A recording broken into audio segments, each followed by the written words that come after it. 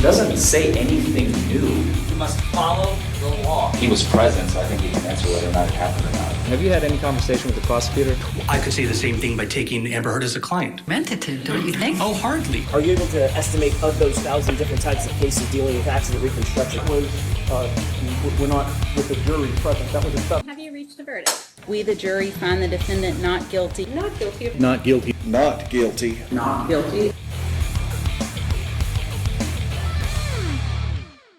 Well, hello everybody, and welcome back to Buckle Up, It's the Law with attorney Larry Forman. Folks, I am so excited. Today, I am going to share with you all my own jury trial that happened just last month in November of 2025. This is a jury trial that I have tried in Hardin County, Kentucky, in Elizabethtown on November 5th, 2025. My client was charged with 6 charges: reckless driving, which carries just a fine up to $200. Failure to maintain insurance, which carries up to, believe it or not, 90 days in jail and a $1,000 fine. Failure to wear a seatbelt, maximum $100 in fine. Failure to notify Department of Transportation of an address change, which is another maximum $100 fine. Operating a motor vehicle under the influence, maximum $500 fine and maximum 30 days in jail. And most interestingly, he was also charged with obstructing government operations. As you will see, he was asked to submit to a blood draw, and he said no. And so the police officer went and got a warrant from a judge over the phone at 3 o'clock in the morning. And the judge electronically signed it, and still my client refused to submit to the blood draw. So he was charged with obstructing the operations of the police officer in his failure to comply with a request to submit to a blood draw. Now that one, folks, carries up to 1 year in jail and up to a $500 fine because it is a Class A misdemeanor in the Commonwealth of Kentucky. So the maximum penalty for that was 365 days.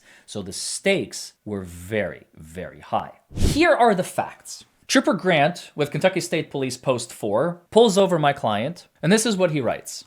I observed the above vehicle while at the 5-Star gas station in Vine Grove. The vehicle braked as it was going to enter the gas station at the front entrance near where I was in my marked state police cruiser, and then went around the back of the gas station. It then entered the gas station from the back entrance and pulled halfway into a parking space. The trooper continues, I then pulled around the gas station behind the vehicle to exit the gas station. At this time, while I was behind the vehicle then pulled fully into the parking space. A National Crime Information Center check advised me that the vehicle had no insurance. As I pulled out onto the 313, I observed the operator of the vehicle standing outside of his vehicle, watching me as I left. This behavior, based on my training and experience, is indicative of being evasive and criminal activity being afoot. It is worth noting that the police officer is white and my client is African American. I then observed, the trooper continues, the vehicle on 313. As soon as I got behind the vehicle, it then made a right-hand turn onto 1500 Rogersville Road. At this time, I observed the vehicle swerve across the center line into the oncoming lane and swerve back into its lane of travel. I conducted a traffic stop at this time and made contact with the above operator at the passenger side window. I could immediately smell the distinct odor of alcoholic beverage coming from the vehicle. The trooper continues. I observed that the operator had no seatbelt on and had red bloodshot eyes. He produced a Florida driver's license for identification and later stated that he lived in Louisville for over a year. The operator was initially uncooperative when I asked him to step out of the vehicle. The operator eventually complied to step out of the vehicle, and as I spoke to him, I could smell the distinct odor of alcoholic beverage coming from his person. The above was slurring his words and was evasive to questioning. The operator refused to conduct standardized field sobriety tests and stated he had last drank alcohol approximately 7 hours prior. The operator was then detained and read his Miranda rights. He stated he understood his rights. Based on the totality of the circumstances, the operator was placed under arrest for a DUI, driving under the influence. I then transported the operator to the Hardin County Detention Center where I read implied consent to him. He accepted his opportunity to contact an attorney. I had jail staff look up attorney phone numbers for him so he could call from the jail phone. Once the above stated he was finished with the opportunity to contact an attorney, he refused a blood draw. I then presented the above with a signed search warrant for a blood sample signed by Judge Shoemate. She's one of the judges, one of the two judges in district court. We have Judge Shaw and Judge Shoemate. This case was in front of the other judge, Judge Shaw, as you will see in the video. The operator then refused the search warrant. His vehicle was towed by merciful towing, and body-worn camera and motor vehicle recording were operational at the time of the arrest. That is the entirety of the police officer's written notes in the citation, in the uniform citation, where he charged and arrested my client for the 6 charges that I just told you about. You will see the trial in its entirety, from pretrial motions, jury selection, opening statements, the direct and cross-examination of the police officer, closing arguments, and verdict. Let's begin with pretrial motions. Enjoy, folks. And let me know what you think in the comments below after you like this video, comment below, and subscribe to the channel if you're not subscribed already. By complete accident last night, just doing my cursory research at the last minute just to see if there's anything that I may have missed. And it looks like this is a case of first impression for counsel. We've never had a trial with a warrant refusal. And in reading that case, and I can read the passage specifically related to the matter at hand, Your Honor, it seems to me that much like McCarthy, in McCarthy, as I'm sure you're aware, refusals to submit to a blood draw are inadmissible. But it doesn't mention anything about warrants. That's a 2019 case, an unpublished case.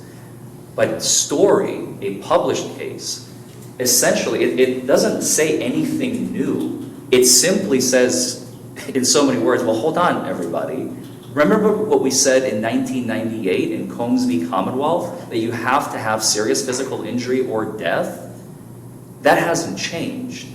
If you do not have serious physical injury or death, you cannot apply for a warrant. The warrant becomes invalid de facto. Now, what was the year on Story?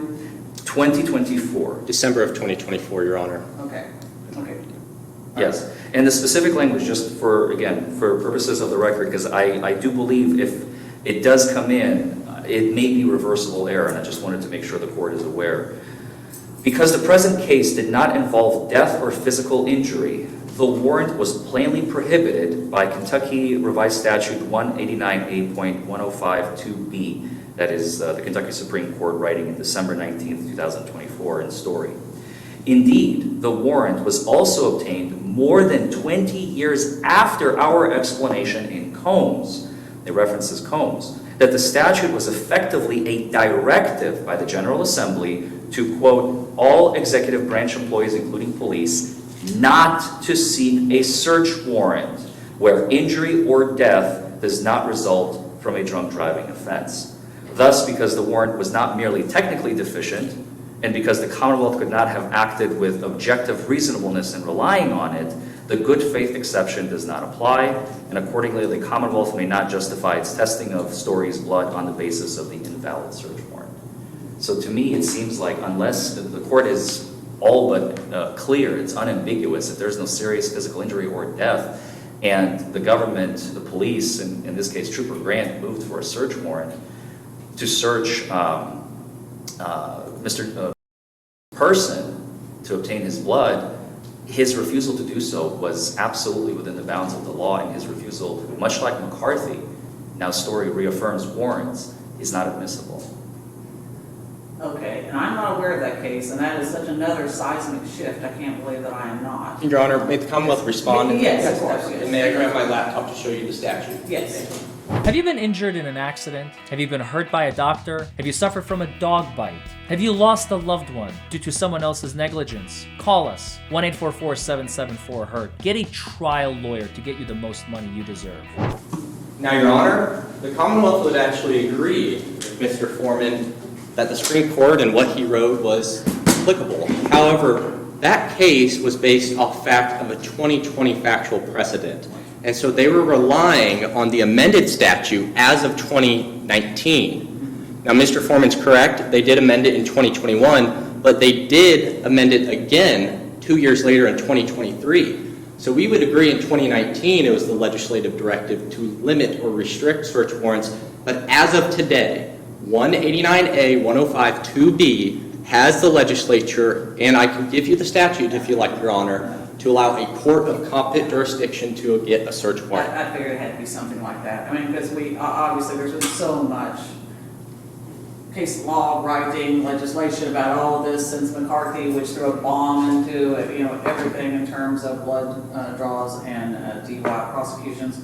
That's what I assumed there had to be something like that. So I'm sure you're absolutely correctly quoting them, but they were basing their decision on the prior statute as enacted before any amendments. Is that correct, or is there? I don't think that's correct, Your Honor. And I could be wrong, but again, it seems to me that the language is unambiguous. They're not even specifying, they're not talking about they are mentioning the statute, but they are specifically alluding to, and again, I would just want to read that portion of it, Your Honor. No, it's okay. I heard I heard that, but yeah, they're. Our explanation in Combs was that they call back the 1998 case saying that nothing has changed in the last 26, at the time now 27 years. So again, and Your Honor, your decision will be honored, whatever the decision may be. I'm simply stating that I fear and I believe, just for purposes of the record, and I want to make the record clear and make my objection noted, that I don't believe, I think based on the story of the Commonwealth, unless there is death or serious physical injury,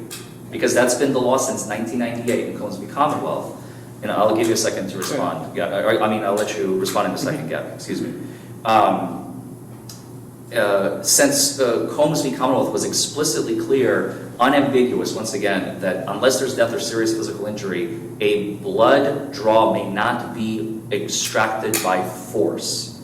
So, Which didn't happen here. Which didn't happen here, but the warrant essentially kind of forces the individual to give their blood whether they like it or not, and Story says no. Unless there's death or serious physical injury, you can't even apply for a warrant.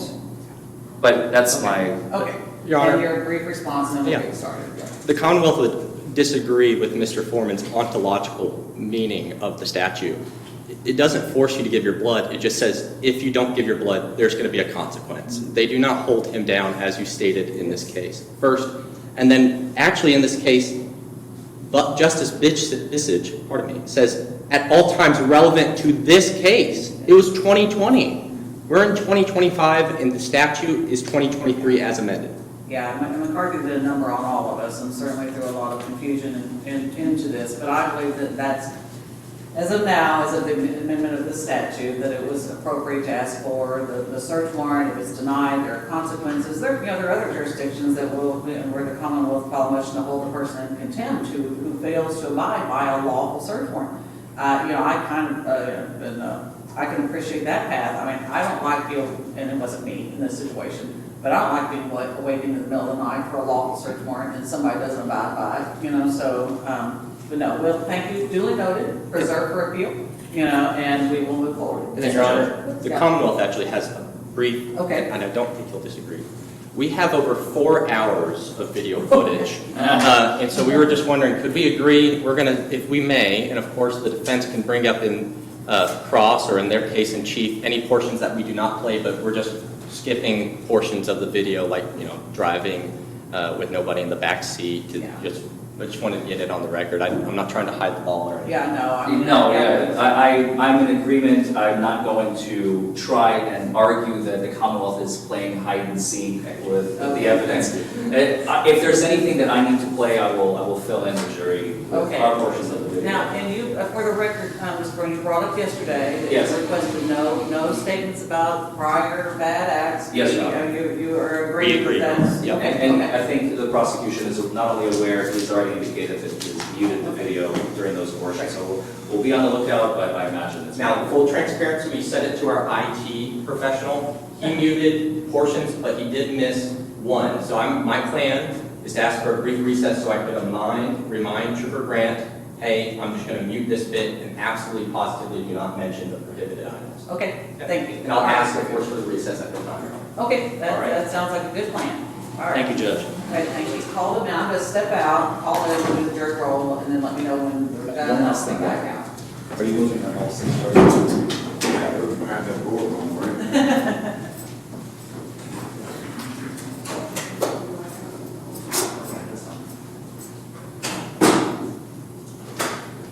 I think we may have insurance on the car. His name's not on it, but the owner of the vehicle. So I'm going to try and get that to you before we get the jury seated.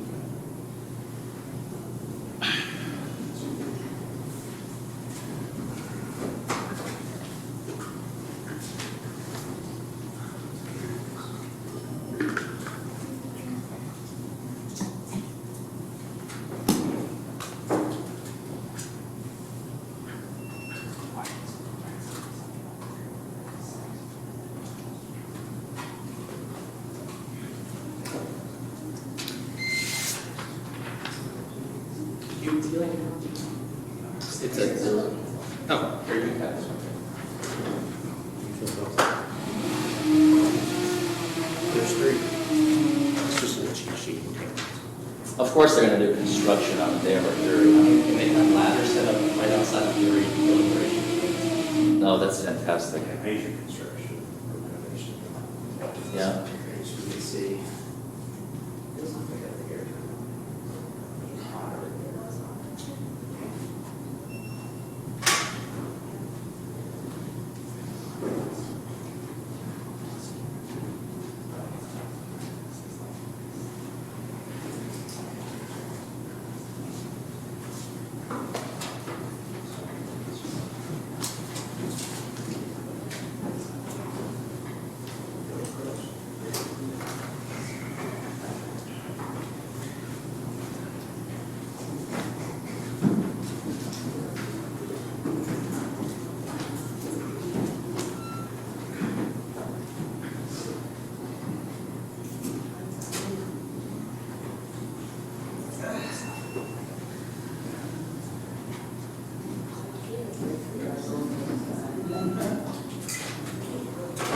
Okay, I'll let your name.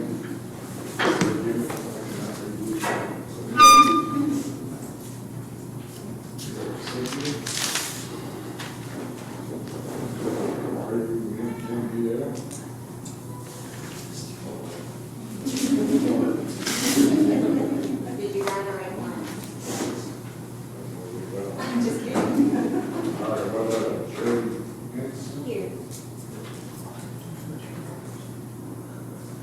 Angela. Rocket?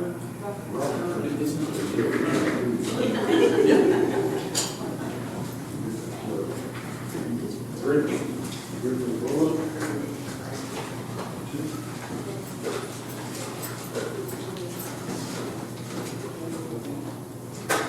Harry Butler.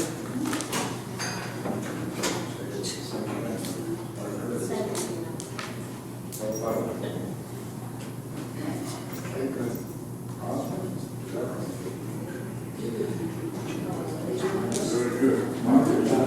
Right here. Sandra Black.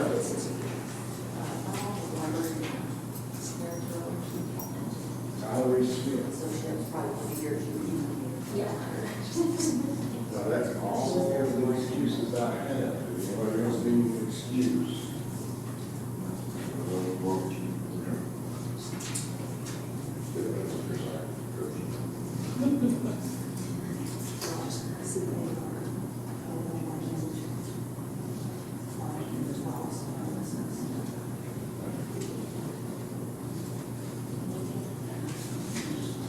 Anybody else?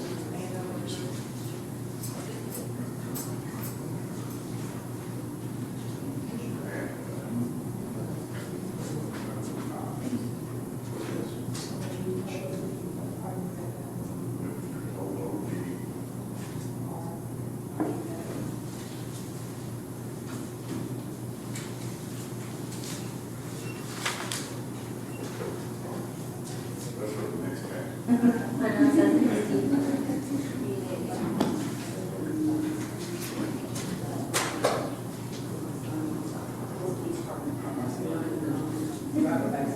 got you right here, so. I got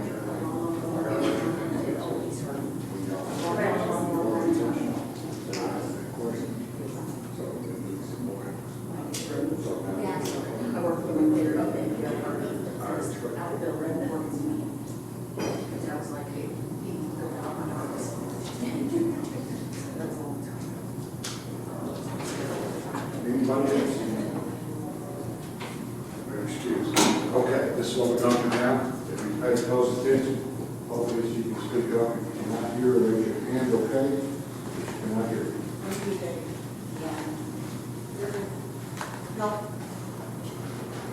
This is the jury selection process. You're going to get a chance to see how we seated a jury in this case. You're going to see the prosecution go first, asking questions of the panel to determine who are the best candidates for this trial. Now, Don't hold anything against the prosecution. Full disclosure, this was the prosecutor's, believe it or not, first trial in his entire career. I actually found that out at the end of the trial. I came up to him and I asked him, how many trials have you had? And he said, that was my first one. So again, everybody's got to start somewhere. I remember my first trial. So don't hold it against the prosecution. Just listen intently and enjoy the show. Please be seated. Thank you very much. Sorry to keep you waiting. We are trying to wrap everything up so that we can now proceed strictly with this jury trial today. You all are panel B, is that correct? And you all have not been here before for a trial. So none of you have been in a trial before today for this term. Maybe in the past sometime you have, but for this term you have not. Well, welcome, welcome. You can see, I mean, right, this jury duty is going to be so, so impactful on your life. We're already into November, and this is the first time you all have had to come in. We do work really hard to resolve any issues that we have, but we are ready to try things when we need to, and we so appreciate you being here. I know Judge Shoemake does too. I'd like to tell you all that you all are the living, breathing embodiment of our U.S. Constitution. Our Mr. here today, and you'll meet him here shortly. He is entitled to a trial by a jury of his peers, and today that is what you all are, is a jury of his peers. And I know he appreciates your presence and attention, as do everybody, all of us here participating in the room. Okay, you've gone through the jury roll. I hear there were 4 or 5 people that didn't answer. Don't worry, we will follow up on that. It's important that you show up, and we'll find out why. We've had a few phone calls. We've had some illness in some of our jurors here today, but just want you to know that we so do appreciate that you are here today with us, and we'll find out why the others, if we don't know already, that why they couldn't join us today. Before I forget to tell you, I already know that we do not have a jury trial tomorrow or Friday, so and even if we did say like on Friday, because you all are here today, I think y'all know, then you all would not have been called for Friday anyway. So the next possible time for you all, so that our next jury requirements will be Wednesday, Thursday, and Friday of next week. You'll be in front of Judge Shoemake. I think there is something, as I understand, there is something that is presently scheduled to proceed, or that they think will proceed on Wednesday and Thursday. So, if there is if panel A is called in on Wednesday, first time y'all could possibly be called in would be Thursday. If they aren't called in, then you know what I'm saying, the first possible day is Friday. So y'all just have a few days left. You have your next cycle next week, then you all have me again the next week, and then it's Thanksgiving already. So there's only Wednesday the 26th that has any potential at all, for a jury trial service. So you are actually just looking at, let's see, 1, 2, 3, 4, 5, 6, 7. Yeah, after today, there's just 7 possible days that y'all may be called back. And again, half of that for you all, so because we've got the 2 panels. All right, so let's call. All right, what we're going to do is we're going to call 12 of you up here to join us. The bailiff will direct you where to sit. Then each of counsel will have the opportunity to question you. We call this voir dire or voir dire. Really, that's just a fancy way of saying this is when they actually get to converse with you. Okay, so I really, really encourage you to open up, to talk. This is what they want. This is what they need. And again, everybody here just wants a fair and impartial jury. So these questions are designed not to embarrass you or to try to find out anything about you personally, but just to see, just to make sure that we provide that that we have 6 people who will give Mr. his fair and impartial trial here today by a jury of his peers. So. And in case I forget to tell you this, if there is something, if a question elicits something that you're like, oh, I want to answer that truthfully, but I don't want to say it out in front of everybody, just let us know. We can bring you over here, we'll do a sidebar, we'll put on the white noise. Can you do that real quick? Make sure not everybody can hear what we are talking about. And if it's something where, there's a question and then they move on and you still think better of it later, that's fine. Just say, address that and say, come back and say, I really want to talk about the question that was a few questions before. That's okay too, if you don't want to just immediately say, that's the question that I have a problem with, okay? All right, so if we have to excuse anybody, and there are things that happen, if we have to, then that person will leave, we'll call another person into the box, so I need then you all, even if you're not sitting in the box, I need y'all to be very attentive to these questions, because if you're then called in, I'm going to ask you, are there any of those questions that you need to address with us? Okay? All right, so listen for your names. All right.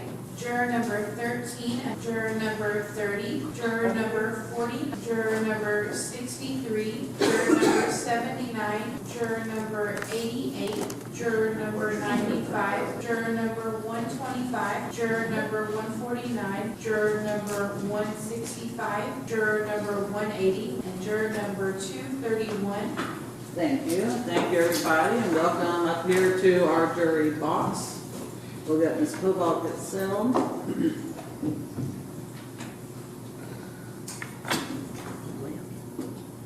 Seems heavy.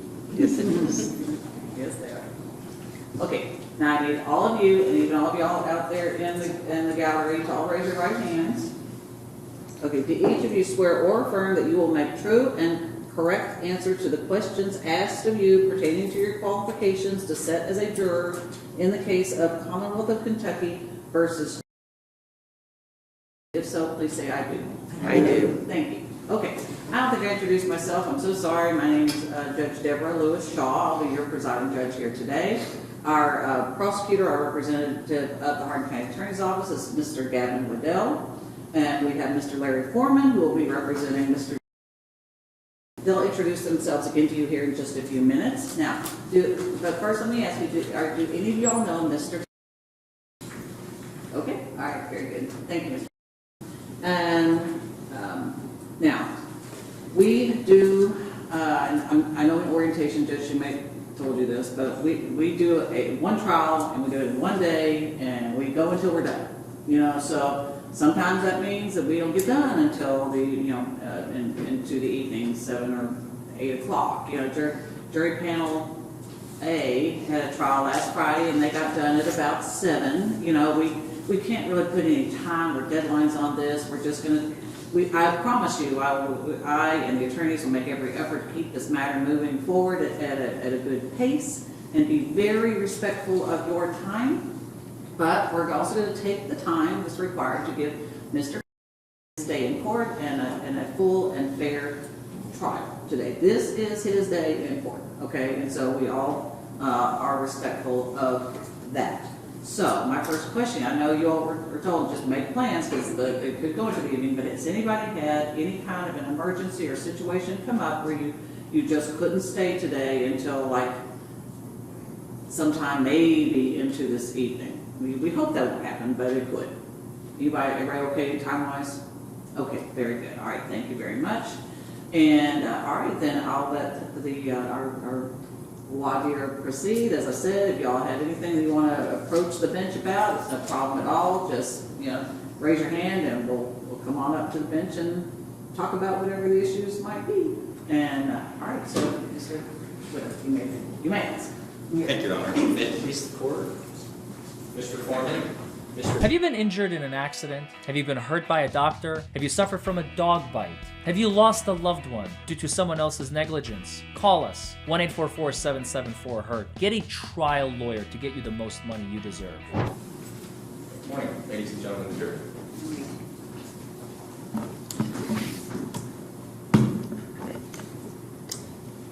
My name's Gavin Waddell. Your Honor, may I have permission to walk around real well? Yes, you may. I just asked if I can walk around. My name's Gavin Waddell, and this is one of my favorite parts of the trial.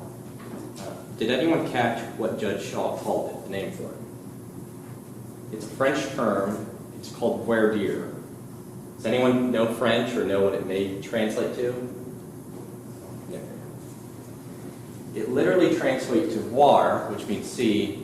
Dire means to say. To see and to say. However, the more common meaning is to speak the truth. And just as Judge Shaw said, This is my first and only time that I can actually have a conversation with you, that you get to talk back. So I'm going to ask you questions. Please answer. And feel free to interrupt, raise your hands. Court is formal enough and robotic as it is. Let's have a conversation. Now, I don't think it's fair that I could ask you questions, but you don't know who the person is who's asking. So as I mentioned, my name is Gavin Liddell. I work for the Hardin County Attorney's Office. I'm not from Hardin County. I'm from a small town in Texas called Southlake. My mom's from here, though. She went to born and bred Radcliffe, went to North Hardin High School, spent many years working for our family jewelry store, Jacob Lane's Jewelers down. Anyone know of it? I went to UK for undergrad, loved it so much I stayed, and now I'm here. I'm not the only attorney in my office. We have multiple. So I'm going to list them out to you, and if you know them, have relationships with them, we're going to try and get as least biased and an impartial jury as we can. So the assistant county attorneys, there's myself, Gavin Liddell, Rachel Brown, who is now Rachel Denham, Philip Moore, Mark Schaus, Shelt Lewis. Now, Mr. Lewis has a private practice. He handles civil matters like divorces. And then we have Melanie Biggers. Do those names ring any bells? Good. We have a first lieutenant, Don Jones. And then we have our elected county attorney, Jennifer Old. So far, good. Perfect.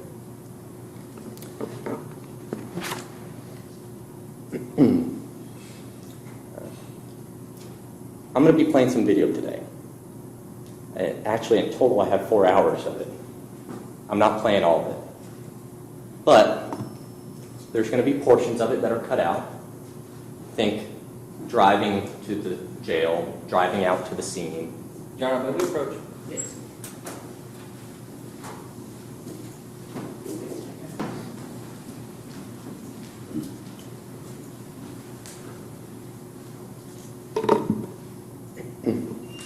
I mentioned I work for the Hardin County Attorney's Office. Who do I represent today? The state. The state. I have an officer at my table. He is a Kentucky State Trooper. Who signs his checks? Not literally, but metaphorically. The state. We're in Hardin County District Court with Judge Deborah Lewis Shaw. Who owns the court? And then we have Mr. Does anyone think that Mr. is about to get home cooked?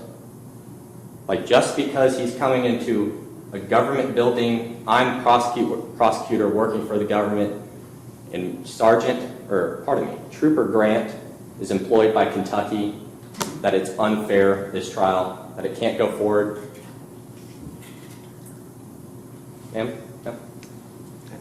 Could be. Could be. Possibly. Possibly. What are some things that you'd look for? Is it just by its nature, or is there something that you would look for that would be indicative of that? Just by its nature. By its nature? Yeah. Okay. But, I mean, that's what court is, right? The Commonwealth picks up the case, and this is where we are. So. It is, yes, it's the Commonwealth versus... Yes, now, I understand that. Now, ma'am, do you think that affects your judgment? That I don't think so. Of course, I don't know what's happening, but no. Now, as I mentioned, she's exactly right. I do represent the Commonwealth. A faceless entity. Does anyone think that gives me, my words, more power? That my opinions are more true just because I represent Kentucky? Good.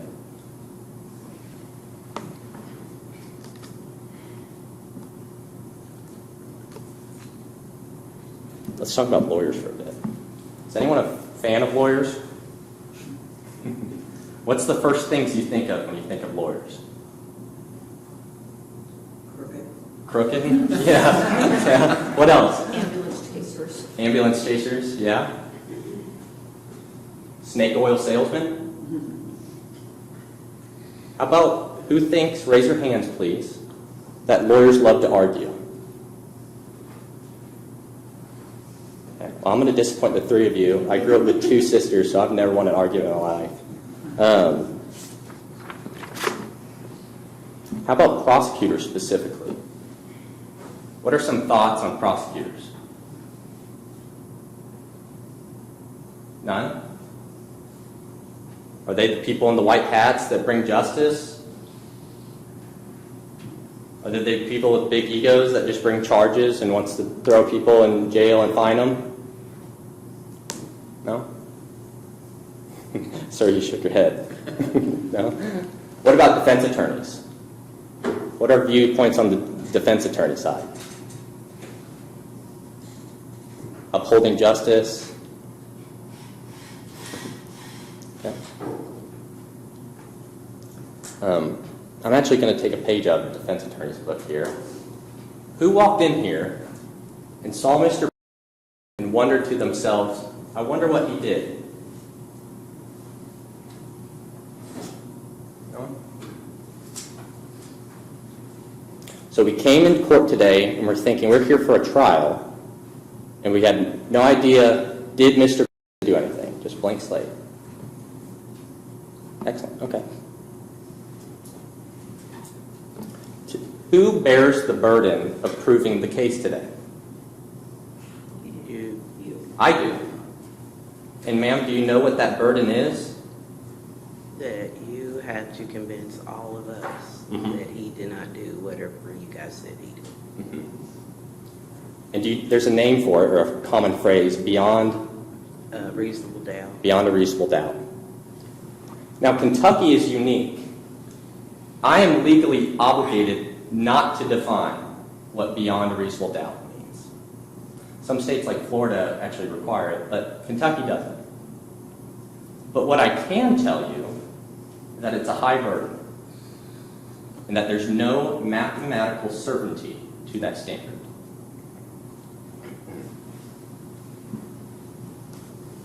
And ma'am, you're exactly right. I have to prove everything. So let's talk about sandwiches for a moment. Has anyone ever had a BLT? You have, sir? What does it stand for? Bacon, lettuce, tomato. All right. I'm going to engage in a colloquy with you. Are you ready? Okay. Sir, you have a name. Let me use it. Mr. Parsons. Mr. Parsons. Let's say I came in here today. 2 pieces of bread, lettuce, bacon, and pepper jack cheese. Is that a BLT? No. Why not? Pepper jack cheese is I'm not a big tomato fan, but I win. Okay. Different set. I come in with a sandwich, and I put it in a Ziploc bag. In between the 2 pieces of bread, the bread is moldy, the lettuce is wilted, the bacon is, you don't even want to know about the bacon. And the tomatoes are smashed so much between those 2 pieces of bread, it might as well be ketchup. Mr. Parsons, is that a BLT? it may not be edible, but it's still a BLT. I'm with you on that one. Last question for you, Mr. Parsons. A little bit more. I know I've been giving you hard balls, but this is a little bit more. Mr. Parsons, I'm going to pretend for this that you have a good relationship with your neighbors. You go home today after trial, and you're pulling in, and at the same time your neighbor's also pulling in. And you have a good relationship. She goes, Mr. Parsons, I meant to go to the grocery. I've just had a terrible day. I left my wallet. We have nothing in the pantry, no food whatsoever. I had to go to the grocery with only the money in my pocket, and I only had enough money to pay for the ingredients for tonight's dinner.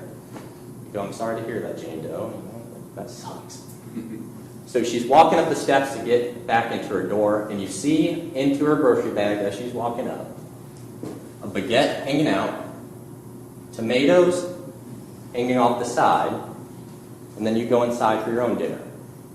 As you're cooking up dinner, you smell bacon, and you hear the sizzle. You go to bed.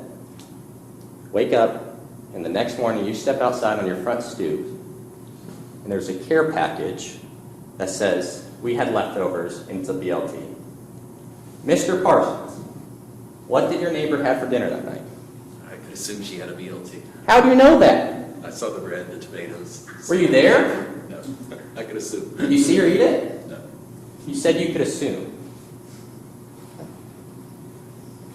Ladies and gentlemen, that colloquy we just went through is what is evidence. You have physical evidence, and then you have circumstantial. There's another kind of evidence. What is it?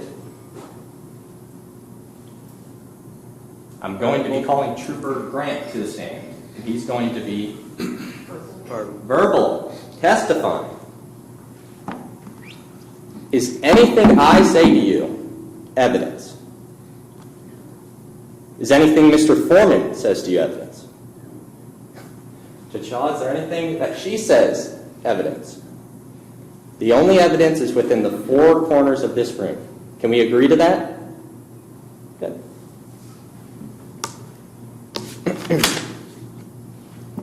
Now, ma'am, I told you that it's a high standard. Beyond a reasonable doubt is a high standard, and I have to prove the bacon, the lettuce, and the tomatoes, not one charge, but all charges. I want you to hold me to that standard. Do you promise to hold me to that standard? Sir, in the Kentucky, do you promise to hold me to that standard? Now, all I ask is you don't hold me to a standard higher than that. Okay? I'm about done. I value your time. One of the charges in this case is a DUI. Is it illegal to have a drink and drive? Not while you're driving, but have a drink and drive. No. No? What is the magic number people usually say? Point. So. Does anyone know the magic number? 0.08. 0.08. Now, it's blood alcohol level. Do different people react differently to alcohol? Who here has seen a drunk person?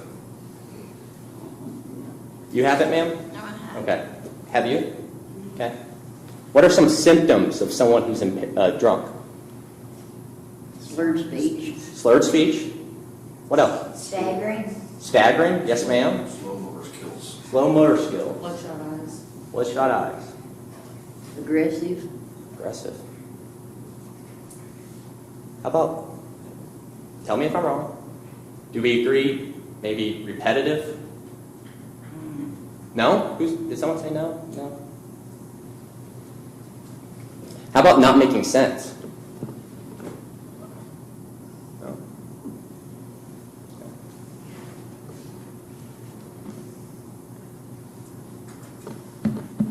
Have you ever heard somebody said, I've just had 2 beers? Yeah? What do you think when someone says that? It means they had more. It means they have more. Does it always mean they had more? Okay. So would I be correct in saying it depends on the person?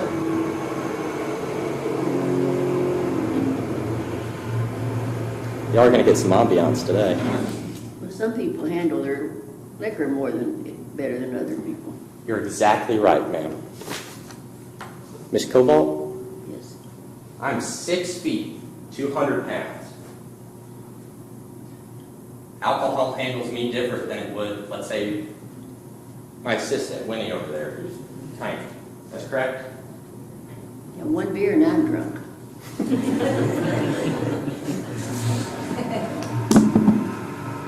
Does anyone think you shouldn't drink and drive, period?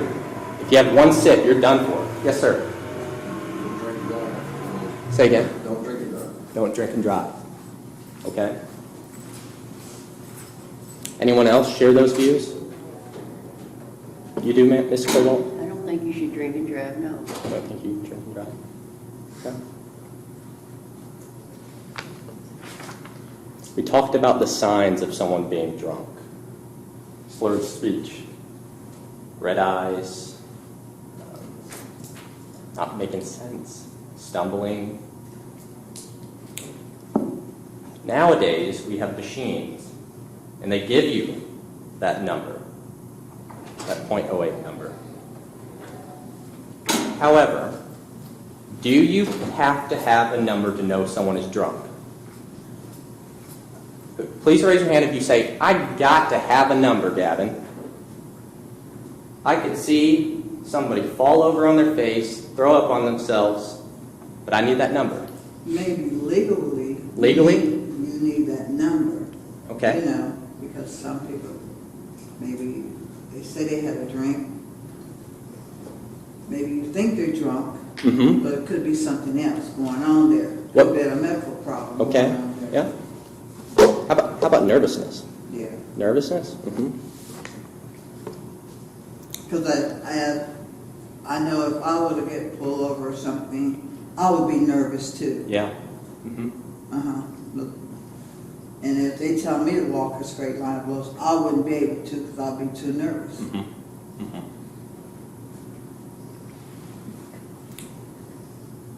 What about, we don't just have blood tests though. We don't just have numbers. We also have breath tests. We don't have a breath test in this case. Does anyone need to have a breath test?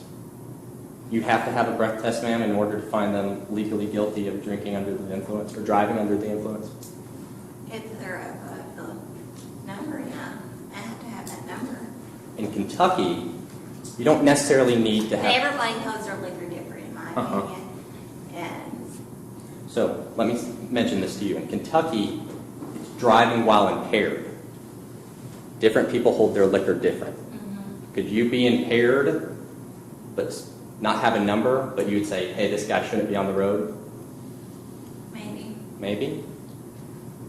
May I ask, what gives you hesitancy? Is it just the certainty of the number? No, I just know somebody that had a DUI and was not, and Okay. they should not have. That was going to be my next question.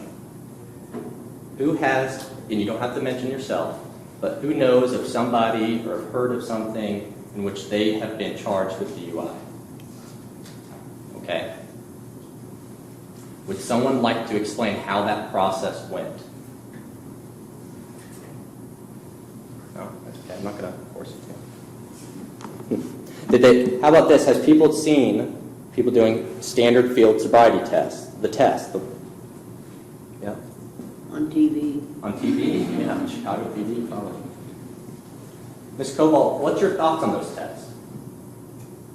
Well, if they fail it, you know, if they can't put their foot out in front of them, or they can't do the step in front of them, and then I think they get the breathalyzer. I don't know. I just, if you're guilty of drinking, but I have to know the circumstances. Yeah. Yeah. Does anyone think if you refuse a test, yeah, they're drunk, they don't want to show it? No. No. Okay.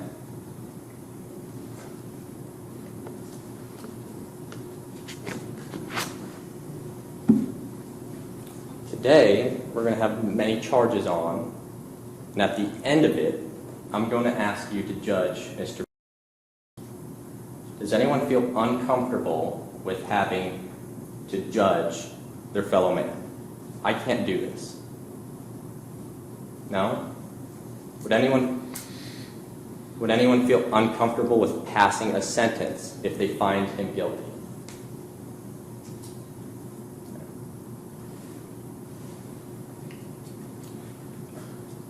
In our system, as Judge Shaw was alluding to, it is Mr. Day in court. But it's also the Commonwealth's. However, I bear the burden. It's it's innocent until proven guilty. Does Mr. If he says nothing and I don't carry my burden, is he innocent or is he guilty? Innocent. Innocent. What if he does not get up and testify? I don't prove my burden, but he doesn't get up and testify. Innocent or guilty? Still innocent. Okay. What if Mr. Forman, as part of the defense, brings no evidence? Is your ruling guilty or not guilty? I bring my case, I don't meet my burden. I don't meet beyond a reasonable doubt, he brings nothing.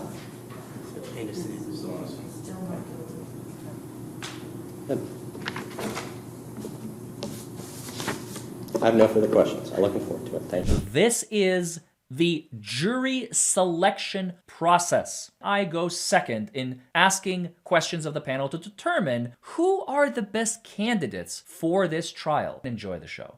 Ladies and gentlemen of the jury, good morning.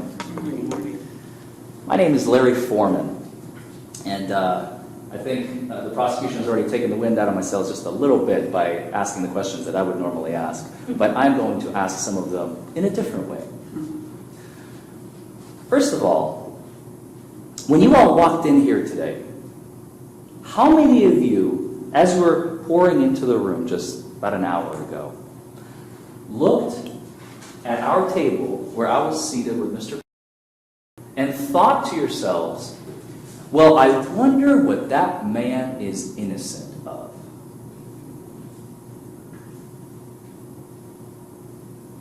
Nobody. Right? And I saw some hands. How many of you thought when you walked in, I wonder what he did? Still nobody? Just a random man sitting at a chair, at a desk, with his lawyer? More wondering, why are we here? What are we going to hear? Why are we here, says Ms. Tell me more. What do you mean by that? You see someone sitting in here, and we see the trooper, we see you and the prosecutor, and you just wonder what kind of case we're going to see today. Not what did he do. I don't assume, like I said, everybody's innocent until proven guilty. So it was more of what is this case going to be, not what did he do. What is this case going to be? I like that. So how many of you walked in here and felt like Ms. I wonder what am I doing here today? What is going to be my job? What happened? What happened? That's more of it. What happened? Ms. Wondering what happened. You want to know the story, right? I want to know what happened. You want to know the facts, right? And that's going to be your job here today. You are tasked with a very monumental task of determining guilt or innocence on multiple charges for Mr. P. Now, what about me? I'm the defense attorney. I represent Mr. P. Does anybody want to tell me what my job is? To prove him innocent. To prove him innocent, says, right? Does anybody want to agree or disagree with Ms. Does anybody agree or disagree with Ms. Agree. You agree, Ms. Anybody else agrees or disagrees with me? You agree. Anybody else? Does anybody disagree? Well, don't be shy. It's to argue against the prosecution. Mr. Sorry, go ahead one more time. It's to argue against the prosecution's arguments. It's to argue against the prosecution's arguments. Anybody else? It's to uphold his innocence. To uphold his innocence? You guys are getting close. If he's innocent already, why are you trying to prove he's innocent if you're just trying to uphold it? Interesting. I like that. The prosecution has already explained that the burden is entirely on them. So if the burden is on them, how could I prove anything? What do I need to prove, if anything at all? No, you just defend him. I'm sorry? Just defend your client. I just defend Mr. The burden's on you, too. The burden is on me, too? To prove his innocence. So I'm going to call some of you all out, and I hate to do this, but I have to. Ms. And is it Ms. The law does not require me to prove anything at all. I could be seated at that table for the duration of the entire trial, and the prosecution could be calling witness after witness after witness, providing testimony. And anytime it would become our turn, and I'm over here playing cards with my client. And the judge asks, Mr. Forman, do you have any questions for Mr. So-and-so, Trooper so-and-so, Officer so-and-so? No, Your Honor. We provide absolutely nothing. But the government, at the end of the day, does not prove their case beyond a reasonable doubt. What must your verdict be?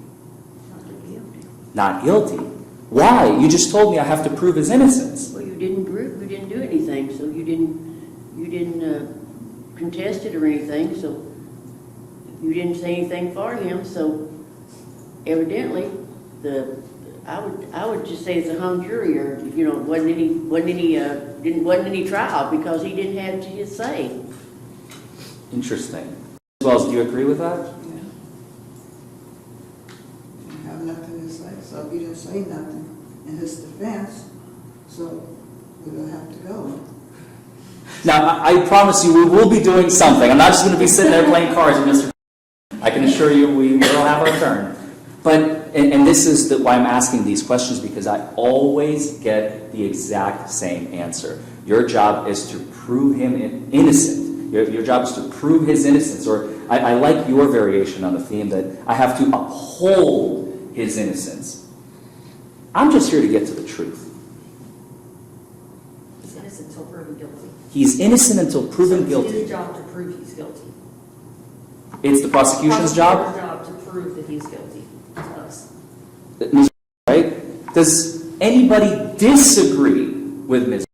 And don't be shy. Please raise your hand. I want to hear your opinions. Ms. Koval? No, I'd like to hear the arguments, the way, you know, the good or the bad, or, you know, I think it's going to be up to us to decide who's right and who's wrong. I mean, you know, that's the way I feel. I have to hear both sides. I haven't made any. Gotta have some kind of facts. Yeah, I haven't made any suggestion either way from hearing both of you talk. I haven't heard the story or. Well, I haven't gotten to that point yet. Okay. That's going to be up next. I'm going to pick on somebody who hasn't spoken yet. Ms. I saw you were shaking your head a little bit when I said something, I forget the exact phrase. When it comes to my job, what do you feel my job is? Just to present his side of the story. To present Mr. side of the story. Does anybody agree or disagree? Who agrees with Ms. Osmond, first of all? Let's start there. You basically to represent him, right? I'm sorry? To represent him. I represent him. Right. Yes, I represent his interests. Right. He hired me. Best interest. Yes. He hired me to tell his story, right? Otherwise, I wouldn't be here. He would just be representing himself. He would be up here talking to you all, right? I'm kind of the intermediary. I am well, yeah, I think it's a good word, intermediary, right? I'm advocating, right, in some languages, even the term avvocato, an advocate in Italian, avvocato, means an advocate, to advocate for someone. I'm an advocate. We don't really refer to us as advocates here in the United States. We're lawyers or attorneys, but the concept remains the same, right? Ms. We haven't had a chance to really hear from you. I'm sorry, I'm going to have to pick on you. I always pick on all the people who are not talking, so don't feel targeted, please. Ms. What do you feel, what do you think about our current discussion with respect to guilt, innocence? Do you need both sides of the story? Do you feel the government has the burden? Do I have a burden? How do you feel about all of this? I think you need both sides of the story. He's still innocent until proven guilty. You need both sides of the story, and he's innocent until proven guilty. Mr. The government has to prove their guilt. Who said, sorry? It's a dull on the government. Like you said, you could sit there and play cards with him. It's all on them. It's all on the prosecutor and his, I guess, witness. I don't know what you call the people that sit with the prosecutors. Yeah, he will eventually be a witness. He's So- just seated at counsel table. It's completely irrelevant. So, but it's, you know, it's his job to prove it. You don't have to say a word. You could not say anything the rest of this time we're here. And it's all on him to tell us what he did and whether he was guilty or not. Who agrees with me?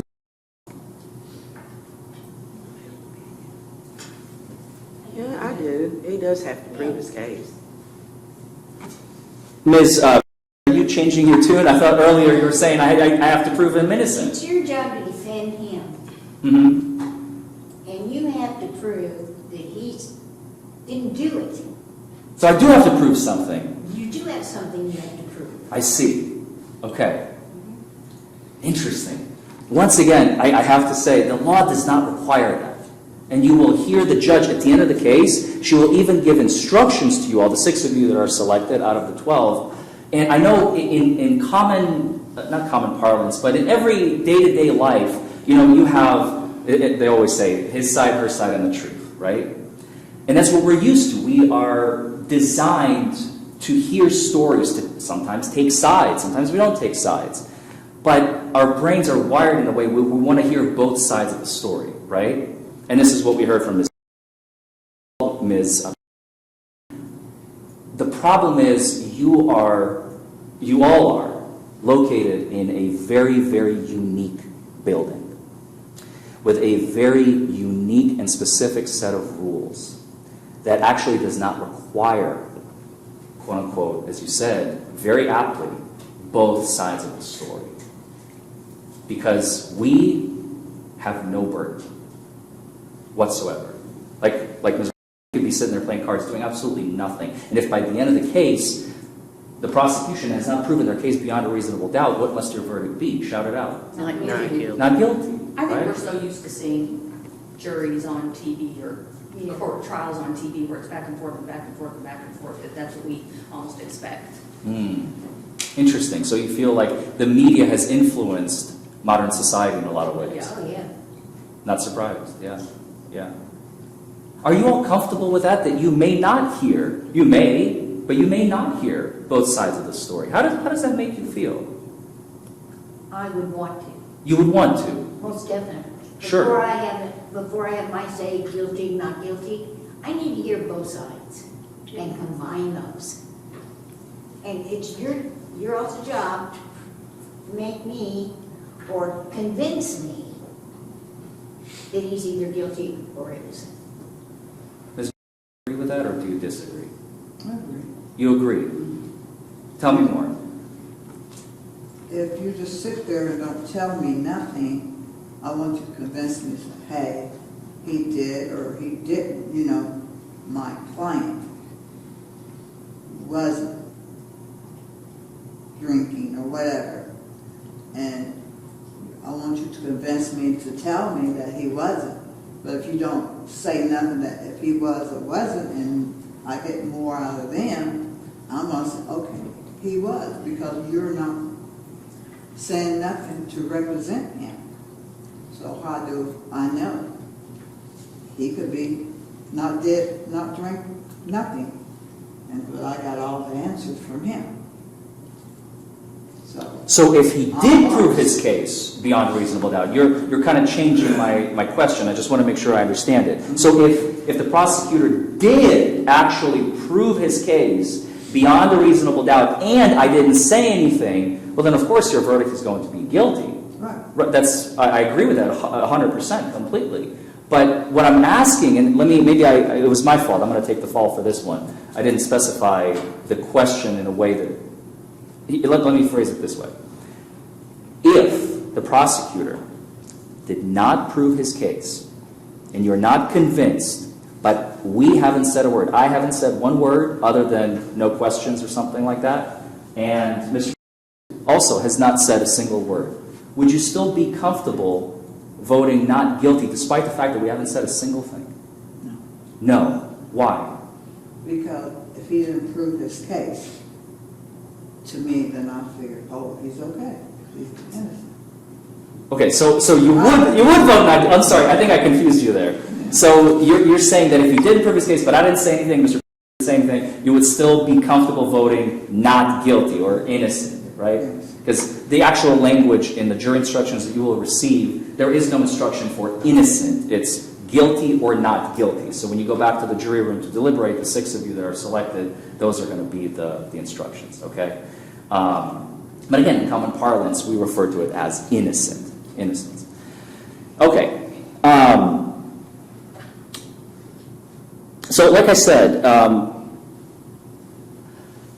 the way I like to view my job is, as a defense attorney, I'm here to get to the truth. I'm here to fill in anything that the prosecution may have missed or omitted, and I'm not saying that they're going to be doing any sort of, dirty tricks, despite the fact that he accused me of maybe being a snake oil salesman or whatever he said. I don't know. My job is very simple.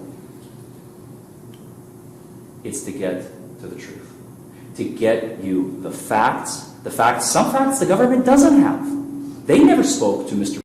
I'm not going to fault him for not knowing Mr. story. That's my job. Have you been injured in an accident? Have you been hurt by a doctor? Have you suffered from a dog bite? Have you lost a loved one due to someone else's negligence? Call us, 1-844-774-HURT. Get a trial lawyer to get you the most money you deserve. Like I said, you will be hearing some things from me. But the burden, and this is the key, this is the whole point of this whole discussion, why we're taking so much time with it, is because it is a very, very nuanced, specific, rare, and extraordinary way of looking at the world. Because we're used to hearing both sides of the story, right? And sometimes in courtrooms, you don't get that. And you still will have the duty to go back and deliberate and determine guilt or innocence based on what the prosecution has provided you with, and only with what the prosecution has provided you with. Does anybody feel uncomfortable with that? I'm looking at Ms. Cole and Ms. No. No? Do you understand a little bit better? It's different, right? Ms. I don't have any, either way, you know, I just like to hear You're just here to listen to the evidence. You're ready for the show. No, I'm not here for the show, I'm here to do my duty. You're here, I like that. I like that a lot. You're here to do your duty. That's what you're all here for, right? To do your duties. All right. Okay, let's move on. What kind of case is it here today? We already talked about the fact, or I think the prosecution talked about the fact that it's a DUI case. That is one of the charges. Essentially, in my opinion, it's the main charge. But there is one other charge that you all will learn as the case progresses. There are a few others, but you'll see. I don't want to preview anything. So this is a criminal case, right? A criminal case, not a civil case. Have any of you sat on a jury before? No. Anybody? Ms. And Mr. What kind of jury have you sat on before? Case, let's see, child I can't remember, but I know I have sat on those two juries before. Criminal cases? Yes. And they're probably upstairs, right? Yes. Was it in Hardin County? One's in Hardin County, one was in Nelson County. Nelson County, okay. Bardstown. Yes. And that was a jury of 12, right? Yes. Because those are felony cases. Did you end up getting selected to sit on the jury to deliberate those cases? Yes. What was that experience like for you? Well, I got to tell. We deliberated, we was there one night until about 10 o'clock. They brought our dinner in for us.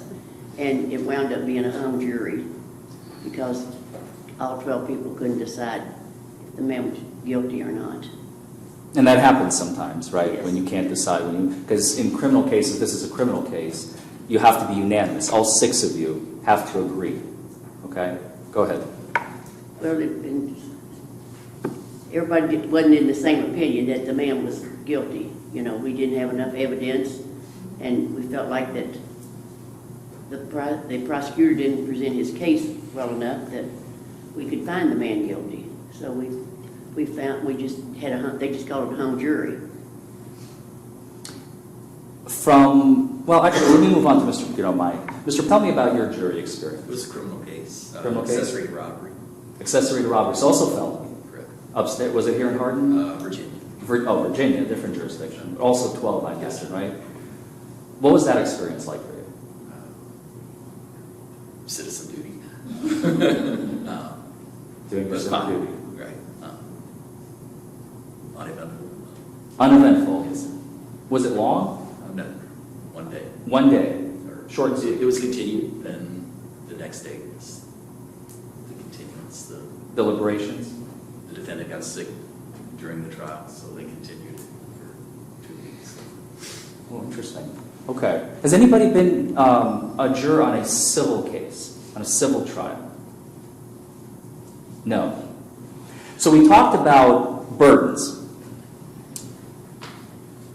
The highest burden in the land is beyond a reasonable doubt. Prosecutor has already talked to you about that. That is the standard that is required for the government to prove a man guilty beyond a reasonable doubt, because why? Does anybody want to tell me why is it so high?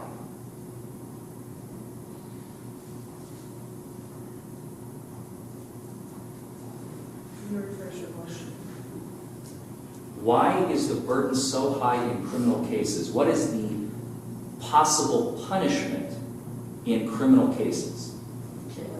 Jail. We're talking about people's lives here. We're not just talking about, you can say criminal, civil, we can say reasonable, but I mean, this is somebody's life that we're holding in our hands right now. It's our just, listening to the prosecution to decide whether this man is guilty or innocent. Right. That's why the standard is so high. Our forefathers foresaw that, and they knew that if the government is going to be taking someone's freedom away from them, or the possibility thereof, then the standard must be higher, or the highest, I should say. Now, what about clear and convincing evidence? Has anyone ever heard that standard before? Mr. What is clear and convincing evidence? Visual, something you can see, and still you don't believe everything you see. So, I'm sorry, in the context, I should have been more specific. Yeah. In the context of the legal system, the justice system, are you familiar with that concept within the confines of the justice system? Clear and convincing. Clear and convincing evidence standard. Maybe No? not as a standard. So. And again, if you don't, that's fine. I mean, it's an extremely seldom used standard. For the most part, I rarely see it in my practice, because Typically, a lot of gray. Sorry? I would say there's a lot of gray, instead of everything being black and white. Precisely. Clear and convincing evidence is required to lock you away in mental asylum, to take away your ability to manage your bank account, to terminate your parental rights, where they can take your children away from you. Okay? That is the next standard.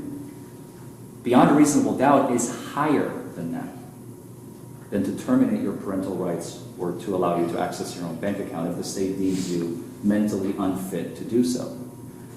And last but not least, we have preponderance of the evidence. And I'm just going to give this one to you because none of you have been in a civil case, and that's what you learn in civil cases.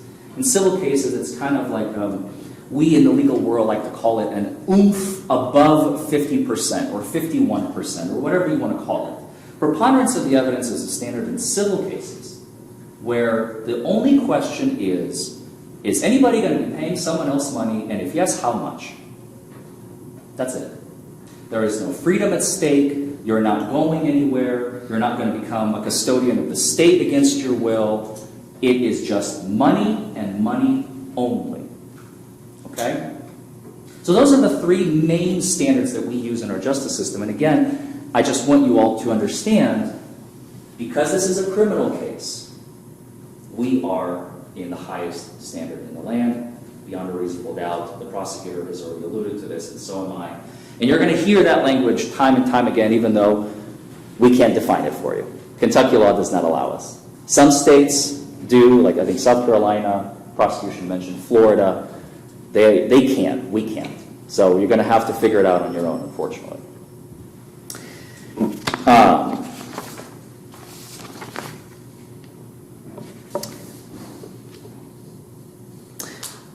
I've heard you all talk about with Mr.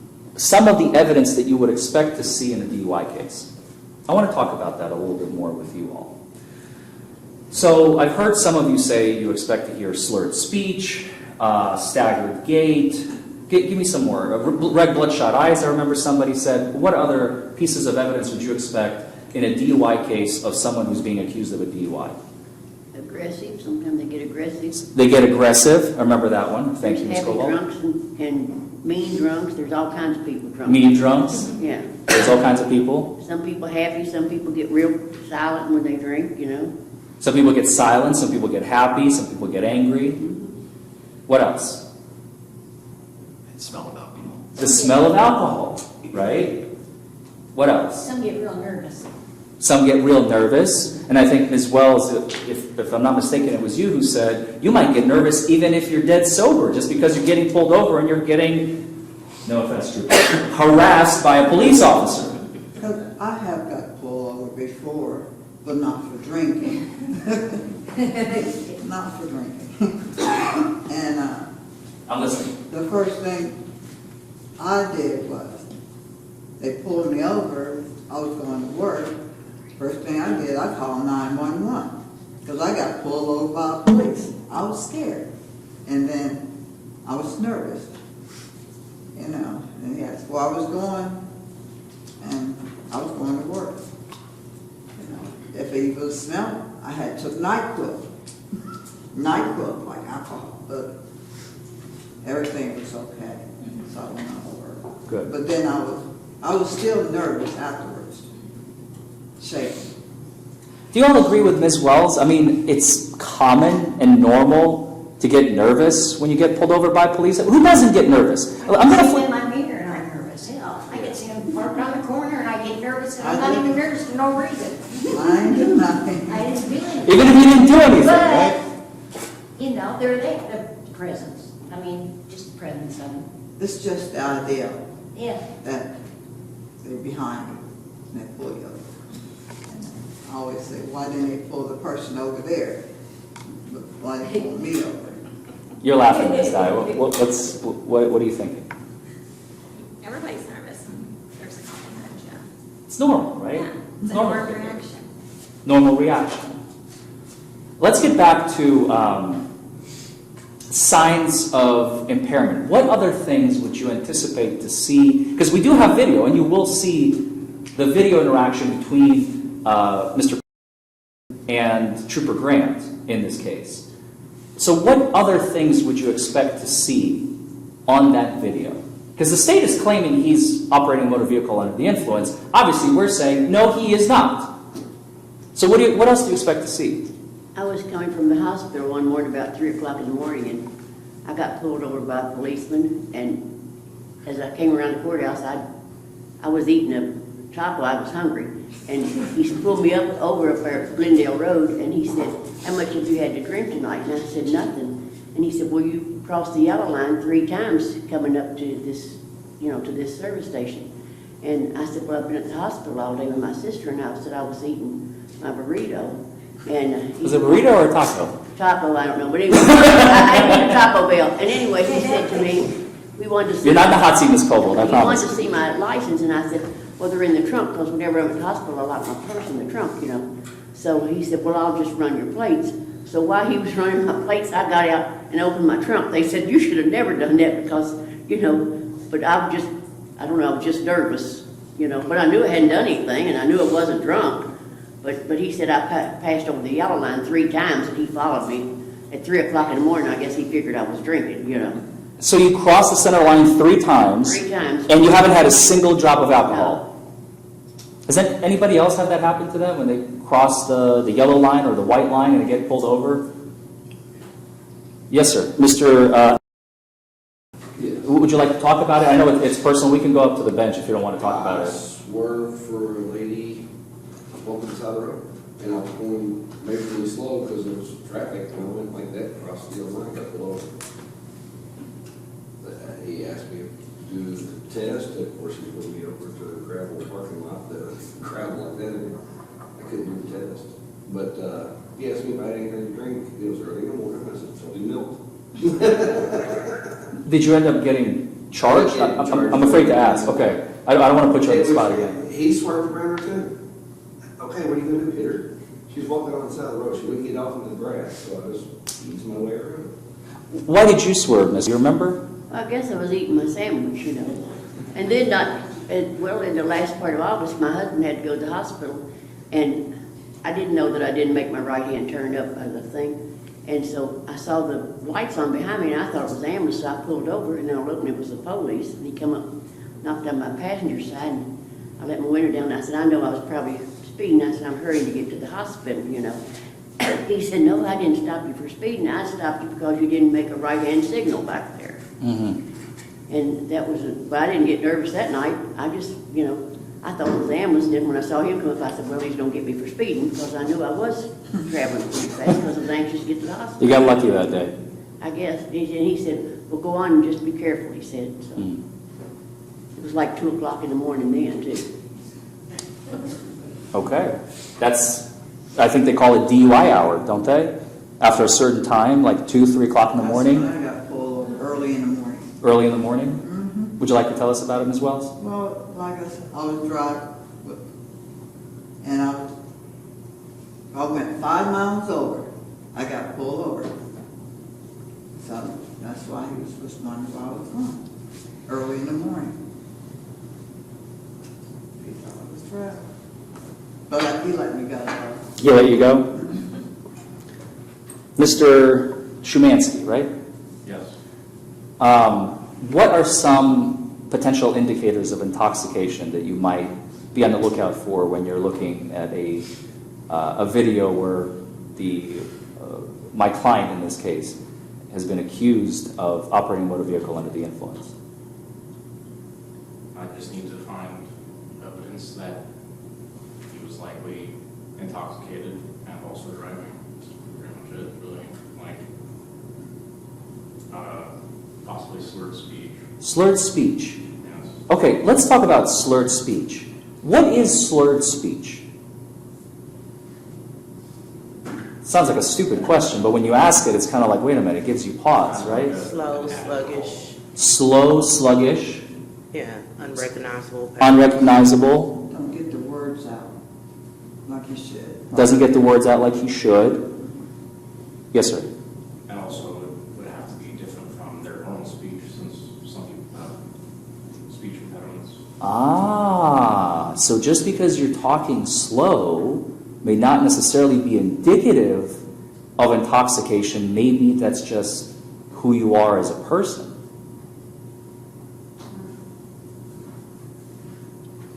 That's interesting. Tell me more about that, Mr. If you can. I don't know what else I would be able to elaborate on that, other than I just said. Well, let me ask you this. If you, like Trooper Grant, you know, you're going to be watching this video, if you're selected for this jury, and 6 of you obviously will be, but I'm picking on you because you answered the question. You're watching the video just like Trooper Grant the night of my client's arrest, Mr. arrest. You have never met Mr. before, have you? None of you have. I think one of the questions that Judge Shaw asked you was, have you do you know Mr. Have you all ever met Mr. P? And all of you shook your heads in the negative. No, we have not, right? You have never heard Mr. speak, right? You've never ran into him in a, I don't know, in a shopping center or the grocery store. You don't know how he speaks, right? So what to some persons may be slurred speech, may also be what? His normal way of talking. His normal way of talking. Do officers make mistakes sometimes, or are they always right? They make mistakes. Officers make mistakes. Why? Because they're human. Because they're human, right? They have a job to do. Sometimes they get it right. Sometimes they get it wrong.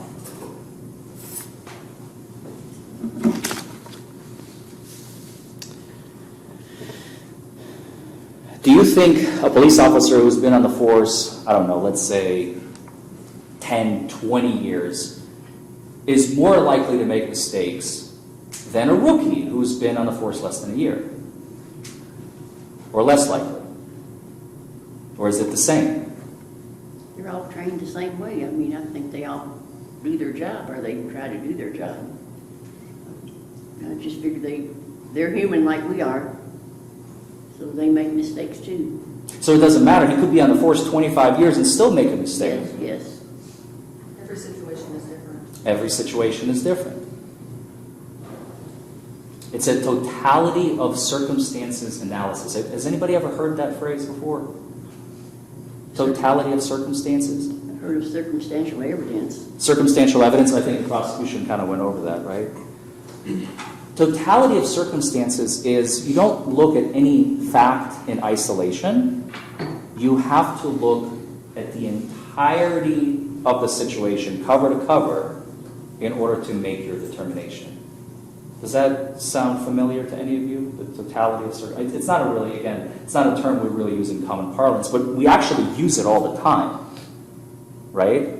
We want everything to make an intelligent decision about something. Like if you're buying a car, you want to know what's the interest rate, what's going to be my monthly payment, what kind of car is it, right? Am I allotted a certain amount of miles a year, or can I drive unabated? Do I own it by the time I finish paying it off, or does it go back to the dealership? Before making a car purchase, you analyze the totality of the circumstances that are presented to you, right? I imagine most of you have bought a car in your life, right? That's why I used that example. I probably should have asked that first, but... So, anyway.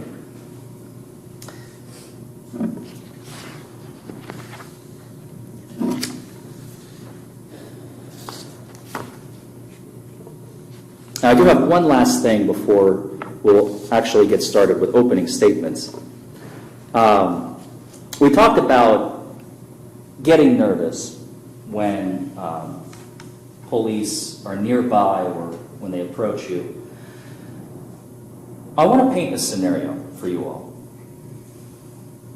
How many of y'all have been to Pike County, Kentucky, Pikeville?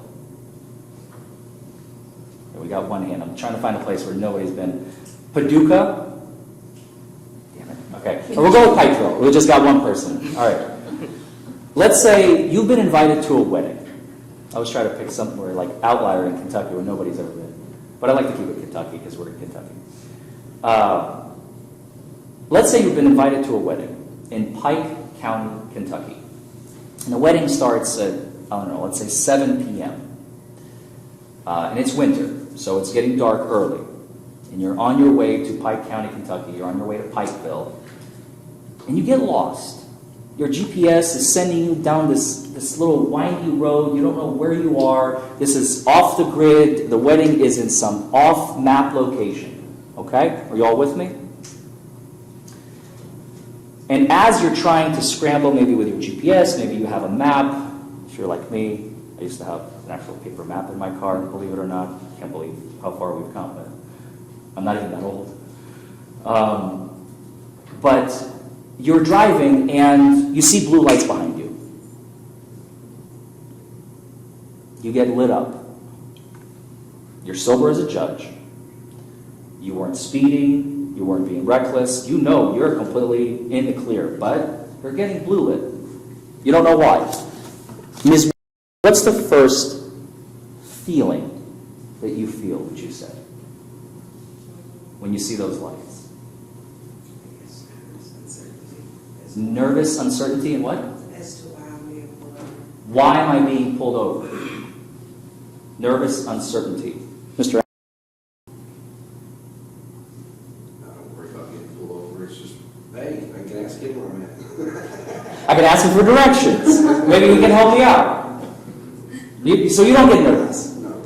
Okay. They're either out there to do their job of me doing something wrong, or, you know, he might explain to me, hey, you were doing this, but, okay, I'm lost. Give me back where I need to go. Or, yeah, one or the other, you know.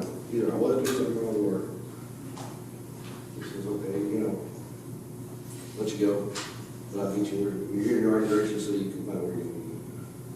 Fair enough. I try not to do anything. So, well, in this scenario, you're just innocently going to a location you've just never been to before. You're trying to find your way. So you feel comfort in the fact that a police officer is coming. He can tell you where to go because he may be familiar with this territory. This is his turf, right? Potential, or her, right? Turf. They can guide you and tell you where you need to go to get to the wedding that you're going to, right? Ms., what are your first initial impressions when you get those lights behind you? Check my speed. See how fast I was going. See how fast you were going? And then I guess I'm pulling over and just waiting for them to come tell me what's up.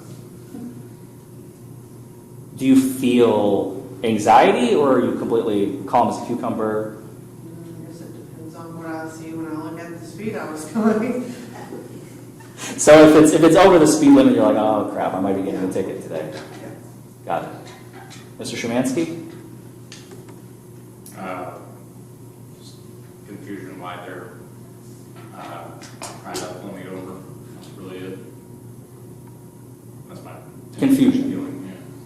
Not really stress or anxiety, just what's going on here? Why am I getting pulled over? Usually I don't, they surprised me what the reason was, you know, that pulled me over. I was like, oh, didn't realize that was a problem. Okay, we'll try and fix that. Ms. Anxiety. Anxiety. About it. Why? Just don't like them blue lights, or the red and blue, or any of them. They just make me a damn nervous wreck. Usually if there's lights, I've done something and I know I have. So I'm just gonna pull over and wait and just let them tell me what I did wrong and pay the pipers, I guess they say. Just make sure they see my hands, I don't wanna get shot or anything. You know, but make sure that I know, like, I usually, if I see lights, I look around and go, okay, my wallet's right there, I know my insurance is in the glove box, because they're gonna ask for it anyway, so. But I know if they're pulling me over, there's a reason they're pulling me over. I mean, I don't think they do it just for fun. You hope not, right? Yeah, exactly. Yeah, So of I would course. assume I've done something wrong. And if it was because I was messing with the phone and the map and the GPS, you know, you can explain that to them, but it is what it is. Well, I just think, well, what have I done wrong, you know? Because I don't, like I said, that night that I was going to the hospital and I didn't give my right-hand turn signal. I can't believe I didn't do it because I always give my signals, but I probably was nervous that night, and so I must probably guilty of not giving my right-hand turn signal, you know? Ms. Yeah, dread, like, oh no. Dread? Yeah, like, what's going to happen? Ms. Rugger, is it? My I haven't first really thought had a would chance be- to talk to you yet. Sorry. My first thought would be, oh, I hope I have my insurance. I mean, it sits there in the glove box, I don't know if it's there or not. So I would start panicking, wondering if I had myself together, and yeah, so unnecessary panic, I would say. Unnecessary panic. Ms. Wells?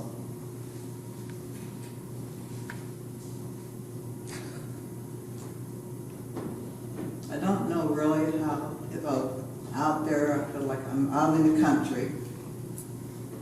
I would feel like, as a black woman, I would be scared and nervous. Because Oh, wow. I would put my skin color into it, you know, why I got stopped for, if I knew I wasn't doing nothing wrong. And if the cop or somebody was, if it was white or black cop, I would be, I know. I would have to It's a look fact at of life, unfortunately, profiling. Yeah, yeah. I'm so sorry, but I completely understand. You're in a foreign place, like you said, at the country. You would not be comfortable. Yeah. Ms. I'm gonna say in that situation, I would be scared. If it's night and I'm not in there by myself, and I know for sure that's a cop. Anybody can put lights up on there. Fair enough. I don't think I've ever gotten that answer before. You don't know if it's a cop, so you're nervous if it's even a lawful law enforcement agent. Exactly, and I'm a female. I'm In the middle of the night, far away from home, in the middle of nowhere, lost. Yeah. Mr. Parsons? Anxious. What I do wrong. Anxiety. Well, folks, as the prosecutor has already alluded to in the beginning, this is the first and last time that I will get to speak to you directly, with you, I should say. We will be talking at you a couple more times during opening statements and closing argument, but this is the only time we actually have a chance to have a conversation. That's why I wanted to hear from as many of you as I possibly could. So I wanted to thank you for your time. And by the end of this trial, folks, we are going to be asking for a verdict of not guilty for my client. Thank you all. Thank you, Mr. Forman. Okay, now, each of the parties will retreat, they'll leave the room, and they're going to have exactly 10 minutes to make their strikes. Each side, by law, is to strike freely. Now, if your name ultimately isn't called to be one of our 6, please don't get your feelings hurt or feel like, oh, I answered something wrong, anything like that. They each are just trying to, get the fairest and most impartial, jury possible. Often, they'll go back there and say, I don't need to strike anybody. And then it's just, I'm going to hand that to my clerk here, and then it's just, she pulls 6, and it's just the luck of the draw. So, if y'all would stay seated for just 10 more minutes, then we'll know, when we call, we'll have our 6, we'll release everybody else.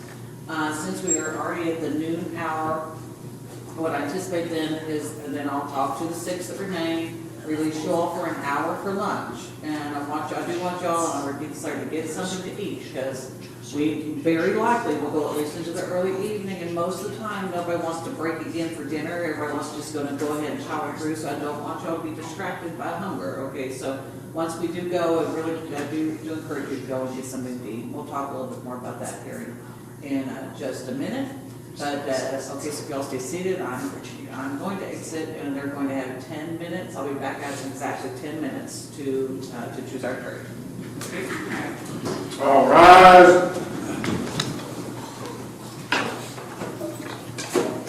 Thank you, may be seated.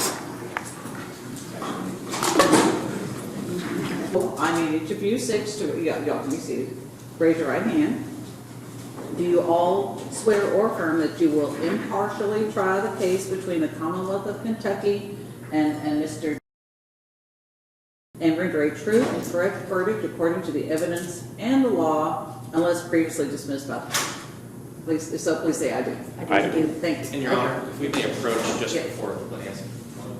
I'm here. 5 seconds. Okay. And while he's doing that, okay. So y'all are going to be excused to go have lunch. As I said, I want y'all to get something to eat, please, because we might go to 7 or so o'clock at night. And as I said, most juries, they don't want to stop again for dinner, so they like to just power on through. So I don't want you to be distracted or hungry. While you're at, you can go. We've got several places down in the square that'll offer a quick lunch, or if you want to drive, your car, you can go, but come back and be back by, well, let's just go ahead and say 1:30. That'll give you a little more than an hour. Then when we get back here, we'll start with opening arguments, and then get into the testimony and evidence regarding this matter. Now, while you're out, you may see them out and about, the officer, Mr. They are not to talk to you. You are not to talk to them, okay?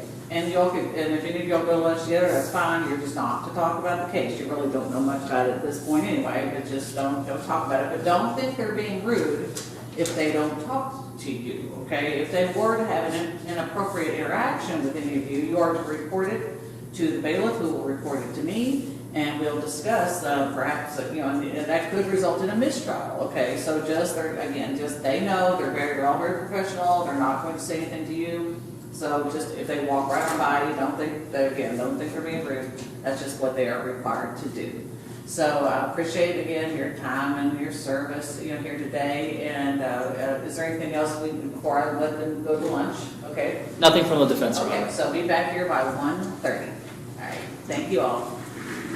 You'll notice that they rise for you. This is out of respect for your role here today as a juror. This is how important it is. They're showing you the proper respect for that. I'll come for you. Thank you.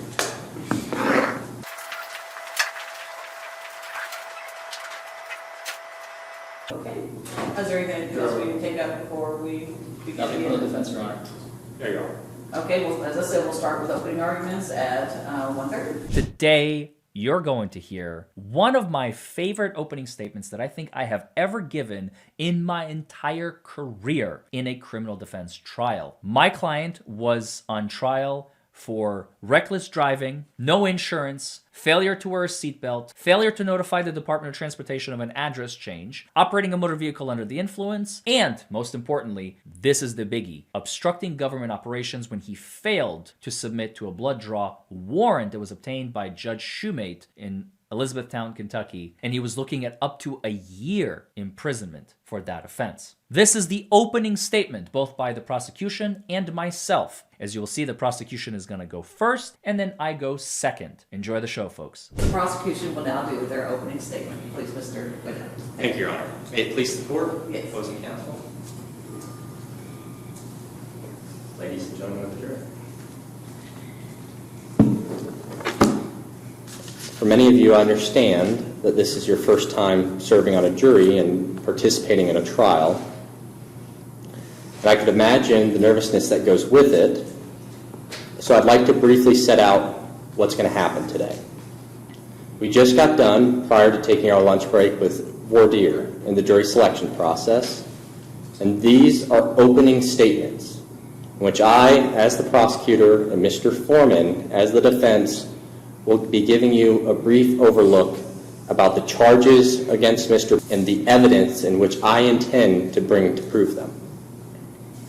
After opening statements, I will begin what's called my case in chief.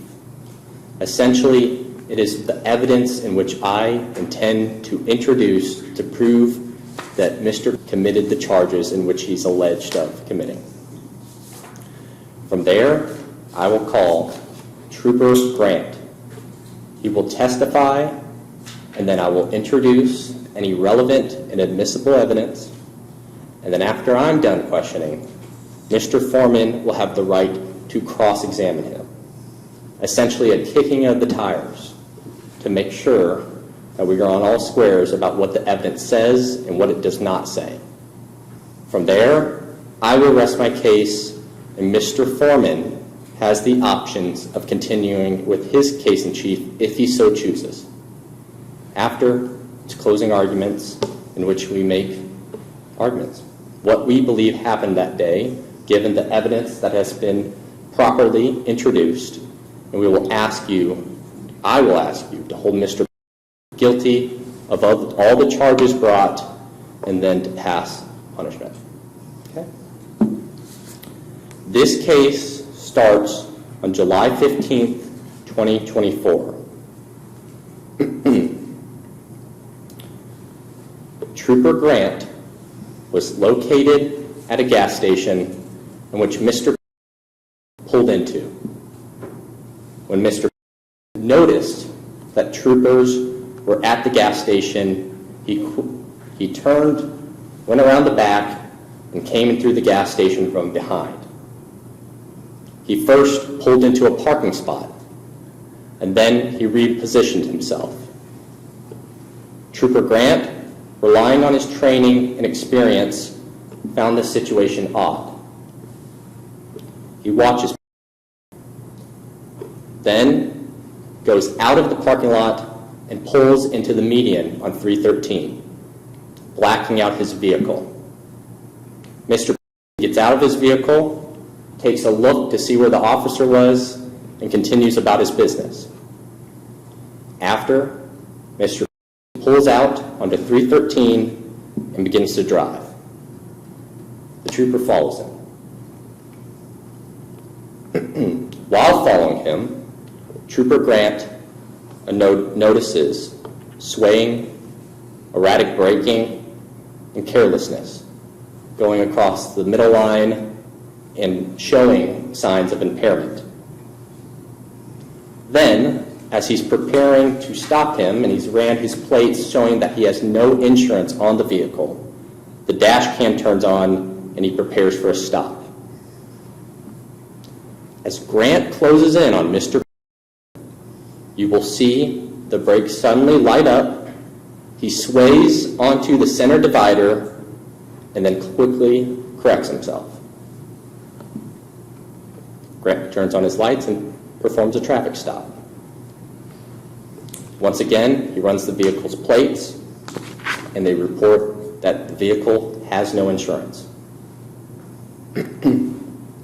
Trooper Grant then approaches the vehicle on the passenger side, and he immediately smells alcohol emanating from it.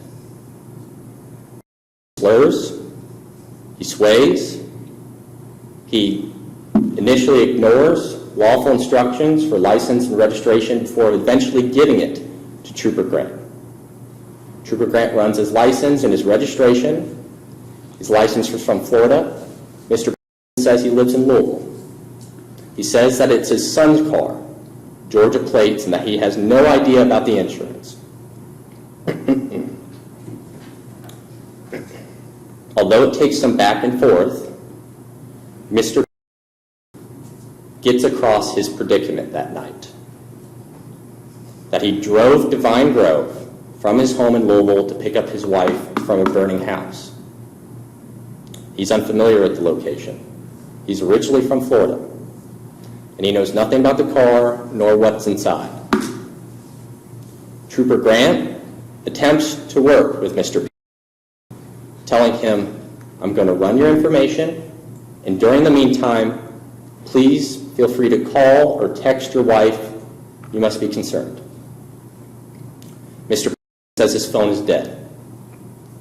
Trooper, after running his information back in the patrol car, returns to Mr. P's vehicle and notices that he's on the phone with his wife.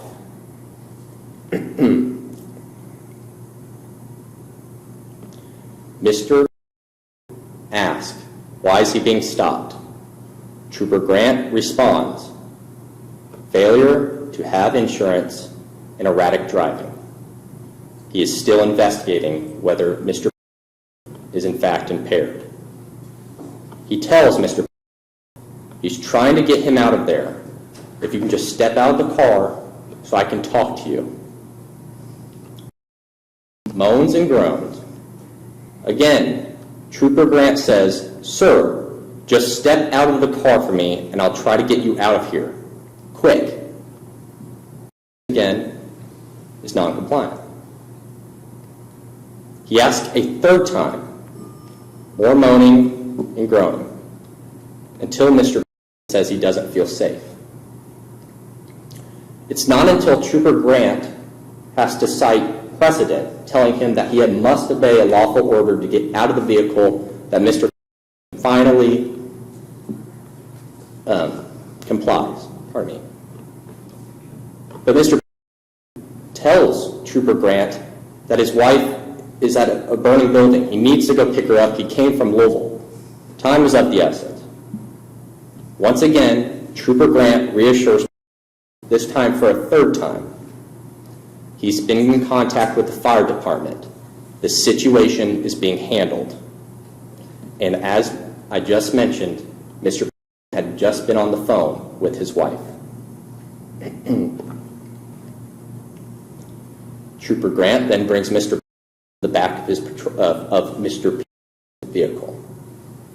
He immediately asks him, Mr. Have you had anything to drink? No, sir. Mr. Peterson, have you had anything to drink? No, sir. But Grant doesn't buy it. He smelled the alcohol, he saw the swerving, heard the slurring. He asked him if he'll do some field sobriety test. When he can show that he's safe to drive, he can leave. He mumbles, moans, and ultimately refuses these tests. Because of his impairment, his noncompliance, and the surrounding environment, Grant calls for backup and detains Mr. He puts him in a patrol car, reads his Miranda rights, and then finally arrests him. The rest of the night is more of the same. Mumbling, moaning, repetitive questions, and noncompliance. Upon getting to the jail, Trooper Grant calls a judge for a search warrant and asks if the judge will grant the search warrant for Mr. P's blood. He then asks Mr. P if he'd like to call an attorney. Mr. P says yes. Trooper Grant takes him through the booking area and gives him an opportunity to do so, even supplying a phone for him to do so. The judge grants the search warrant, and Trooper Grant shows it to him, shows that it's been signed by a judge, and asks Mr. he's going to comply with the search warrant. He refused. Today, Mr. has 6 charges. First is reckless driving. Second, failure of a non-owner motorist to have insurance. Third, failure to wear seatbelts. Fourth, failure to notify the Department of Transportation about an address change, considering he had a Florida license. 5, operating a motor vehicle under the influence. And lastly, obstructing governmental operations for refusing a search warrant. Today, you will see dash cam, body cam footage, and the search warrant from that night. That's it. Thank you. Thank you, Mr. Waddell. Mr. Forman. Thank you, Your Honor. Have you been injured in an accident? Have you been hurt by a doctor? Have you suffered from a dog bite? Have you lost a loved one due to someone else's negligence? Call us, 1-844-774-HURT. Get a trial lawyer to get you the most money you deserve. Do you mind if we move the podium a little bit to the side? Do you mind if we move the podium a little bit to the side? To the right, if you don't mind. Just a little bit to the right, maybe 5 feet, so I can have the space. Thank you. Perfect. Good morning. Trooper Grant got it wrong. Trooper Grant, unfortunately, on July 15th, 2024, made a mistake. He arrested an innocent man, and by the end of this trial, you will see what I mean. I want to take you back to a couple days prior, to July 13th, 2024. Mr. is on a fishing trip. He catches a bunch of brims. If you guys don't know what brims are, which I actually had to learn on my own. I know I've seen brims, I just didn't know them by that name because I'm not from the South, unfortunately. It's bluegill. It's these little minnows, little fish that you can catch. And he catches about 52 of them, he said, and he was going to cook them the next day. He's going to make fish and grits for breakfast.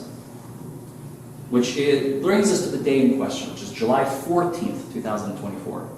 So he's got these brims, he's cooking them, and he decided to grill that afternoon. Around noon, maybe right before noon, he starts grilling. And he has a couple of drinks while he grills. He's not grilling the fish. The fish were already cooked, and some of them were consumed.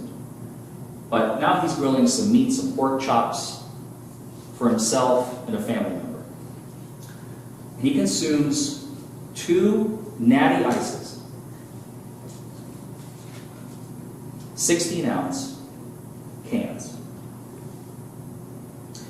Somewhere between 12 and 4, maybe 5 p.m. in the afternoon. After that, he goes inside, he turns on the television, and he watches football.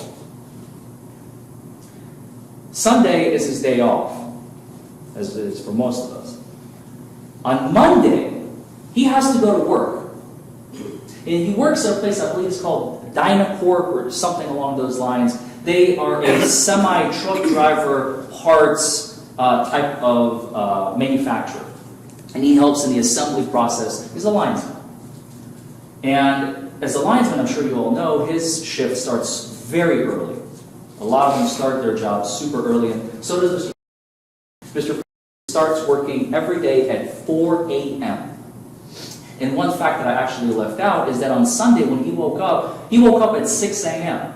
And when I asked him, I said, why are you waking up so early on a Sunday? He said, well, it's my biological clock. This is just how I work. It's because of my schedule. I can't sleep in on a Sunday. Like some of us, like myself, would like to enjoy maybe a lazy Sunday. Mr. did not on that day. So he has been up since 6 o'clock in the morning. At some point in the evening, he laid down, as I said, on Sunday, July 15th, or 14th, excuse me, Sunday, July 14th, he goes to sleep. He falls asleep while watching football. He does not consume any more alcohol. He does not consume any more food. He's just laying in bed watching football. Because he knows he has to get up at about 2:45 in the morning to go to work. He has a job to do. He doesn't have a job like most of us do that begins at 9 a.m. His job starts at 4 o'clock in the morning. So he knew that he needs to be up, ready to go at 2:45 a.m. Unfortunately, as fate would have it, his sleep was interrupted.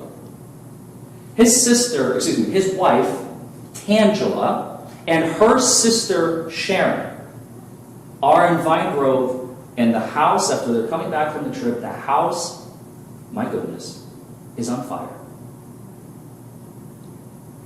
They call the fire department. The fire department is on the way, and Tangela, of course, Mr. Peter's wife, is freaking the hell out. She is petrified as to what is going on. She needs her husband. She needs his help. And he says, okay. He drops everything, and he's in Louisville. Mind you, Vine Grove is about an hour away. So remember the timeline. His last drink, and he admits it, you will see this on video, was no later than 4 or 5 p.m. 8 or 9 hours. I believe he says 6 or 7, as you will hear in the video. Okay, so he's bad at math, and we're going to hold it against the man. He specifically tells Trooper Grant, hey, buddy, my last drink was at 4 or 5 p.m. He doesn't say anything about the grilling because Trooper Grant doesn't ask. So it is now 1 o'clock in the morning, roughly, maybe 12:45, give or take.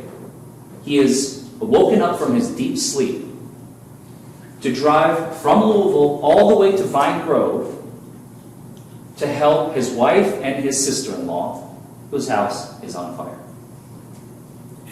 So he gets in his car, he drives for about an hour. It is now 1:50, maybe 1:55 in the morning. And he sees that he's running low on gas. But he understands that this is going to be a really, really long day. He was supposed to wake up at 2:45 a.m. He was woken 2 hours prior to that, so he did not get his full amount of sleep, number one. And number two, he has an emergency to take care of before he even gets a chance to go to work. He may be late to work, he may have to call in, he doesn't know. He hasn't gotten to the location yet, and actually that night, he never gets to the location because he gets pulled over by Trooper Grant. So around 1:50, give or take, in the morning, this is now July 15th, this is the day of the arrest. July 15th, 2024, Mr. is driving, he's about 5 minutes away from the location. And you will hear several troopers, including Trooper Grant, they're talking about the fire. They're aware of the fire. And they keep telling Mr. it's okay. The fire is under control. It's taken care of. The fire department is over there. There's nothing you need to worry about. But Mr. doesn't know Trooper Grant from Adam. He has a wife on the phone begging him, please, honey, we need you. You're going to hear all of this. It's all on video. Please help us. Please, we need you right now. Oh, Lord. Please come. We need you right now. And he says, I can't. I'm in the middle of a traffic stop. I can't come. He has literally two people, one in his right ear, his wife in the right ear, Trooper Grant in his left ear, giving him mixed information as to what he needs to do. And as much as I love Mr. I have to tell you all that the way that he processes information is not something that we are all used to. When he is asked a question, when he is given a piece of information, it takes him a minute to process what is being said and to answer and to give a response. It's just the way he was born. It's the way that he is built. We're all different. Some of us are a little bit sharper, a little bit quicker, and Mr. is not. That's his only sin. And so he's in this situation where he's sitting in a car, he's receiving mixed information, but we'll get to that in just a moment. Let's continue on with the gas station, which I just realized I kind of skipped over. So he arrives at the gas station, and he sees several police cars over on the side in the gas station, as the prosecution has already informed you of. He goes in the back. He parks his car. I think at first he kind of parks halfway, then he parks all the way according to Trooper Grant. And then he gets out of the car. He checks how much money he's got in his pockets. He realizes he's only got $10 and some change, which is probably not going to be enough for gas. So he's like, okay, I'll pick up Tangela, my wife, but first, I need a monster drink because, as I already alluded to, he said this is going to be a long day.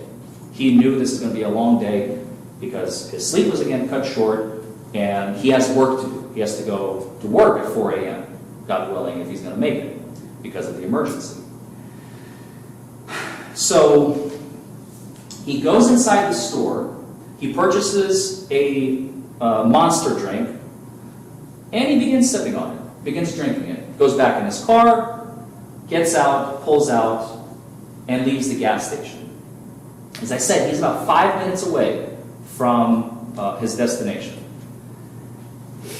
You will see on video that Trooper Grant's dash camera will reflect Mr. vehicle touching the center line one time. And that's it. There is a second time, but that's when he was already blue lit, and that's when he's looking in his rearview mirror trying to figure out what's going on and if that is for him. Right before that, you will also notice how Mr. You can't see inside the vehicle, but we can extrapolate, as the prosecution said, through circumstantial evidence. There is a very sharp turn right before he gets blue lit, and Mr. applies his brakes in a proper fashion to slow down the vehicle at a turn, as a sober person would do. Afterwards, he gets pulled over, and Mr. pulls over almost immediately. He pulls his car over to the side of the road. The trooper pulls up right behind him. He gets out of the car, Trooper Grant gets out of the car. He approaches Mr. on the right-hand side, telling him that I pulled you over for having no insurance. I ran your tags, which are Georgia tags, or Florida tags, but they're not Kentucky. I ran your plates. Then he's also, and I want to read this to you because this is language that I don't think in my 13 years of criminal defense practice have I ever seen in my career. And I tried to memorize it, but I don't want to misquote it. As I pulled out onto 313, this is Trooper Grant, I observed the operator of the vehicle, Mr. standing outside of his vehicle, watching me as I left. This behavior, based on my training and experience, is indicative of being evasive and criminal activity being afoot. So was it the no insurance? Was it just an excuse? I don't know. That's going to be up for you to decide. But this is what he wrote in his citation, Trooper Grant. But he says, when Mr. asks him, why did you pull me over? Trooper Grant says, I pulled you over because you did not have insurance on your vehicle, and I think he says you swerved, which I think he's referring to the one time that you will see where Mr. White Camaro's left tires hit the yellow center lane. One time. The second time, again, you will see it's after he gets blue lit, when his attention is distracted. When he's paying attention to the cop behind him, what is he going to do? Is he getting pulled over? Yes. Okay, so then he pulls over. Then Trooper Grant comes back. He goes in his vehicle for a few minutes, a couple of minutes, no more then. And then he gets out. At this point, Mr. is already on the phone. Remember I told you this. He's already on the phone with his wife, Tangela. And you can hear her. You will be able to hear. It's audible because he has her, I don't know if it's on speaker or if his phone is just really loud, but you'll be able to hear Tangela saying, we need you. Come here. The house is on fire. And he's like, I can't. I'm in the middle of a stop. And that's where Trooper Grant interferes. He says, look, don't worry about it. They're fine. And Mr. is trying to juggle two things at once. He's trying to figure out, he can't leave, obviously, because that would be fleeing and evading a police officer. He's not insane. He's just trying to calm his wife as best he can. Honey, I will be there as soon as I can. He's probably thinking, or some of it we don't get to see. Not the entire interaction, unfortunately. We only get a portion of it when Trooper Grant's body camera arrives at Mr. front seat. And Mr. is trying to get to the emergency. He's trying to find a way. He knows there's no escape. He knows he's got to do what he's got to do. But he doesn't know what to do. He's lost. He's confused. He's scared. It's in the middle of the night. It's now 2 o'clock in the morning. It's about 2:05, 2:10. And rightfully so, as the prosecution said, he keeps asking Mr. Can you please get out of the car? Get out of the car. Get out of the car. Multiple times, Mr. doesn't know what to do. He's lost. He's confused. He's scared.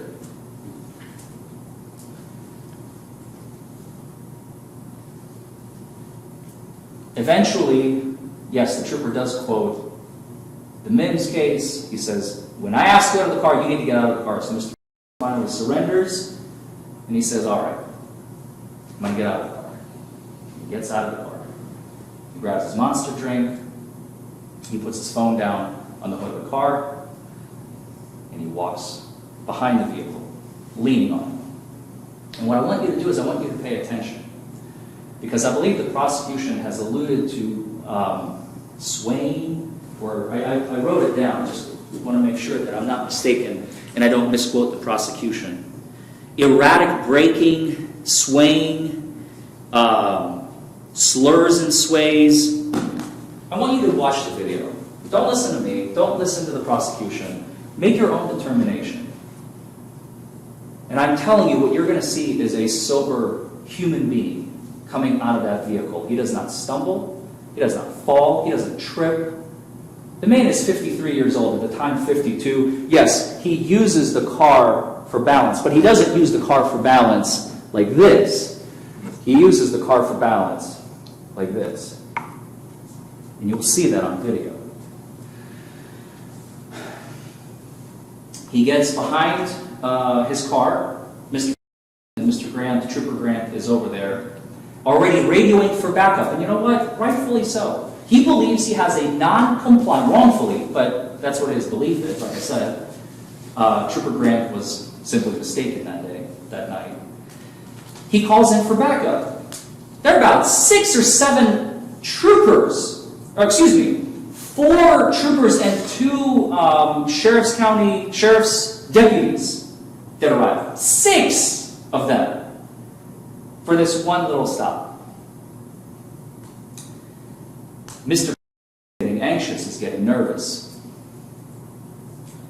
He knows, he's read an article or two, he's seen a news story or two. He says to himself, I'm just going to do the bare minimum of whatever it is that I need to do.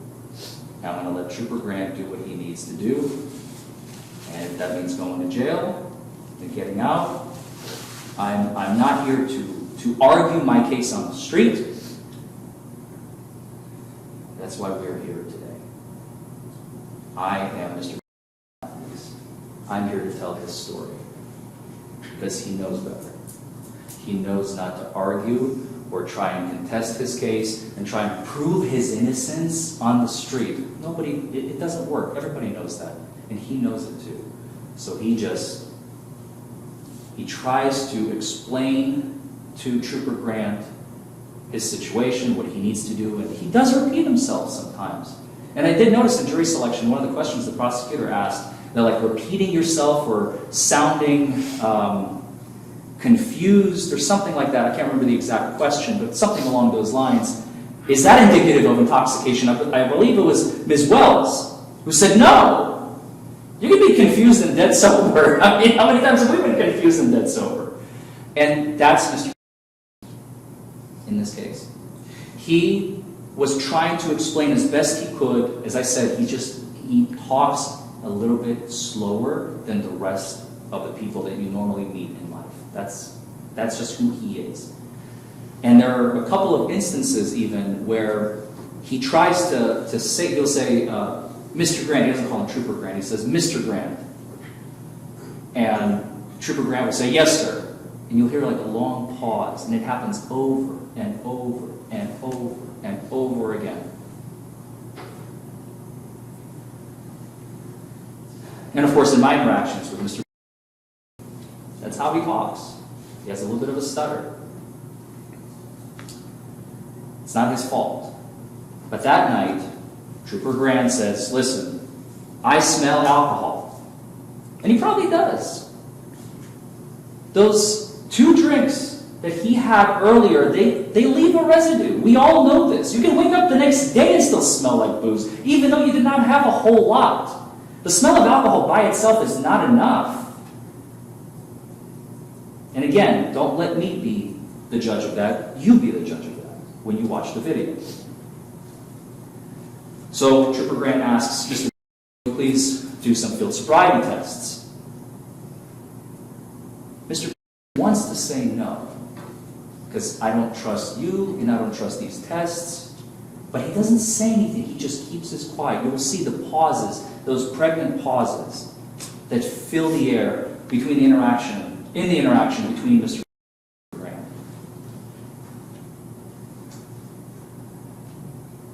Eventually, something very mysterious happens. Again, something that I think I've seen maybe once in my career. And this is the second one. Trooper Grant says to Mr. please turn around and put your hands behind your back. And he goes, oh Lord, am I under arrest? No. I'm sorry, what? You're not. Why are you handcuffing me then? You are being detained. That's all I'm doing right now. I am detaining you.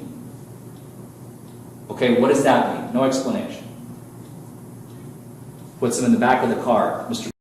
rightfully asks, if I'm being put in the back of the car in handcuffs, I'm going to jail. No. Trooper Grant urges him, no, you're not going to jail. I'm just detaining you. He closes the door.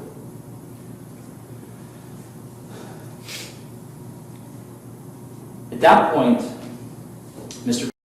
makes a phone call. He has his, because his phone is dead, but he has his electronic phone on his wrist. And he makes a call to his wife, and he says, I am going to jail for DUI.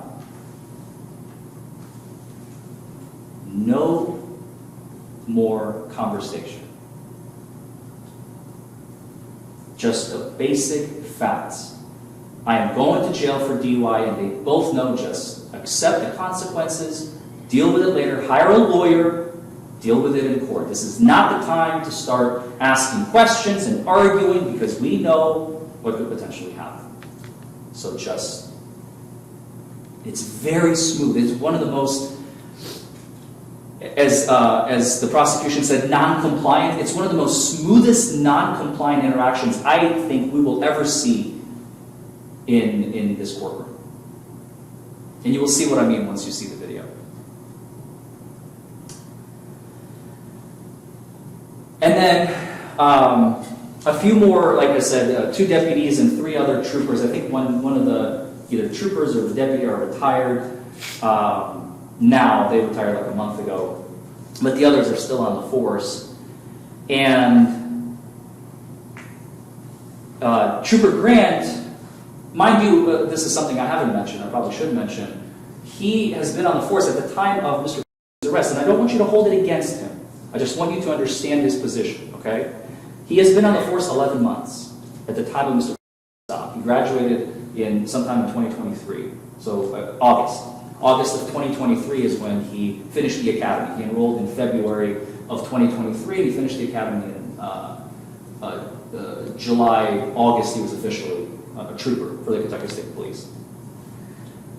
And so he consults, I think is a stretch to call it that, but that's the best word I can come up with. He consults with his colleagues as to what he should do. And I think they open the car door, they have a little bit of where Mr. is seated, they get Mr. out for a minute, and again, he's in handcuffs, he's not arrested, but he's detained, and then they ask him a few more questions, and they're like, all right, we're done with you, and they put him back in the car. And then Trooper Grant leaves again, and he comes back and he says, you know what? You're under arrest for DUI. You're going to jail.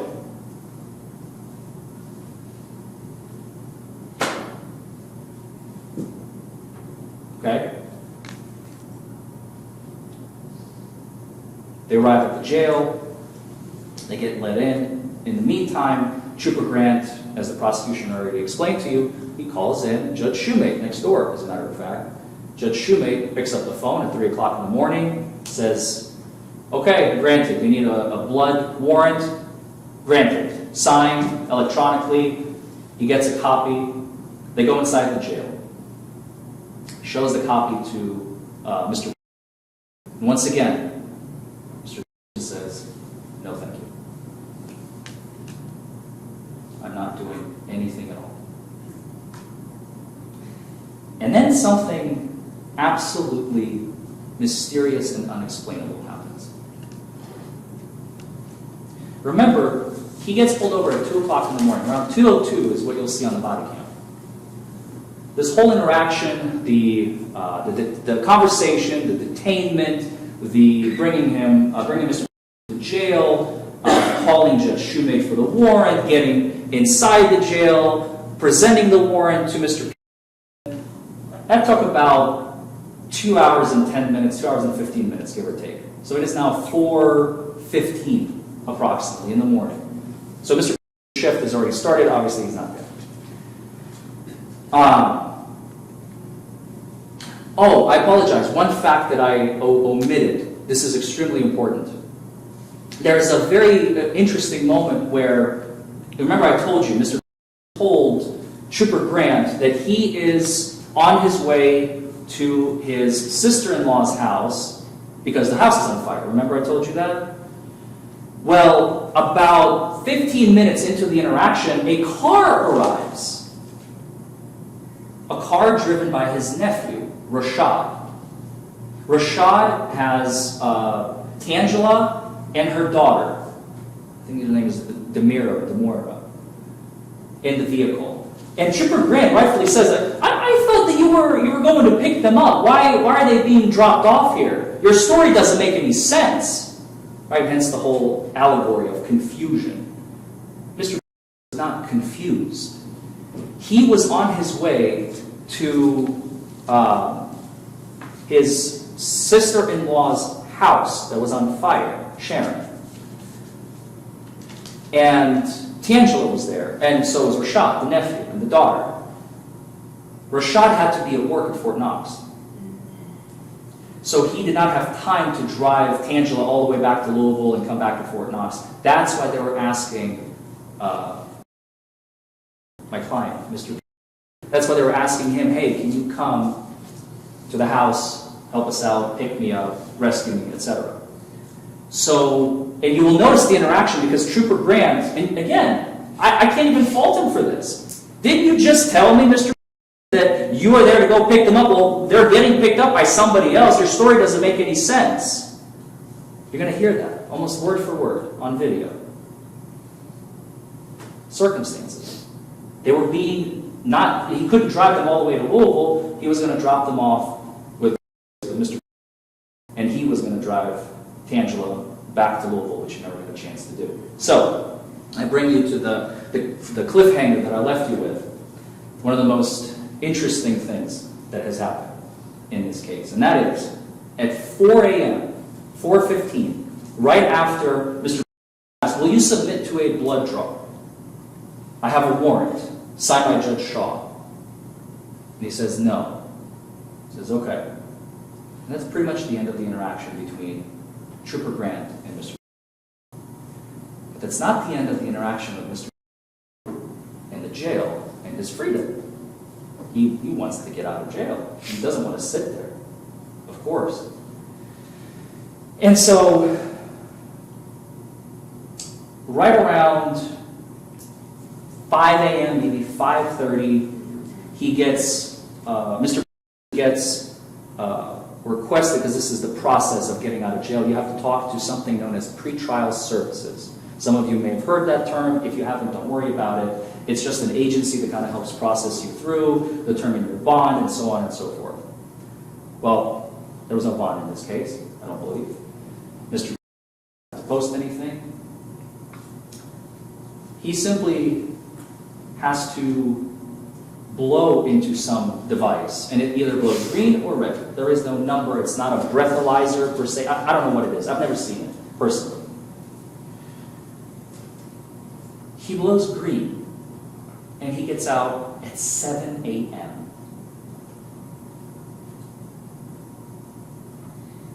No drunk tank required. No time spent in the jail. The only time Mr. spends in the jail is while he's getting processed. Those 3 hours, that's the pretrial, that's the lady that comes in with the breath machine, and they just open the doors. They don't just open the doors. His phone is dead. They don't call him a ride. They don't call him a cab. They don't help him contact his wife or anything. Nobody knows where he is. You know what he has to do?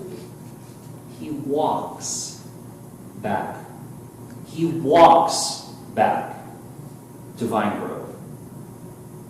It's about a 2-hour walk that he has to do in order to get back to his family. And he reunites with them around 9 o'clock in the morning.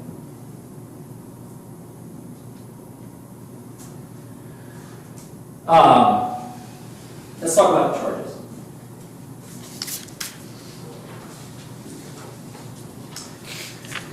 So, reckless driving is the first charge. Now imagine the reckless driving charge is going to be aligned with the one and only traffic offense that we can see, and you will see on video, where Mr. tires hit the center lane. His left front and left rear tires hit the center lane and maybe crossed over a little bit. You'll see it. You'll watch it. You'll be the judge. If that's reckless driving, I honestly think we've all committed reckless driving on the way to court this morning. So I don't think the government has that offense at all. No insurance. It was Devin's car. It was one of his son's cars. It wasn't his, so he didn't know if there was insurance on it. He was driving it. His son was actually getting, it's neither here nor there, but it's a fact. He was getting cancer treatment. So they, down in, I think, either Georgia or Florida. And so they picked up the car to make sure that it's taken care of, and that's why they had the car in Kentucky. So he was able to drive his son's car because they had it. But apparently he didn't have insurance. They got it later. It is what it is. He did not have proof of insurance on that vehicle that day because it was not his car. Failure to wear a seatbelt. Now this one is interesting because we actually don't get to see this on camera, but after Mr. got pulled over, he took his seatbelt off. He removed his seatbelt in order to access his phone, documents, whatever else he needed to. He knows that Trooper Grant is on his way to his window. That's why his seatbelt was off. Failure to notify Department of Transportation of an address change. Okay, you got it. He failed to notify the Department of Transportation that he moved to Louisville from Florida within the requisite 10-15 days. DUI is charge number 4. We already talked about it. I'm not going to go through the whole story again. And I urge you to listen to the evidence closely and to watch the unfiltered, unedited, unbiased, the most important thing, unbiased video.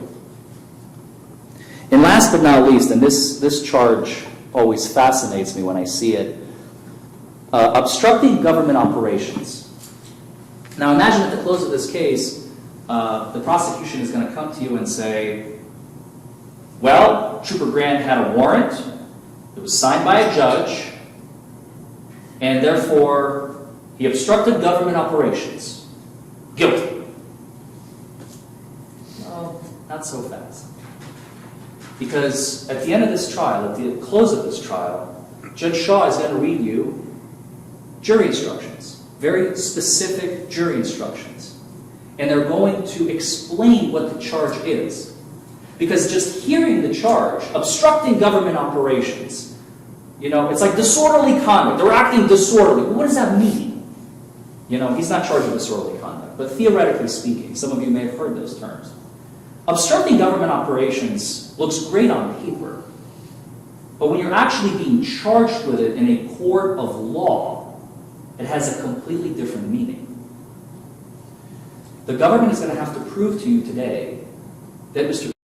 in his refusal of the warrant, that he used violence, force, threatened the use of violence or force, or something in between. And you will see on video that Mr. refusal is very calm, peaceful. He even, I believe, has kind of like his head down like this, shaking his head.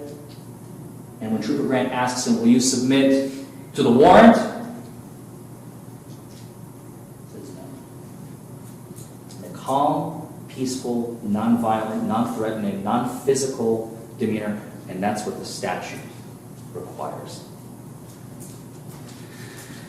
So folks,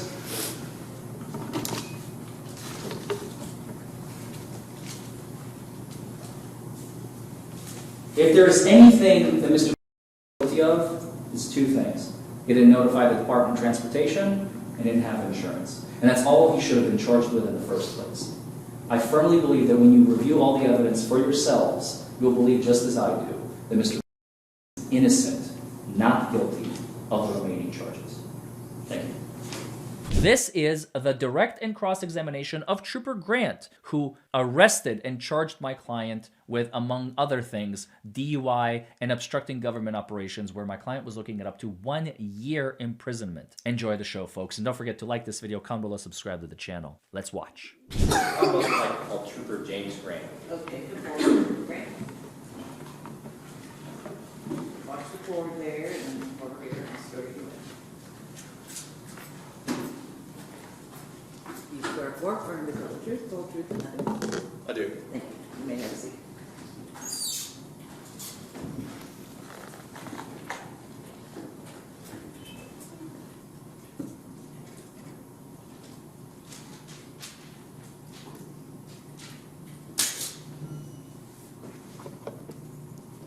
Good afternoon, Trooper. How are you? I'm doing all right. How are you? Good, thank you. Please state your name for the record. Trooper James Grant. What do you do for work, Trooper? I work with Kentucky State Police out of Post 4, Elizabethtown. And how long have you worked for the Kentucky State Police? At this point, it's been a little over 2 years. Now, does the Kentucky State Police train you? Do you get training? Yes. What kind? We have a 6-month live-in academy where we stay on campus except for weekends. And afterwards, we have a 12-week FTO period where we're seated with a more experienced officer while they oversee what we do day in and day out on a normal shift. Do you have to keep up with that training? We are required by law to have 40 hours of education every year through KLEC approved training. Would you explain what you mean by education? Education as in law enforcement education to further our understanding of how to do our jobs better. Does your training include recognizing criminal or invasive behavior? Yes, sir. Okay. Could you give some examples?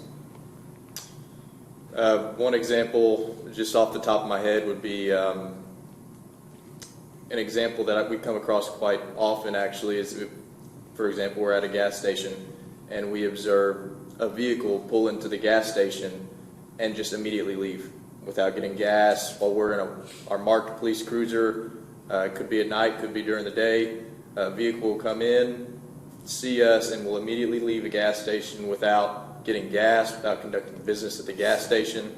Those are things that they are not criminal, but they indicate, they catch our attention to why did this individual come to this place and not conduct business. So that's just an example of something that would catch our attention and be something that, being proactive in what we do, we would want to investigate just a little further. And if it's something innocent, then we let them on down the road. But if it's not, then we were proactive in what we're supposed to be doing. And you mentioned you have training on recognizing criminal behavior. How about impairment, recognizing impairment?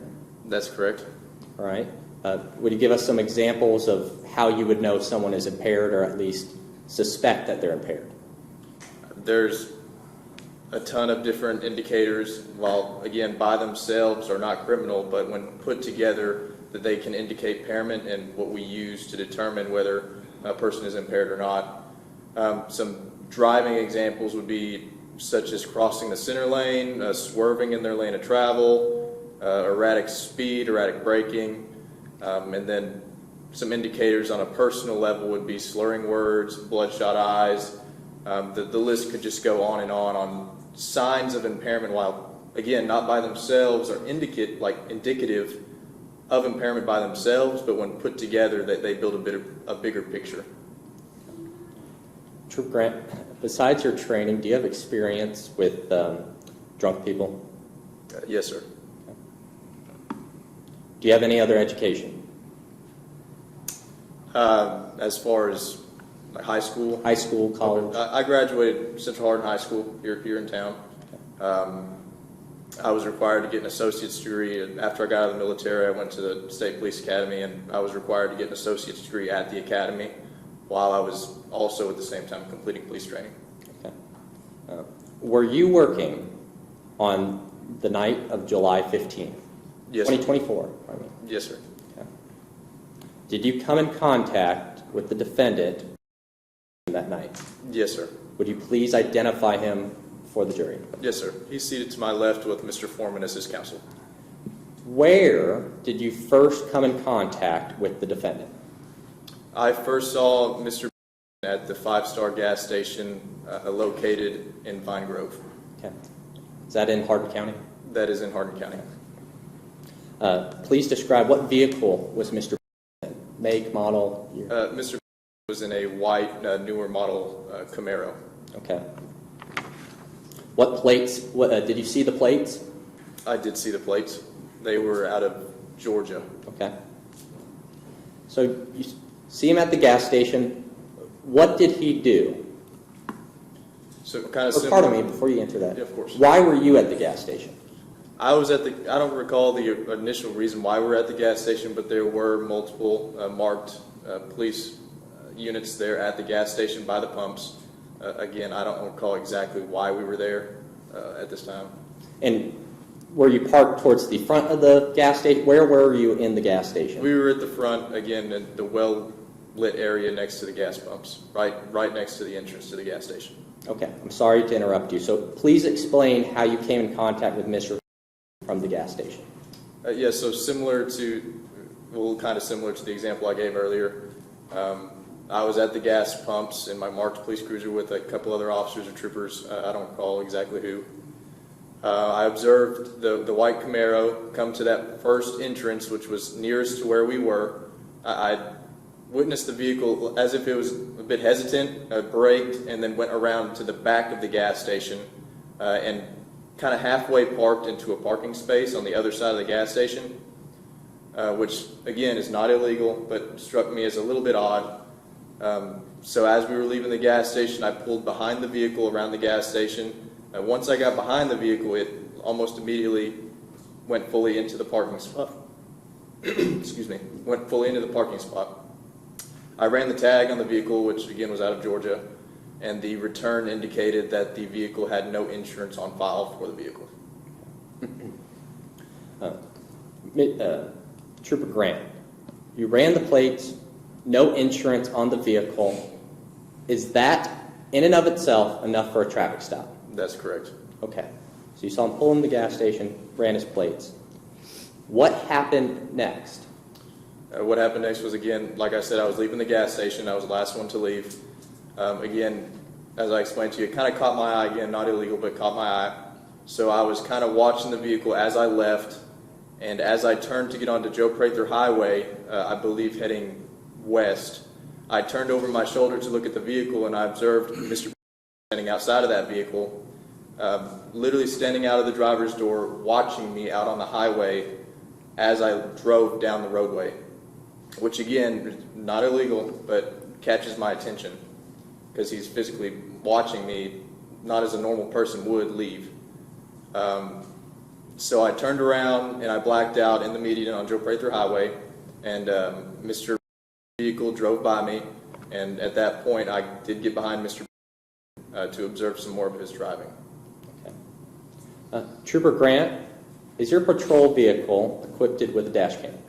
That's correct. Okay. Was it working that night? Yes, sir. Okay. Have you reviewed that footage? Yes, sir. Okay. I'm going to pull it up.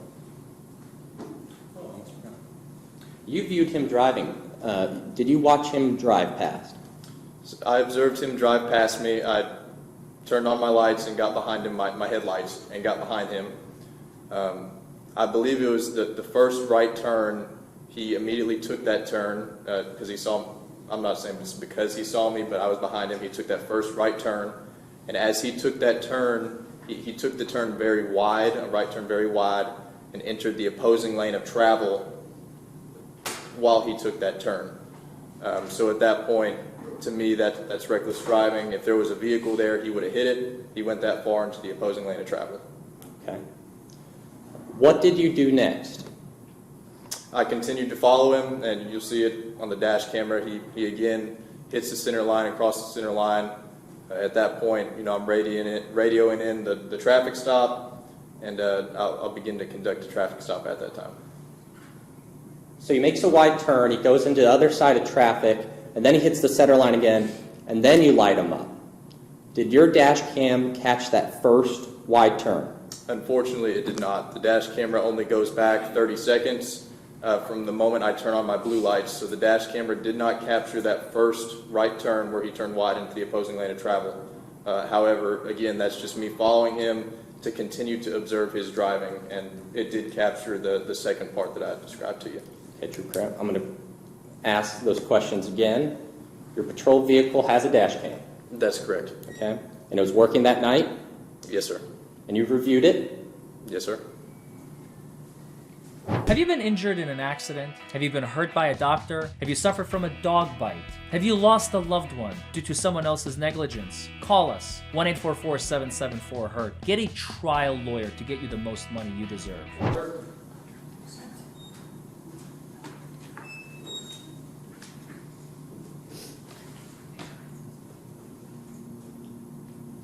Is this a true and accurate representation of your dash cam on that night?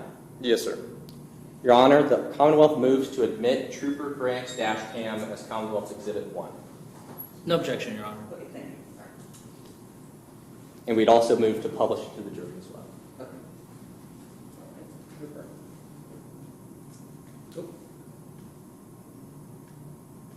Are you ready, Madam Clerk? Yes, sir. Yeah.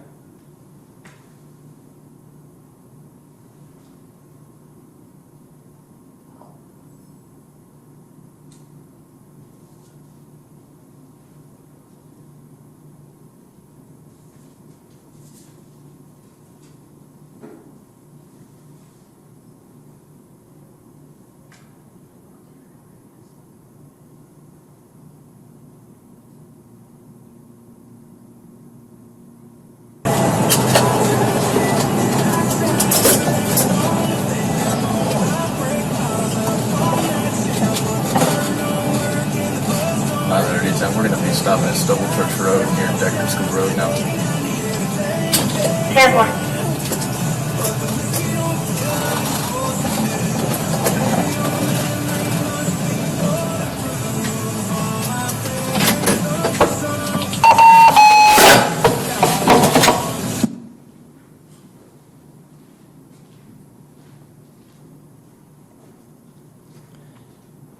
Trooper Grant, at this point, did you think or did you suspect Mr. was impaired? At this point, I had suspicion that he may be, according to the indicators of his driving. However, that's the reason for the traffic stop, was for me to further investigate what's exactly happening behind the wheel. And how many traffic stops have you had in suspicion of a DUI? I honestly couldn't estimate it. I'm not sure. Okay. Trooper Grant, is this the worst impaired driving you've ever seen? Of course not. I mean, I've seen, unfortunately, people killed as a result of impaired driving, so I mean, it's pretty apparent that this isn't the worst driving I've ever seen. At this point, Is there anything different from Mr. driving that can be distinguished from a lazy or a tired driver? The symptoms are very similar to a person that's tired, because a person that is tired, they're also impaired if they're overly tired, which is, again, the reason why I want to stop this vehicle and see what's happening behind the wheel with the person driving it. Trooper Grant, were you issued a body cam? Yes, sir. Were you wearing it that night? Yes, sir. Was it operational? Yes, sir. Have you reviewed that footage? Yes, sir.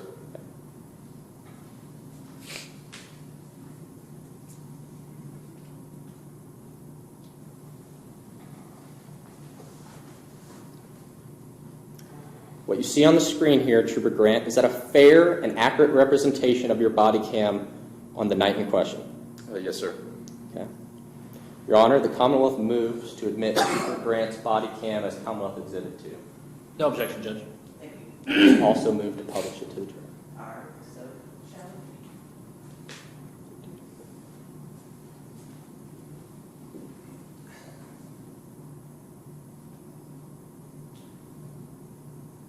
Trooper Grant, is the first minute or so just you driving up to the scene? Or, I'll just start. I believe it's the first 30 seconds, because that's when I initiate my lights and it automatically turns on.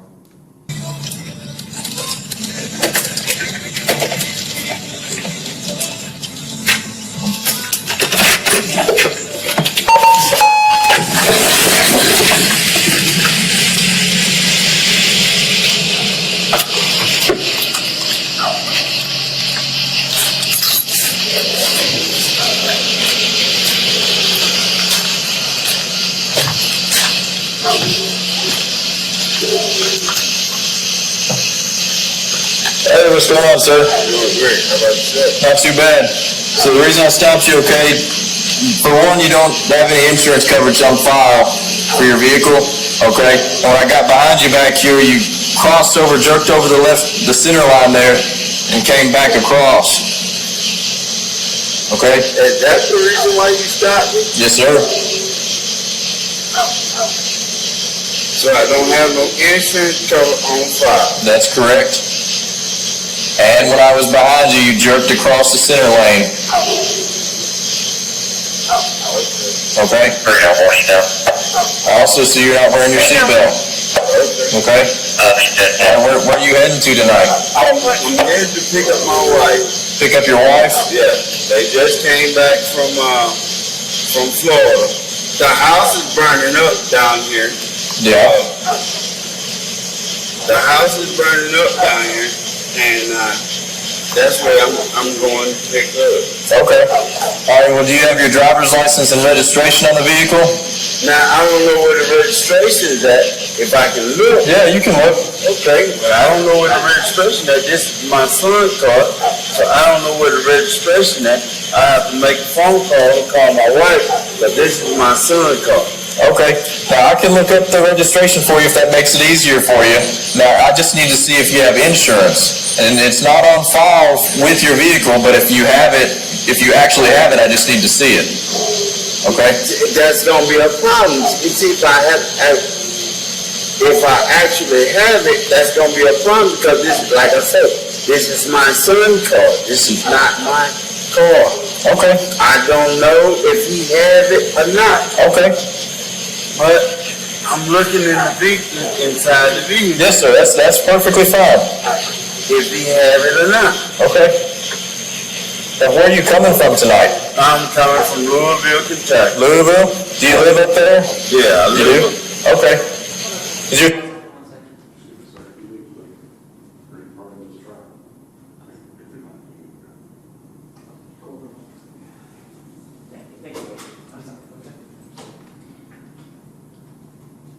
son in the military or something? Is that why it's got a Georgia tag on it?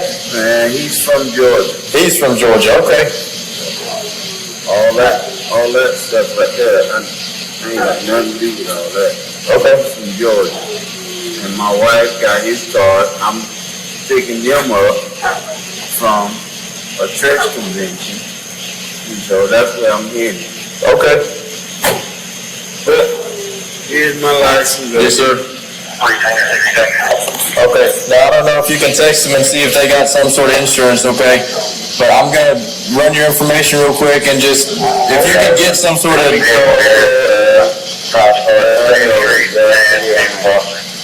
my phone is dead. 47,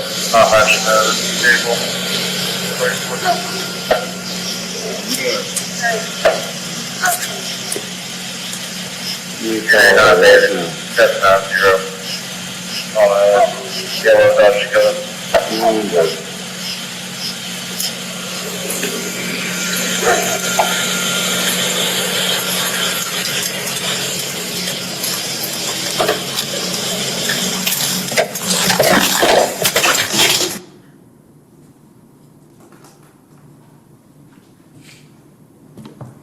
Trooper Grant, when you pulled over Mr. What did you observe when you were talking to him at the window there? As soon as I made contact with him at the passenger window, I immediately detected the odor of alcohol or alcoholic beverage coming from inside the vehicle. I observed Mr. to have red, sort of bloodshot eyes. I observed him to be speaking slowly with a slight slur. He was voicing his own actions as he was doing them. He kept repeating things and mumbling, and again, just repeating things over and over again. Did he take pregnant pauses? Pause while he's speaking? Yes, sir.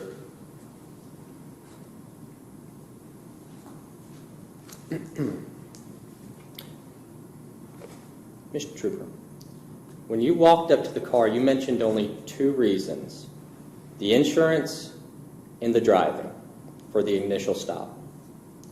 Why didn't you tell Mr. that you suspected he was under the influence? Again, because I'm still conducting my roadside investigation at this point of his mannerisms as the driver of the vehicle. Another reason why I wouldn't tell him immediately that I suspect him to be impaired is because he's seated at the driver's seat of a vehicle that is on. It's very easy for him to, if I confront him with something like that, for him to put the vehicle in drive and take off. I mean, that's something that has happened to me before and we're trained to do. It'd be the same reason why I wouldn't come up to a vehicle and tell the operator he has a felony warrant while the vehicle is still operating. So it's just a way to try to avoid escalating the situation into a situation that's not beneficial for anyone. And in this operationable vehicle, did Mr. have his seatbelt on when you got to the window? He did not. Where was the license plate from as you approached Mr. vehicle? Georgia. Where was his license from? His license was from Florida. Okay. Where did Mr. say he lived? He stated to me that he had been living in Louisville, I believe, a little over a year. Okay. I'm sorry. Is Louisville located in Kentucky? It is. Okay. Why did you start on the passenger side? Again, that's what we're trying to do for officer safety reasons. We can get a much better view of what's going on in the vehicle because we're approaching an unpredictable situation. I don't know who's in the vehicle, what's in the vehicle, or what's going on. It just allows me to have a better view of the vehicle, and if I need to do so, to make emergency evasive maneuvers if I have to do so, if I'm presented with a threat in the vehicle. Right here, what do you do at this time? Run his license registration? I had returned back to the vehicle to begin further investigating, run his information and information regarding the vehicle.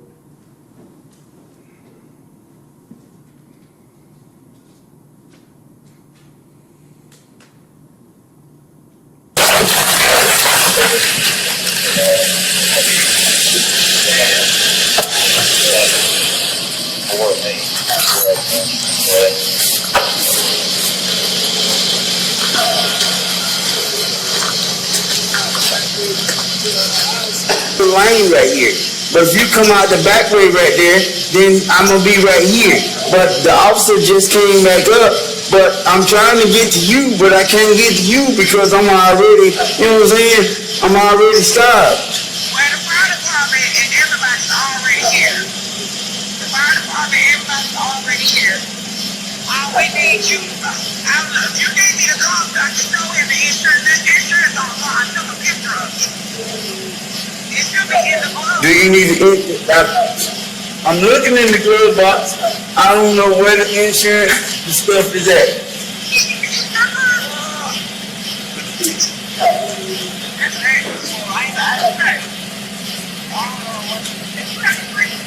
Oh, God, people cars and stuff is going. But I'm trying to come get you, but I'm stopped.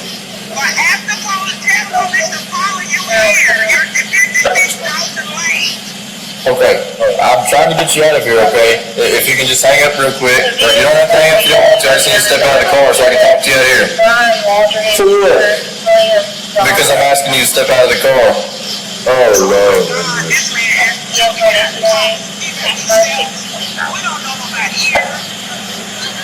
I don't know.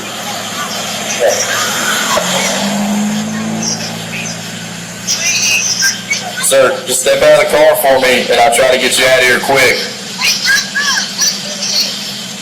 I mean, I got all the information and stuff going. He asking me to step outside the vehicle.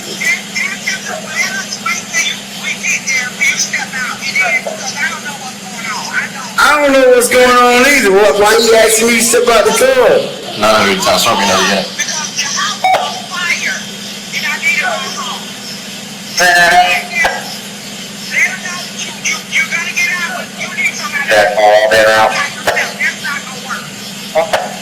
Sir, I'm going to ask you again to step out of the car.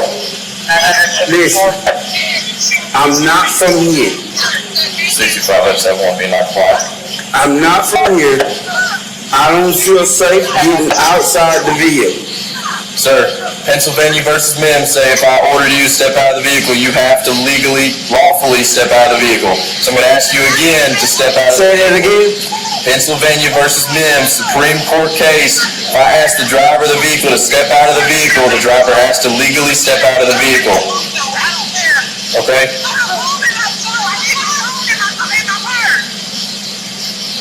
Sir, step out of the vehicle.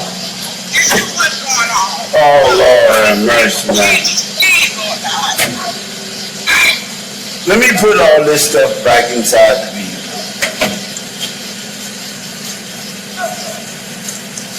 You asking me to step outside the vehicle? Yes, sir. You do all this stuff right here. You asking me to do stuff, you know what I'm saying? You actually, okay, well, the fact, if you would just work with me here, I could get you out of here, sir. My wife is the house is burning up. She's not in the house, it's burning up. Because I know the fire department's down there. Well, why we just can't go there? Sir, because you're on a traffic stop right now. Trooper, did you catch what he said there? I'm sorry? Did you catch what I'm about to play on this scene? I didn't hear it. Burning up. Because I know the fire department's down there. Well, why we just can't go there? What do you think he said there? Why can't we just go there then? Okay, all right, that's what I thought. Sir, because you're on a traffic stop right now. Okay, turn around.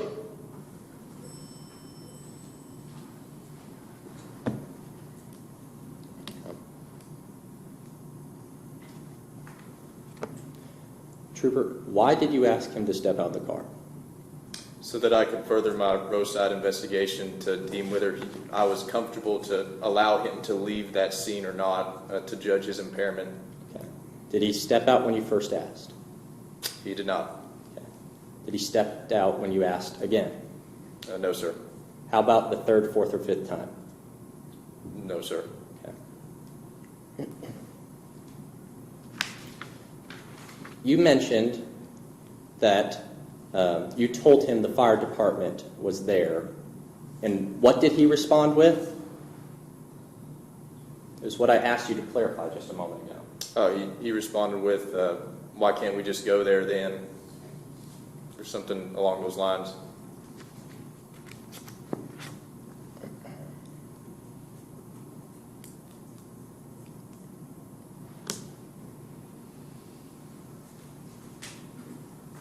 that stuff on top of the car. I have to pat you down, make sure you have any weapons on you.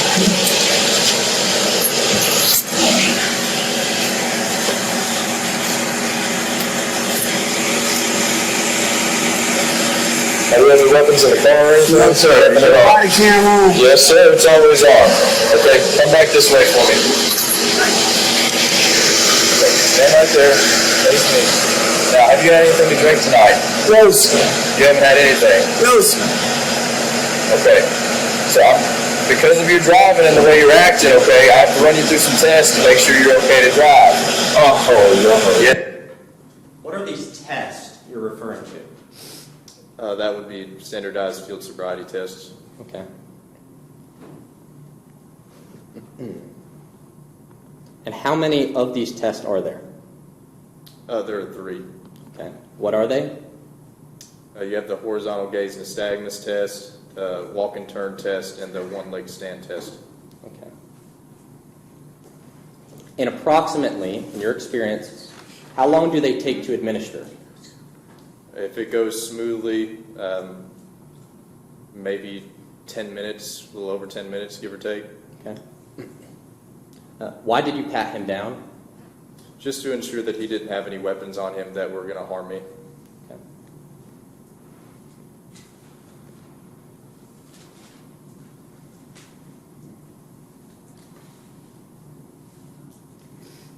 Trooper, you asked him if he'd been drinking, and he said no, sir. That's correct. You then asked again. Why did you ask again? Just to see what he would say again, if he would say the same thing, or just to see how he responds to the question. Okay.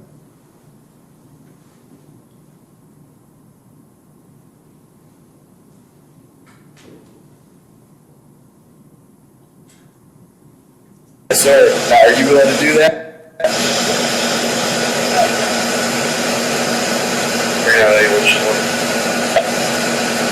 I'm trying to go get my wife. I understand that. I'm not in off water.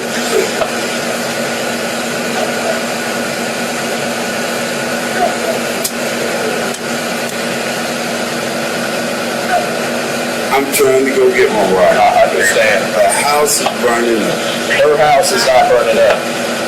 My sister-in-law's house is burning. Who is?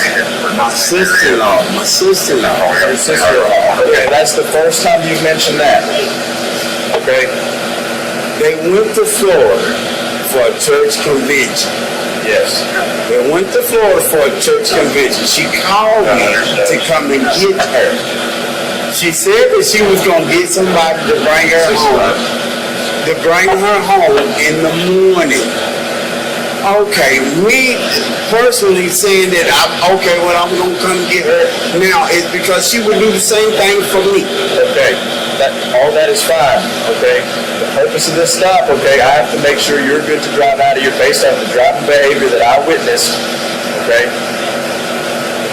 And your behaviors, your mannerisms, okay? Now, are you willing to do field sobriety tests so that I can make sure you're good to drive and you can get out of here?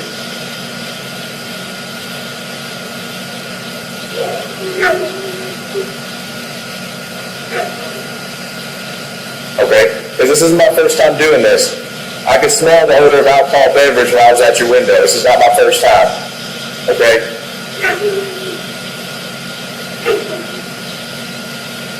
I understand what you're saying. Yes. I do. But if it happened previously,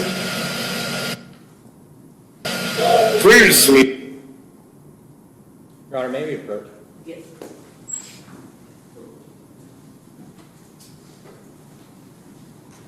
Okay, we've got a small issue regarding evidence. They need a short break to kind of go over a little bit of the technology of that. So, and we've been going for about an hour and 25 minutes. So why don't we take a good hard 10 minutes, okay? You all can go out. You said some of you have something to drink. You can bring something to drink back in or go use the restroom. I'll let you know when we're ready to reconvene.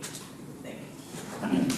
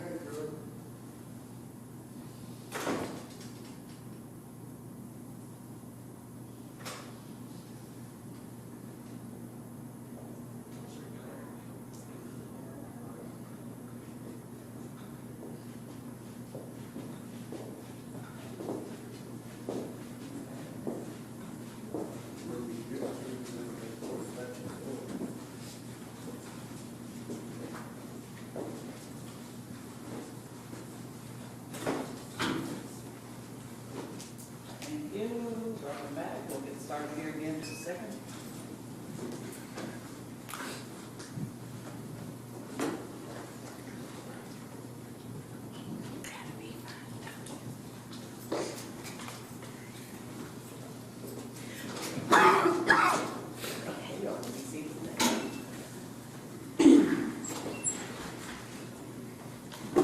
So we are ready to recommence our trip here. Yes, Your Honor. Thank Okay, you. all right.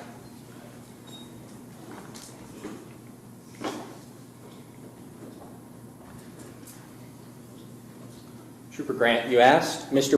to step out of the vehicle. Then what did you do? While doing so, I did request for another unit to arrive at the scene.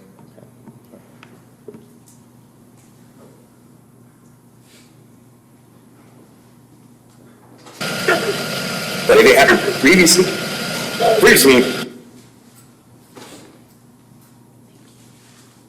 if I done been asleep and I'm coming to pick her up, I haven't had anything. You see what's in my hand? I see what's in your hand.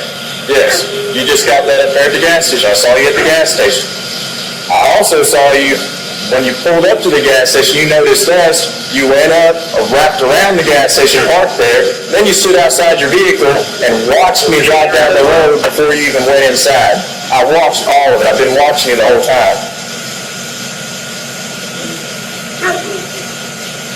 It's the only thing it has in my hand. That's fine. You have a monster in your hand. That's correct. But the purpose of this is to make sure that you are okay to drive out of here, okay, so that you can go pick up your family. Okay? Now, if you go pick up your family and you're impaired, do you think that's good for anyone? It's not good for nobody. Exactly. That's why I'm asking you to conduct these tests so that I can ensure you're safe to get out of here. Trooper Grant, when an individual does conduct these tests, is it common for you to let them go? Objection, speculation. I think it is based on his experience, strictly. Can you repeat the question, sir? In your experience, when a suspect performs the test, is it common for you to let them go if they pass? It is, because SFSTs are just one tool that we use as the totality of everything that we observe to determine if a person is impaired or not. I've let more people go that have completed the test and I've deemed that they're not impaired than I have arrested people. Thank you.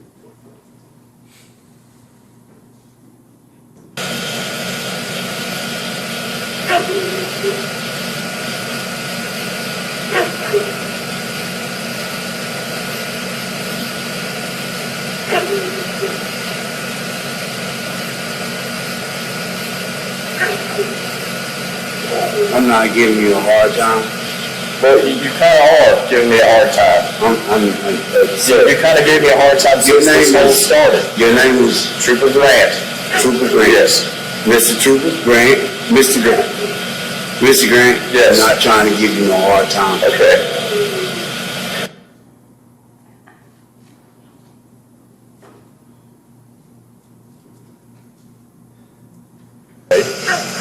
So have you been, I don't understand what you're saying. Have you been drinking? What I'm saying is, I have not been drinking when you stopped me. I can understand that. You don't have an alcohol beverage in your hand right now. That doesn't matter. Trooper Grant, did you think when you walked up to the vehicle that he was actively drinking as he was driving? I had no reason to believe that other than just the smell of alcohol beverage coming from the vehicle. Judge, can we approach real quick? Judge.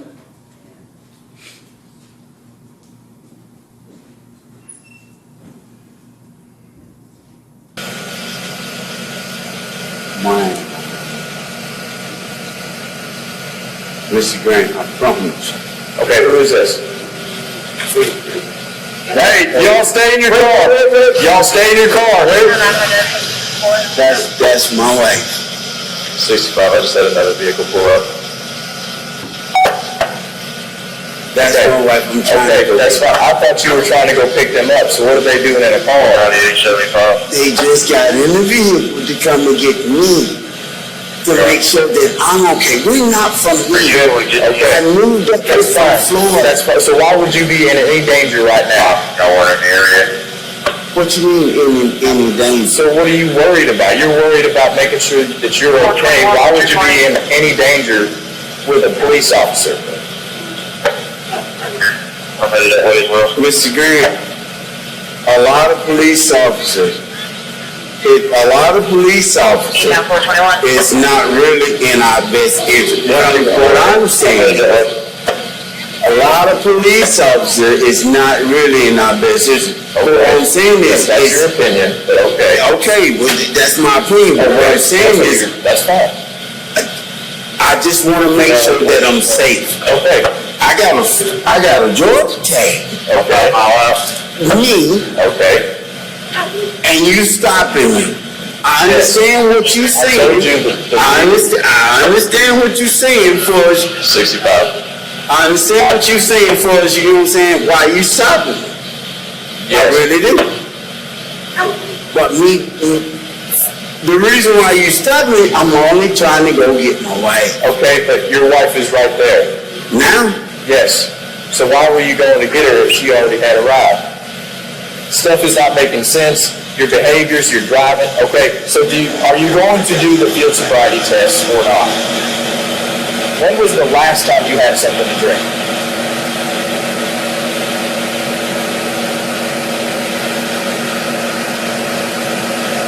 Six or 7 hours ago? Okay, you said you went to sleep? So you just woke up and you heard about this fire, you got on your way to 12 o'clock. 12 o'clock.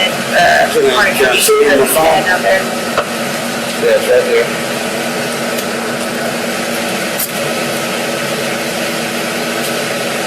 Okay.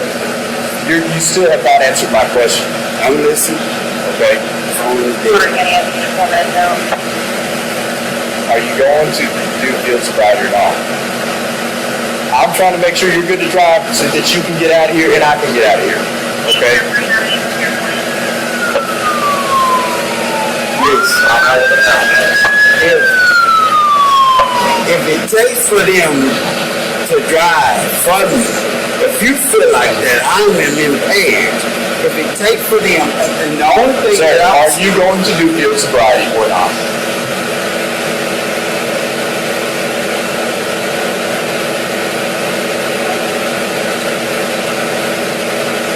Yes or no?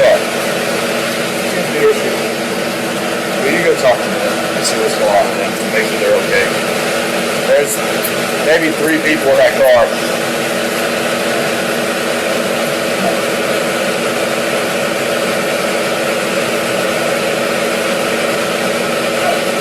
Mr. Grant? Yes, sir. I'm the sole survivor. Not the sole survivor, but I'm the protector of the household. Yes. I have to make sure that everything goes smoothly. Yes. At my house. Yes. That's understandable. I get that. Okay? But that doesn't have anything to do with what's going on right now. It really does. It doesn't. Because if you're the sole protector of your house, right? You're driving out here, and if you're impaired to come pick up your family, do you think that is protecting your household by coming out here if you're impaired driving out here?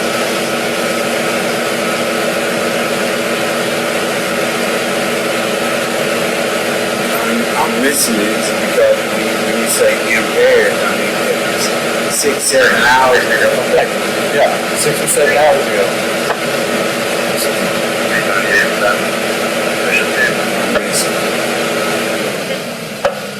Are you going to do field sobriety tests or not? If I do not order, it's your choice whether you want to do them or not. With 65, you can slow down. No. You're not going to do it. No.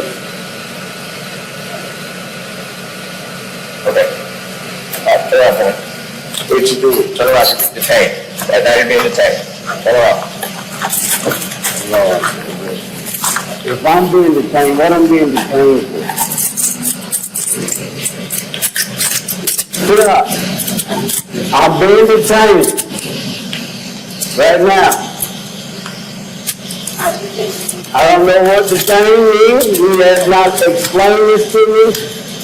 I'm being detained right now. Okay, turn around and face me. Now you're saying that you haven't drank for like 7 hours. Mr. Green. Yes.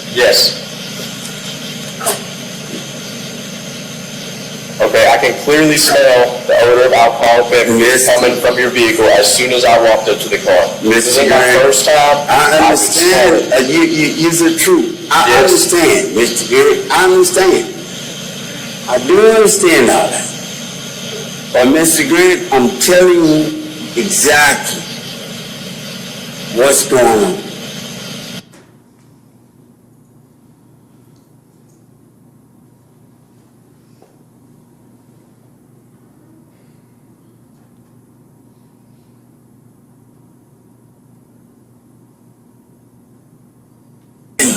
I'm in a whole different state. I don't know you. You don't know me. You don't know my history. I'm just saying. That lady right there. Per court act, only got. That's what I'm trying to, you know what I'm saying, make sure that everything is good. I won't be out here on the road if it wasn't for her.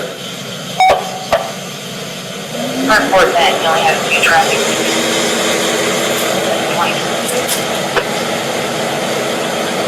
And were there any priors from the UI?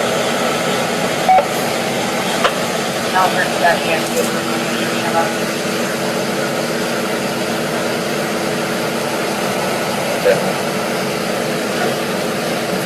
Okay. Come back this way for me. Come back this way for me.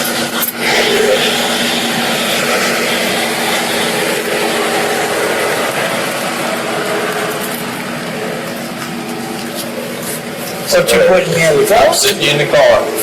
Oh, exactly. Okay, Mr. Good, can I get my monster drink? Sir, look, not to that point yet, okay? Take a seat for me. So now all of a sudden you finna put me in the car. I'm listening. Am I going to jail? Okay. Not at this point. You're not going to jail at this point, okay? Put your feet in. This is crazy.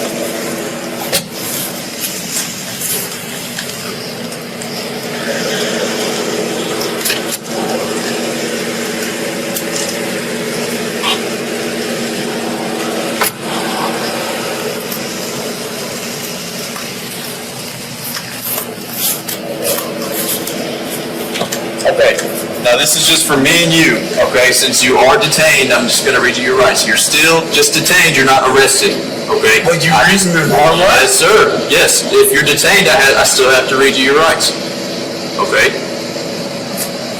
Now listen, you have the right to remain silent. Anything you say can and will be used against you in court. You have the right to an attorney before making any statement and may have your attorney with you during questioning. If you're not before an attorney, desire one, the court will appoint one for you. You may stop the question any time by refusing to answer further by requesting to consult with your attorney. Do you understand these rights as I have read them to you? Do you understand those? So if you're reading my rights, that means No. So listen, I'm telling you, you are detained. At this point, you are not going to jail. Okay? I'm reading you your rights for you and me. Okay? Now, do you understand those rights? I understand. You understand them? Okay. Now listen to me. I've already told you, when I came up to the car, I could clearly smell the odor of alcoholic beverages coming from the car. Okay? And with you being outside of the vehicle, I can smell it coming off of you. Okay, you understand that? Okay. Now when is the last time you had something to drink? I'm telling you, Mr. Green, about 7 hours. About 7 hours ago. Okay, when was that? About 4 or 5 o'clock. About 4 or 5 o'clock? Yeah.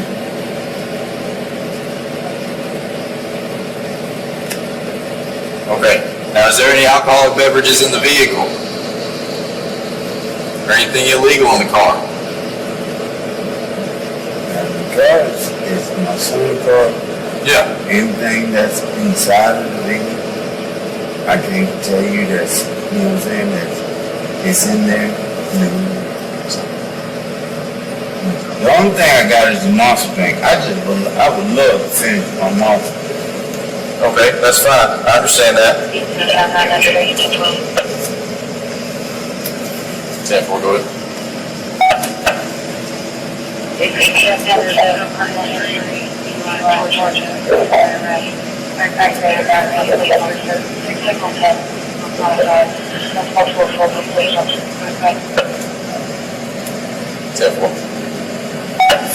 Okay. Now, is there anything illegal in the car? Can I get my monster drink? No. Can I get your monster drink at this time? Seems like I'm going to jail. So I've told you 2 or 3 times now you're detained at this point. I understand. Okay. Now I've told you everything that's happened since we came to this point. Yes, sir. I understand, Mr. Grigg. Okay. Well, Mr. Grigg, if I got 6, 7 people, then that means somewhere down the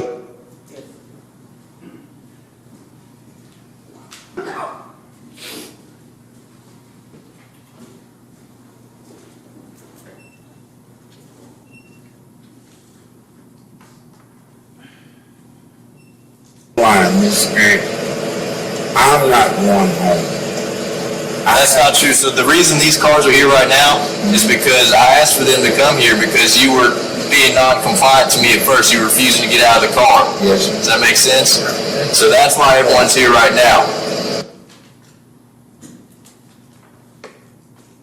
Trooper Grant, why did you detain Mr. I made the choice to detain Mr. at that time because he stated to me he wasn't going to do a field sobriety test. So I wanted to take this unpredictable situation, at least get a little bit of control over it, put Mr. in handcuffs and have him detained, just to reduce the risk of anything happening from that point. Did you eventually arrest Mr.? Yes, sir. Did you search his vehicle? I don't think I was the one to search the vehicle, but I know troopers on scene did search the vehicle. After you arrested him, where did you take Mr.? After I placed Mr. under arrest, I took him to the Hardin County Detention Center. Did you make any stops on the way? I did not.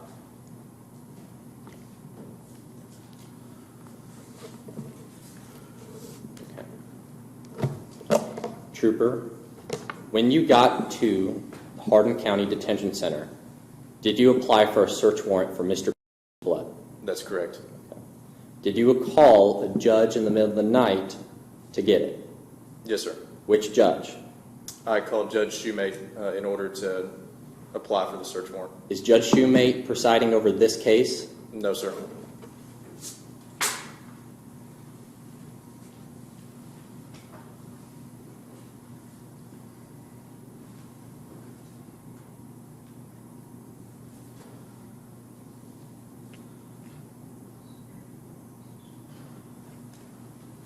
Mr. Grigg, can I ask you another question? Yes, ma'am. Or yes, sir. Sorry. Can you call your wife and let her know what's going on with the car? Yes, sir. You're going to be able to call and let her know, okay? I asked you a question. Can you call her? I cannot call her. Yes, ma'am. I'm sorry to wake you up. I just want to let you know I'm about to send over. This is Trooper Grant. I'm sorry. I just want to let you know I'm about to send over a DUI blood sample warrant to you. I think what you meant to say is I'm unavailable to see you more. Yes, ma'am. I apologize. And you've already sworn it. I haven't signed it yet, ma'am. Do you swear you are firm with the information contained herein is true and accurate? Each channel unit on Rogersville. Yes, ma'am. I do. Okay, I'll take a look for you. Okay. Thank you, ma'am. You're welcome. Bye.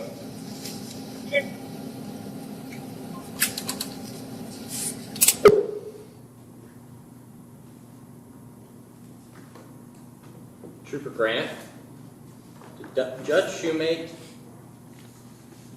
sign your search warrant? Yes, sir.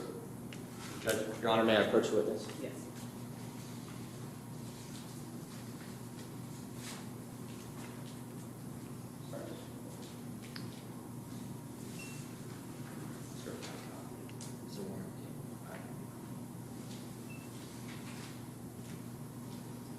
Trooper Grant, I'm handing you a certified copy of your search warrant affidavit as well as a signed copy of the search warrant. Do you recognize it?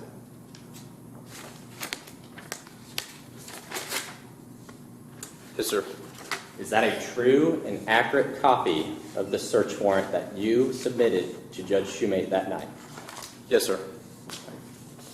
Your Honor, the Commonwealth would move to admit this into evidence as Commonwealth Exhibit 3. Any objections? No, Your Honor. Thank you. To publish it to the jury.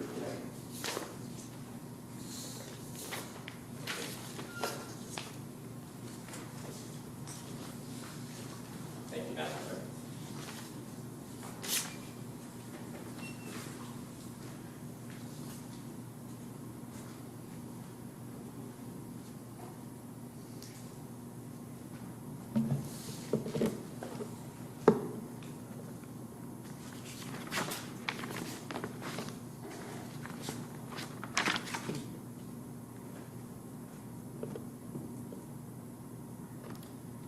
Trooper Grant, did you give Mr. Peterson, when you got him into jail, and allow him the attempt to contact an attorney?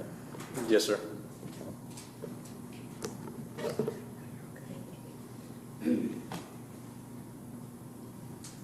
Arising from this arrest. During the period immediately preceding the administration of any test, you will be afforded an opportunity of at least 10 minutes, but not more than 15 minutes to attempt to contact and communicate with an attorney. Do you wish to attempt to contact an attorney at this time? Yes. Okay. It's all okay. His phone's dead, so I don't know if the jail has a phone that he can use or. 326, you know. Are they inside there? Inside there if you want to. Yeah, I didn't ask them if they have a phone for me. I'll be 98, en route to the jail, Greg.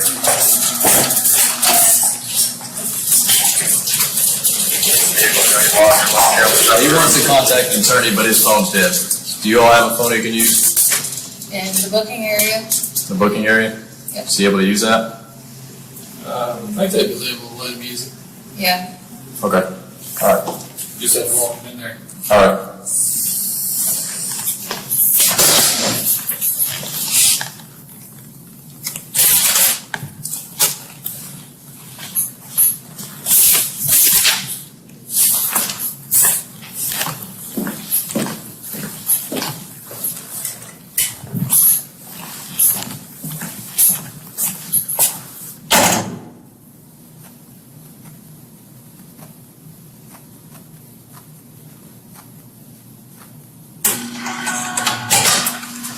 This way, sir.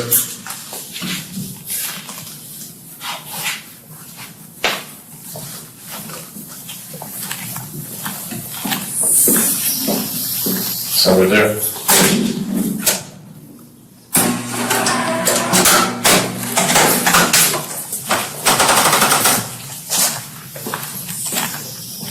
And right to the left.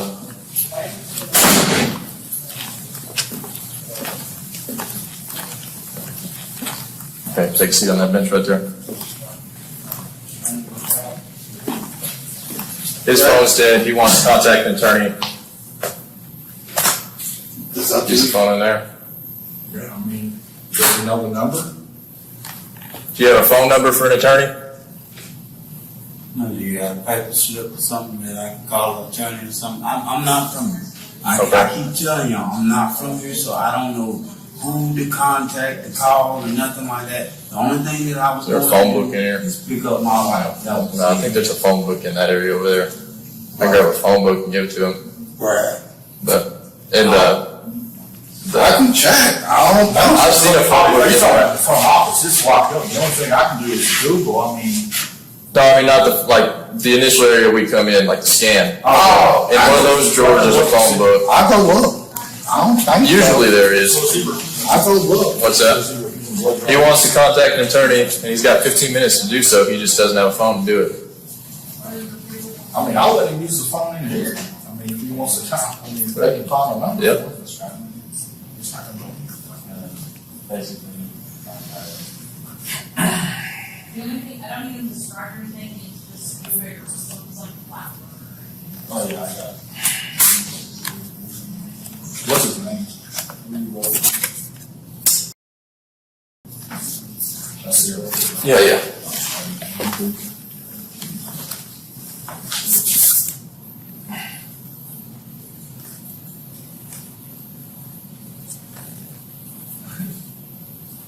No, I hear it. We'll see.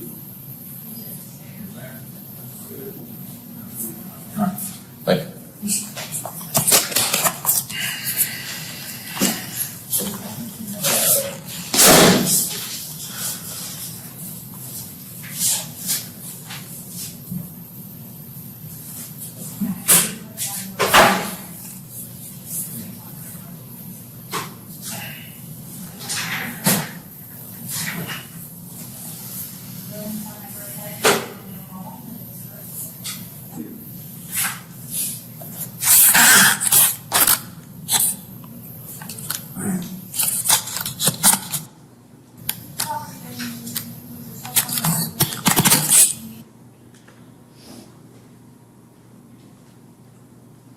Trooper Grant, did you turn your body cam off after giving Mr.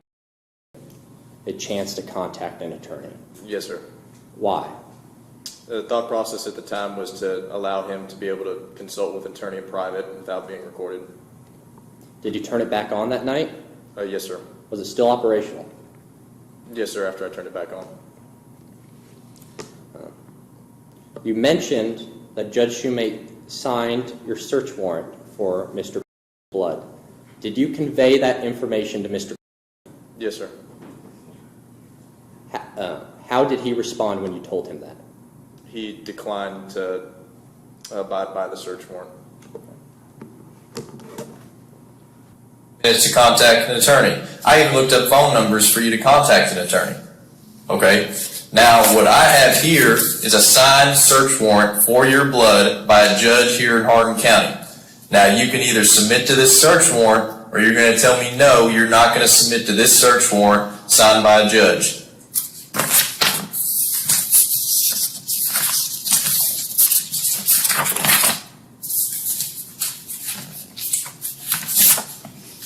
I understand what you're saying. Okay, I just need a yes or no, whether you're going to do it. No? Okay.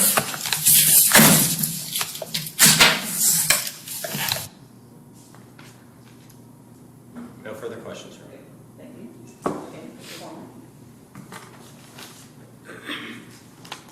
Thank you, Your Honor.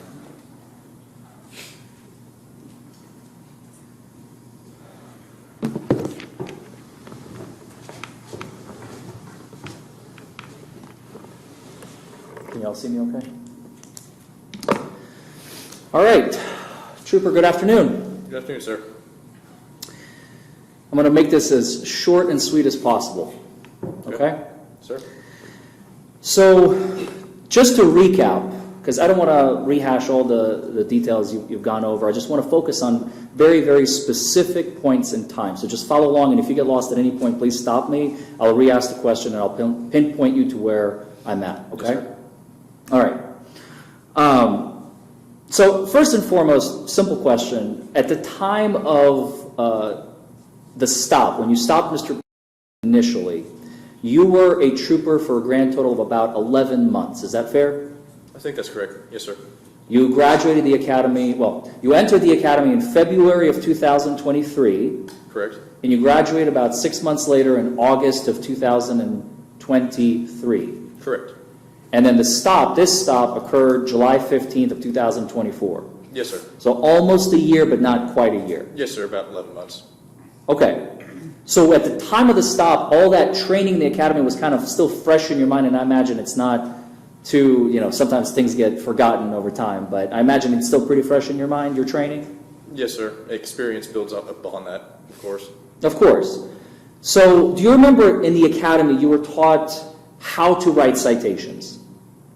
Yes, sir. Yes? Remember You remember how, did you do like the mock trial? that. Personally, I didn't do it, but I was there for the class where they did go over a mock trial. Yes, sir. Where you, maybe not you per se, but one of the other cadets was being cross-examined by either a real attorney or someone pretending to be an attorney, being asked questions, and you had a chance to witness that, right? Yes, sir. With respect to writing citations, more specifically, do you remember being taught that if you did not write it down, it did not happen, as far as the courts are concerned? As far as it comes to what we need to put in our citation, they did convey that. That's correct. And that is important because everything that you put down in a citation is for you to be able to refer to in case a jury, a judge, a criminal defense attorney are going to need this information because you could forget it, right? That's correct. Because I mean, I don't know how many stops you conduct on a daily basis, but you could forget this information. And if you forget it, then you won't be able to testify in court, right? That's correct. So a citation is kind of like a memoranda, if you will, a way to memorialize the events that transpired on the night of whichever individual you either cited, because not every single person cited is arrested, right? That's correct. Sometimes people are cited and released immediately. Correct. But in this case, Mr. cited and arrested, right? Yes, sir. Okay. Prior to July 15th, the night of July 15, 2025, or excuse me, July 15, 2024, you have never had the chance to meet or speak with Mr. correct? Correct. You don't know his normal speech patterns? Correct. You've never hung out with him or just spoke to him on a casual basis? That's correct. This was the first time you ever met Mr. right? Yes, sir. So you don't know how he normally speaks, his normal speech patterns? That's correct. At one point, you asked him to do standardized field sobriety tests, and he didn't say no immediately. He kind of paused and kind of stopped responding to you. Do you remember that? Yes, sir. But then at some point, you said, will you do a field sobriety test? And he said no. After asking him multiple times. After you asked him multiple times, Yes, yes. sir. That's what I'm asking. I'm sorry. Thank you for clarifying. Yes, sir. Okay. Now, he told you that, well, actually, you know what? I want to go back a little bit. I want to go back. So, I want to talk about the gas station. You stated that there were several police cruisers, and you were one of them, hanging out at the gas station. Yes, right? sir. Yes, sir. And then you saw Mr. arrive at the gas station and go around to the back. Yes, sir. Right? Then you saw him get out of the car. And if I remember your testimony correctly, and I think it's echoed in your citation, you testified that as you were leaving the gas station, you saw Mr. standing outside of his vehicle watching you leave. Yes, sir. After which point, Mr. entered the gas station and bought his Monster drink. I didn't witness that part, but I would assume that's what occurred. Yes, sir. Did he tell you at any point that he went into the gas station to buy a Monster drink? Yes, sir. Because I think you even alluded to it in the video. We could see it. Which, by the way, do you mind taking that down? I just realized we've been staring at this screenshot. Thank you, sir. Okay. So you learned after the fact, not immediately, but you learned after the fact that Mr. went inside the gas station to buy a Monster drink. Yes, sir. And as I just started to say, we saw in the video that you told him, or he told you, that he went to the gas station to buy the Monster drink. Yes, sir. Okay. Afterwards, you stated that you went, is it blacked out, or what is that called? Is that when you're hidden, like in the shadows, under a bridge? How does that work? So I was just in the median, and I had turned off my headlights and taillights completely outside of traffic to observe traffic going by me. And you waited for Mr. to come out of the gas station, and the minute you laid eyes on him, you followed him. Yes, sir. Okay. In your citation, well, before we get there,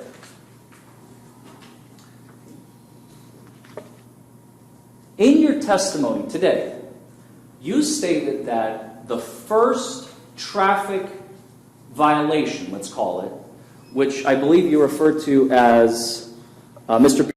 took a wide turn and entered opposing lane of travel, and I'm assuming that was when he was turning onto Rogersville Road from the 313?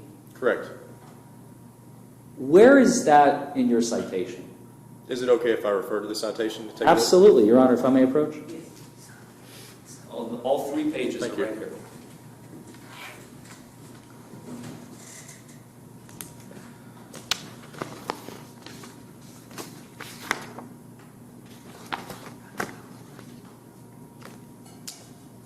It would be here in the second paragraph, sir. If I may. This is what I'm referring to here. Okay. Could you, leaving the citation there, sir, could you specifically point to where, again, I'm just referring to your testimony, okay? You testified today that Mr. took a wide turn and entered the opposing lane of travel. That language, is that in that paragraph? That exact language is not in that paragraph, sir. What is the exact language that you used in that paragraph? I then observed the vehicle on 313. As soon as I got behind the vehicle, it then made a right-hand turn onto 1500 or Rogersville Road. At this time, I observed the vehicle swerve across the Well, hold on. We'll get to the swerving in just a moment. So, yes, sir. Is that it with respect to the turn itself? No, sir. This next sentence does refer to that turn that you made. Okay, then please continue. Okay. I observed the vehicle swerve across the center lane into the oncoming lane and swerve back into its lane of travel. Is that it? Yes, sir, in regards to that first right-hand turn. Okay, if I may. Yes, sir. So your testimony here today is that that was the swerve that you've been referring to this whole time. Is that correct? Yes, sir. That was the major swerve that drew my attention to him for the reckless driving charge. And we don't have any video evidence of that swerve, do we? Unfortunately not. So when you refer... Okay, I'm sorry. I think everybody, including myself, is confused now. Maybe it's just me. So please clarify this for us. On video, we could clearly see, at least in my opinion, Mr. left front and left rear tire touch the center line. It's on video, right? Did you see it with me? Did you see it along with us? Yes, sir. That's not what you're talking about in your citation. That's correct. You're talking about something that is not on the video. Yes, sir. Okay, thank you for the clarification. You've also mentioned something about erratic braking. Where in the video that we have seen did you notice any erratic braking by Mr. So that would come up to that curve in the road that was observed. To me, he applied the brakes late on that turn to where he had to apply them pretty hard in order to negotiate that turn. And that's your opinion, correct? That's what I observed, yes, sir. Okay. You mentioned something about swaying. What does that mean, swaying? Can I see what context you're talking about, sir? It was in your testimony. Again, that just the word swaying came about. I'm just trying to clarify for myself and the ladies and gentlemen of the jury what you were talking about, if you remember. Are we referring to the driving? The driving. This is with respect to the driving. Right, the swaying? Yes, that sir. would be when he's in his lane and he's swaying to the left as we saw him and hitting that center lane, or the center line, excuse me. Understood. So, with respect to this swaying and erratic braking that you're referring to, those two things are not in your citation. Is that correct? Is it okay if I refer the citation? Sure. Thank you.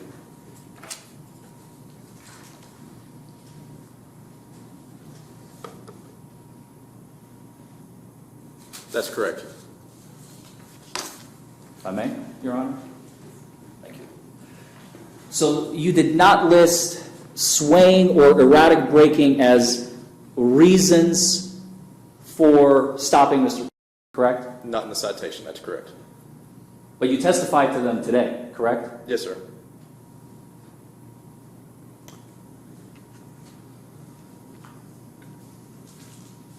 Now, Mr. told you, and this is where I think you were confused at the time, and I think the jury, I was able to kind of guide them in this way, and now that we've watched the video, we have our answer. Mr. told you, you asked him on the first ask, when was your last drink? And he said 6 to 7 hours ago, correct? Correct. The first time you asked. Correct. Then I believe he repeated the answer. Now he's already in the back of your cruiser. You ask him again, when was your last drink? And again he says 6 to 7 hours ago, the second time. You remember? I believe so. He referred to 4 or 5 o'clock in the afternoon, I believe. And okay, so that's going to be my next question. So the third time you clarify, because sometimes, people that you pull over, they sometimes change their story. They're like, I was a couple of drinks, it was actually 4, actually it was 17, because slowly the truth starts leaking out, right? The truth starts coming out. But with Mr. you asked him specifically, when did you have your last drink? And he said about 4 or 5 o'clock. Do you remember that? Correct. And you said that to yourself, and I believe we did not watch this portion of the video, but if you referred to the video, and again, we don't need to waste the jurors' time, we can just get the information from you so we don't have to spend this time. You spoke to the other, your colleagues, the other troopers, and you actually tell them, he said, Mr. You're talking about Mr. that Mr. said that he had his last drink at 4 or 5 p.m. That was not 6 or 7 hours ago. Do you remember that? Yes, sir. That is, in fact, 8 to 9 hours ago. 4 or 5 p.m. is 8 to 9 hours ago from 2 a.m., right? Yes, sir. Okay.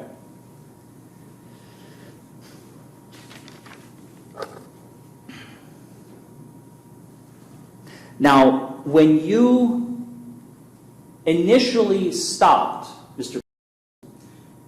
you told him that the reason for the stop was no insurance and because he swerved, right? Yes, sir.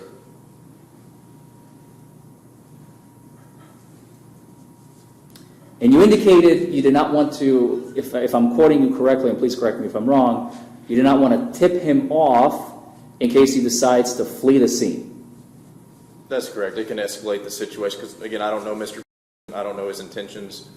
In my experience, letting someone know that information can lead to things such as a vehicle pursuit or other things. That did not happen in this case, did it? It did not happen in this case.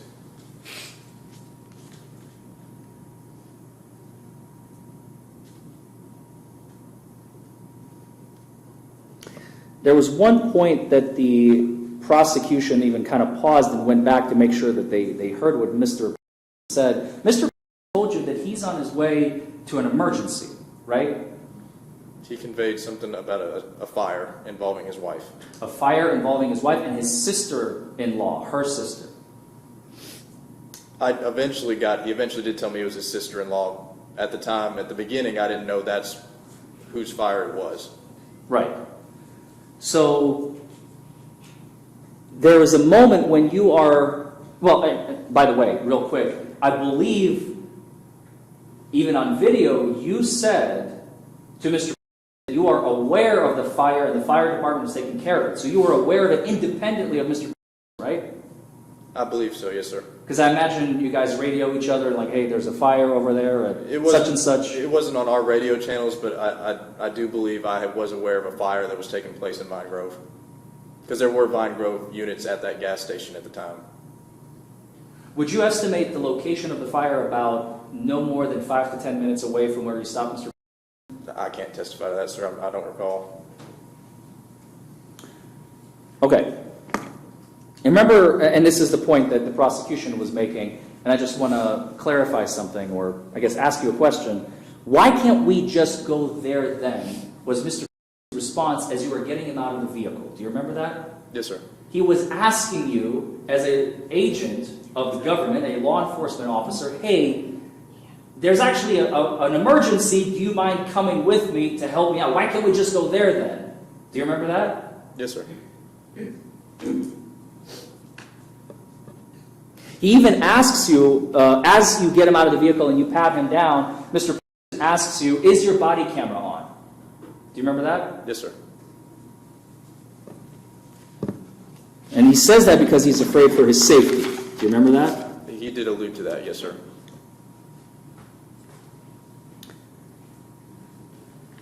And then comes a very interesting question. In the very, very beginning, after you got Mr. Peterson out of the car and he's standing directly behind your vehicle, you ask him not once but twice the exact same question. Have you been drinking tonight? No, sir, was the response. Have you been drinking tonight? You ask him again, word for word. No, sir. No hesitation in his voice. Is that correct? That's correct. Is it because, well, strike that.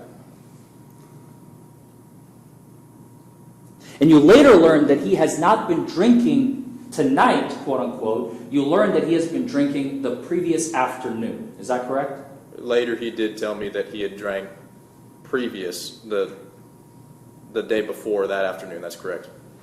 That's why when you asked him if you've been drinking tonight, he said no, sir, because he hasn't been drinking tonight. I'd say that's correct.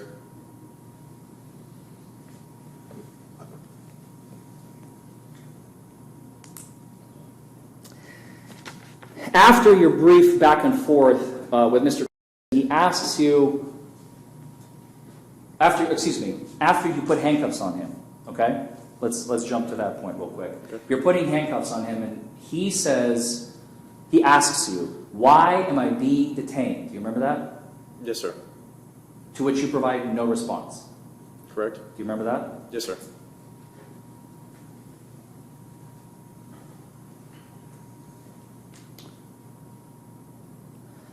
Did you have a chance to review the body camera footage of the other troopers who were on scene? No, sir. Would it surprise you to learn that the other troopers, after you've left with Mr. that when they were searching the car, they could smell the distinct odor of what they could not decipher the source of, but they kept saying, it smells like alcohol, it smells like alcohol. Would that surprise you in any way to learn that today? That they could smell the odor of alcohol in the vehicle? Correct. That would not surprise me, no, sir.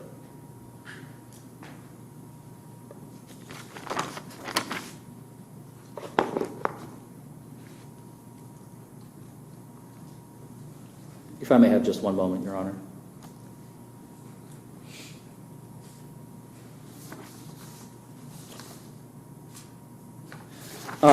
Actually, I do have one more question on this topic.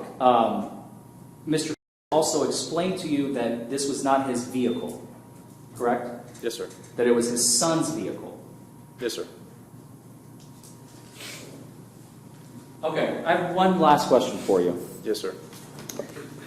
During direct examination, the prosecution asked you, why did you detain Mr. without arresting him? Do you remember that? Yes, sir. Before you arrested him? Yes, sir. And again, we don't need to play that portion of the video. It's just you interacting with your colleagues, your fellow troopers. You, because you are a little bit less experienced at the time, again, let's say, I'm not trying to deduct any points from you. Perfectly fine, sir. Just 11 months out, Yes, we've sir. all been there, right? Everybody's got to start somewhere. And after you had a chance to kind of interact with him and talk to your fellow troopers, then and only then do you come back to the car and say to Mr. You're actually being placed under arrest and I'm charging you with DUI. It was at that point that I did place him under arrest. That's correct. No further questions, Judge. Thank you. Any follow-up with that? Yeah, Your Honor. Okay, you may step in, sir. Thank you. All right, let's, again, we want for about an hour and a half. Let's take another short recess. Again, we're trying to keep y'all comfortable, to stay on track. There are a couple of things that we'll talk to them about during the break. So let's just take just 10 minutes. We'll get, and we'll be right back to it. All rise.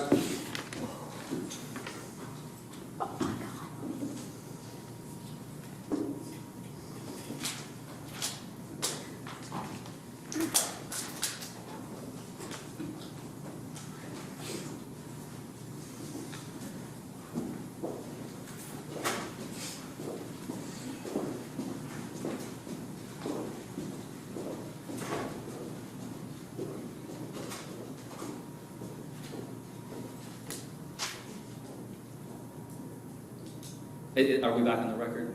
Okay, I just saw the lights flash. Yeah. All right, Your Honor, at this juncture, now that the prosecution's case has been closed, I understand, is that correct? Yes. With no more witnesses. Your Honor, the defense moves for a directed verdict. Again, looking at the evidence in the light most favorable to the Commonwealth, I think the only evidence that the government has as far as proving that Mr. operated a motor vehicle under the influence are as follows. The swerve as he was making a right-hand turn, and the smell of alcohol.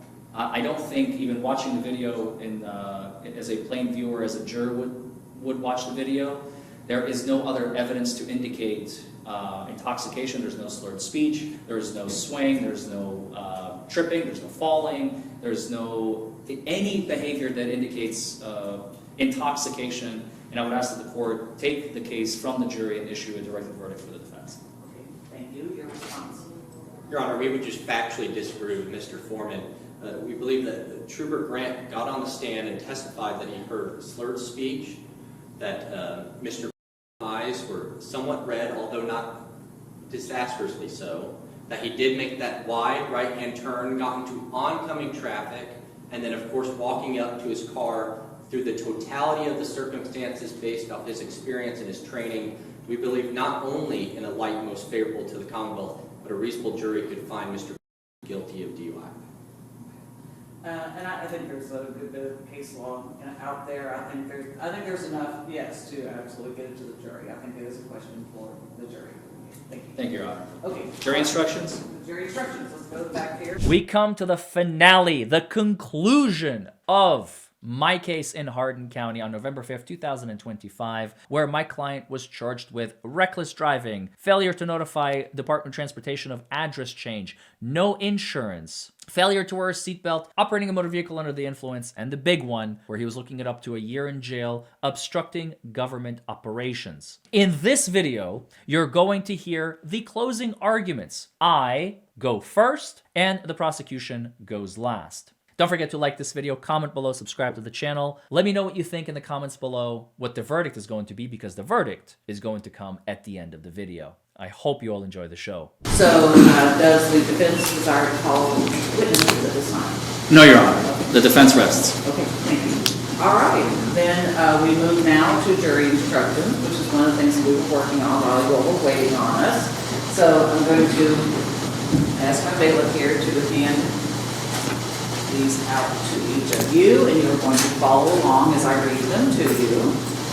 And then we will have closing arguments, and then you will begin to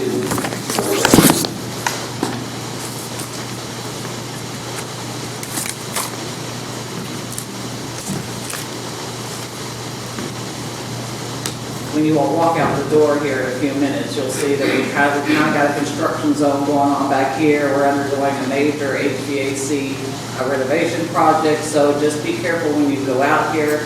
Our bailiff here will direct you into the virtual room across the hall to conduct your deliberations. You know, I didn't even have a chance to peek in there, Deputy. Did you look at, I mean, is the room over there okay? Okay, good. At one point, I think they had some of their materials in there, but I think we're okay. Okay, so now I'm going to read the jury instructions. Instruction number 1, operating a motor vehicle under the influence. You will find the defendant guilty under this instruction if and only if you believe from the evidence beyond a reasonable doubt that in Hardin County, on or about the 15th day of July 2024 and within 12 months of his arrest, he was operating or in physical control of a motor vehicle, and that while doing so he was under the influence of alcohol or other substances which impaired his driving ability. Now, you'll see often as we go through this, you know, that either on the 15th of July or within 12 months thereafter. With a misdemeanor, if you're going to be charged, you have to be charged within 1 year from the date of the alleged offense. In this situation, he was charged on the day of the alleged offenses. So don't let that trip you up. Sometimes that sounds confusing. So that's not an issue here, but we have to put them in the jury instructions. Okay. Then, if you find the defendant guilty of operating a motor vehicle under the influence, you shall fix his punishment as follows: A, a fine of not less than $200, no more than $500. Or B, confinement in the county jail for a period of not less than 48 hours, no more than 30 days. or C, both a fine and confinement at your discretion. Instruction number 2, obstructing governmental operations. You will find the defendant guilty under this instruction if and only if you believe from the evidence beyond a reasonable doubt that in this county on or about July 15, 2024, within 12 months of his arrest, he intentionally obstructed, impaired, or hindered the performance of a governmental function by using or threatening to use violence, force, or physical interference when he refused to comply with a request for a blood test after the ballot search warrant was executed. If you find the defendant guilty of obstructing governmental operations, you shall fix his punishment as follows. A, a fine not to exceed $500, or B, confinement in the county jail for a period not to exceed 12 months, or C, at both a fine and confinement in your discretion. Instruction number 3, reckless driving. You will find the defendant guilty under this instruction if and only if you believe from the evidence beyond a reasonable doubt that in Hardin County on or about the 15th day of July 2024, within 12 months of his arrest, he was operating during physical control of a motor vehicle, and while so doing, the defendant failed to operate the vehicle in a careful manner with regard to the safety and convenience of pedestrians and other vehicles on the highway. If you find the defendant guilty of reckless driving, you shall fix his punishment at a fine not less than $20 nor more than $100. Instruction number 4, failure of non-owner operator to maintain required insurance for first offense. You'll find the defendant guilty if and only if you believe from the evidence beyond a reasonable doubt all of the following. A, that in this county on or about July the 15th and within 12 months before the issuance of the accusatory document herein, the defendant was the operator or registered owner of a vehicle, and that said vehicle was registered or operated in this Commonwealth of Kentucky by the defendant or with the defendant's permission, and B, that the defendant failed to continuously provide with respect to the motor vehicle while it was either present or registered in this Commonwealth security for basic reparation benefits or payment of tort liabilities arising from the maintenance or use of the motor vehicle by a contract of insurance. If you find the defendant guilty under this instruction, you will fix his punishment at a fine of not less than $500 or more than $1,000, at confinement in the county jail for a period not to exceed 90 days, or both, fine and confinement at your discretion. 5, failure to wear your seatbelt. You will find the defendant guilty if and only if you believe from the evidence beyond a reasonable doubt all of the following. A, that in this county on or about July the 15th, 2024, and within 12 months prior to the issuance of this document, the defendant was operating a motor vehicle in Hardin County, Kentucky, and also doing, the defendant was not wearing his seatbelt. If you find the defendant guilty under this instruction, you will fix his punishment at a fine not to exceed $25. Instruction 6. Failure to notify of address change to the Department of Transportation. You will find the defendant guilty if and only if you believe from the evidence beyond a reasonable doubt that in this county on or about July 15, 2024, within 12 months before the issuance of the accusatory document herein, he was operating a motor vehicle in Hardin County, Kentucky, and failed to notify his change of address to the Department of Transportation. If you find the defendant guilty under this instruction, you will fix his punishment at a fine of not more than $250, confinement in the county jail for not to exceed 90 days, or both. Instruction number 7, presumption of innocence and reasonable doubt. The law presumes a defendant to be innocent of a crime, and the warrant or citation shall not be considered as evidence for having any weight against him. You shall find the defendant not guilty unless you are satisfied from the evidence alone and beyond a reasonable doubt that he is guilty.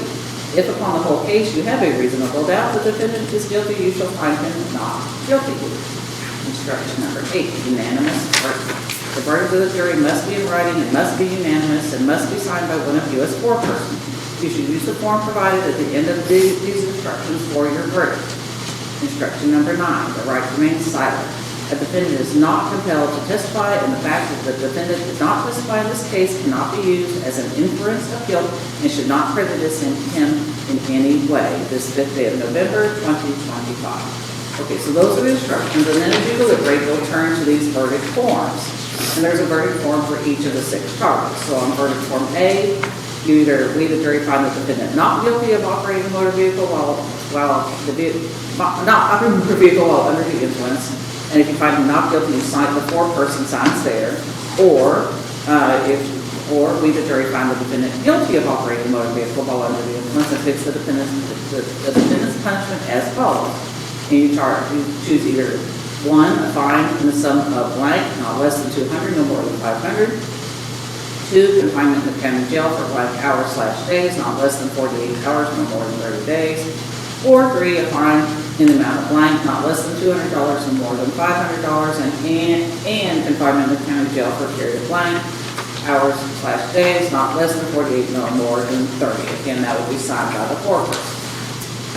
And verdict form B, you say we, the jury, find the defendant not guilty of obstructing governmental operations. If you do, foreperson signs there.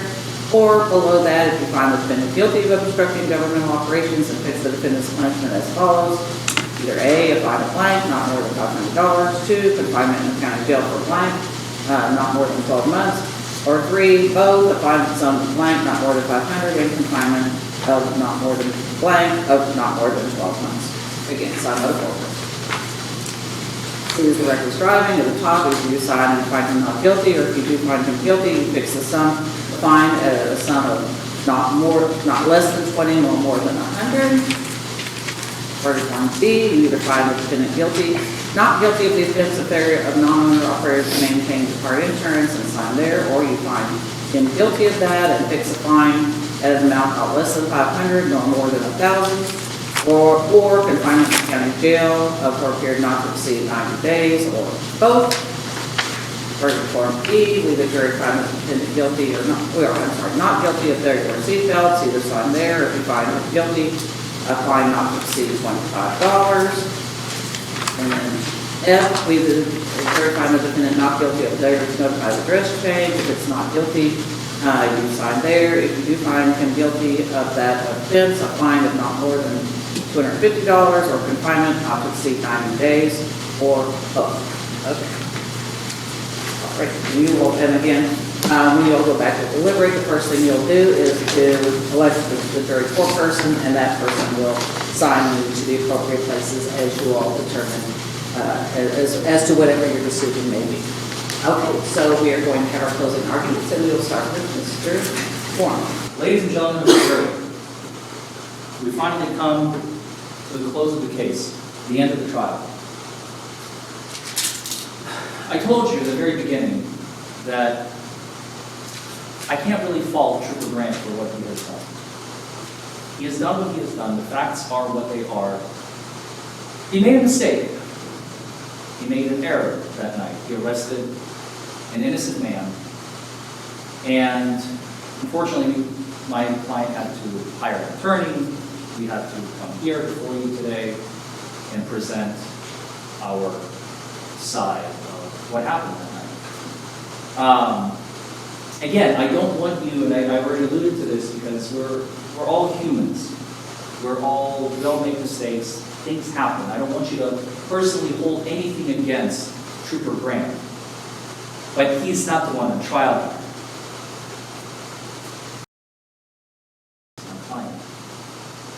And so,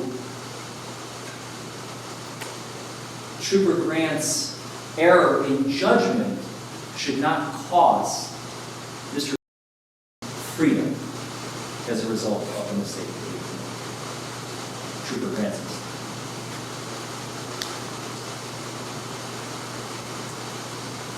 Now, in the beginning of the case, I kind of talked about the three standards. Remember what they were?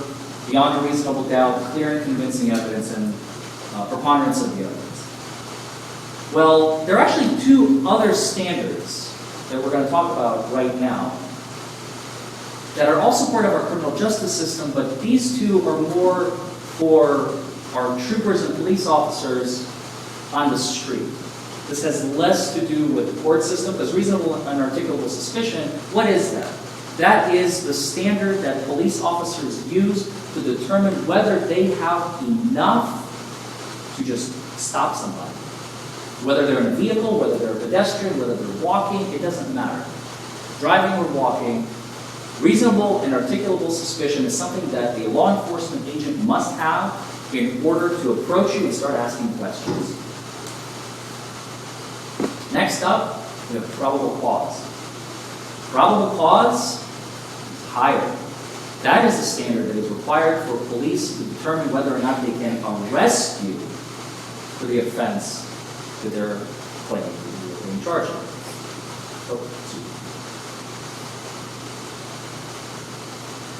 And then we go to preponderance of the evidence, which we talked about, clear and convincing evidence. And the highest, I don't know why it keeps jumping, I do apologize. Okay. You good. Beyond a reasonable doubt, the highest standard in the land, there is nothing higher.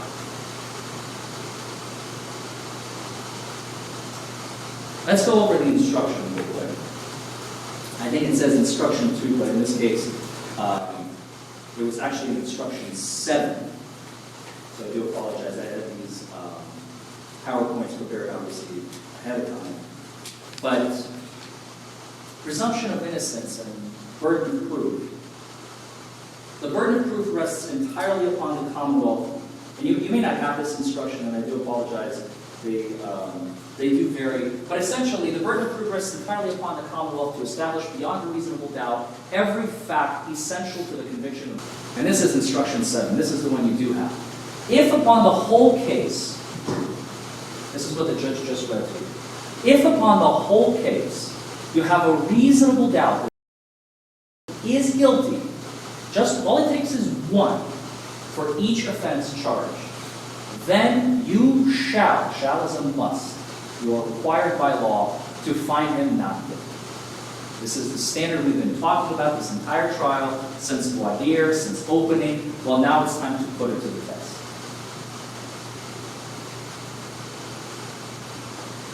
Now, what are the Commonwealth's accusations? They're saying he had bad driving. Well, I'm saying I don't think so. The evidence that they have provided today, that you saw with your own eyes, they're saying that Mr. as he was turning from the 313 onto that side street, that he made a wide turn and swerved into oncoming traffic.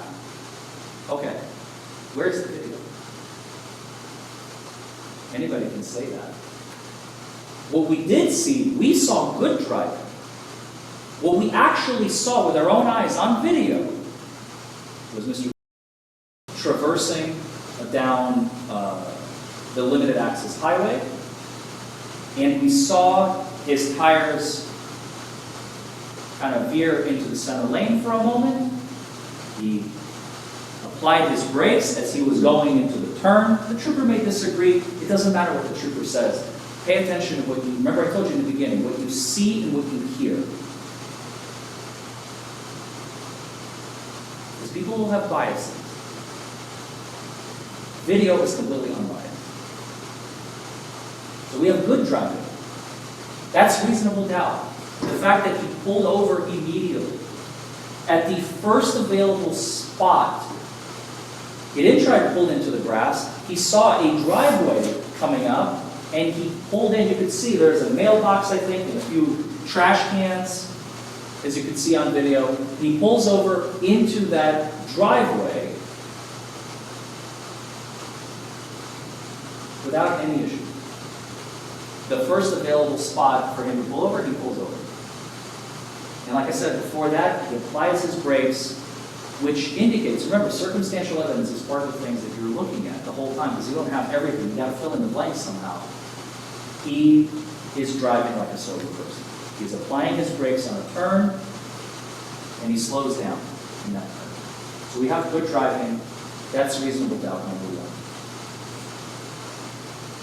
Now, the smell of alcohol, which I find fascinating, because that's the one thing we can't bring to court. The trooper can't sit here and say, well, this is what he smelled like, and give you all a whiff. Like, okay, I understand, this is what he smelled like. The smell of alcohol is such a... It's such a fleeting fact. And I even asked him, because there are, like we already talked about, 5 other police officers. 4 of them troopers, including Trooper Grant, and 2 of them sheriff's deputies. So there's a total of 6. 5 other law enforcement agents other than Trooper Grant. And again, because we didn't want to waste your time, and we kind of went through it, and I just kind of asked him briefly, just so that we don't sit here for 4 hours watching video that is not going to accomplish much of anything, other than tell you what you already know. And that is, the other law enforcement agents also went through the car. They searched the car after Mr. was hauled off to jail. They all said the car smells like alcohol, and they were frantically searching. They couldn't find anything. They couldn't find the source. What is this smell? They couldn't figure it out. We don't know. To this day, I have no idea. Nobody knows where that smell was coming from. If it was even alcohol, I don't know.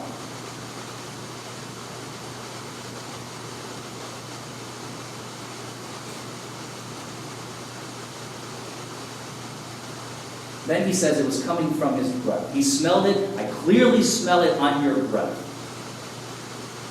You can't prove it. That's literally the one thing anybody can say. I smell alcohol. Okay, great. How do you prove it? Look at everything around you. He is walking. Normally, in my closing arguments, I would sometimes replay the video, but I already kind of alluded to it in opening statements. I told you guys what to watch for, and I don't want to keep you here longer than I need to. I think you're intelligent, you understand. I don't need to keep repeating myself. But let's read. You watched the video, you saw how Mr.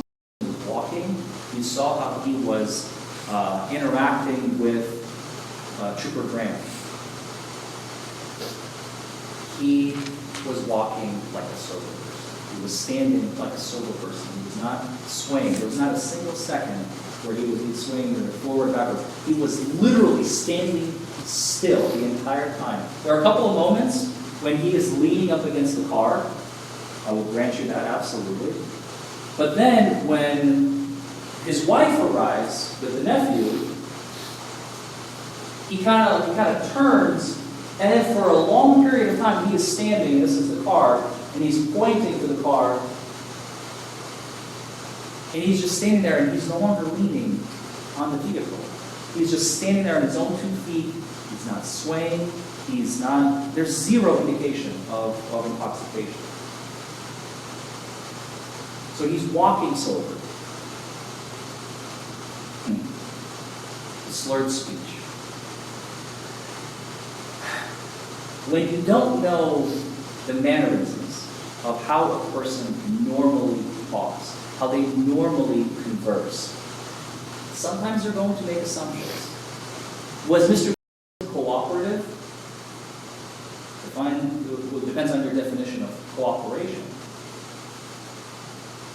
Did he do everything that Trooper Grant asked him to do? Answer, no. But was he being cooperative when Trooper Grant said, you are under arrest? Yes. He turned around, put his hands behind his back. He even asked him, and I asked Trooper Grant, he never told him why he's being detained first, excuse me. He didn't arrest him per se, he detained him. Why am I being detained? No answer. He admitted to that on the witness stand. You know why I think it is? Because Trooper Grant did not know at that time if he has enough. He had his doubts. He had his own reasonable doubt on the field the night of the arrest. And you have it on video. You saw it.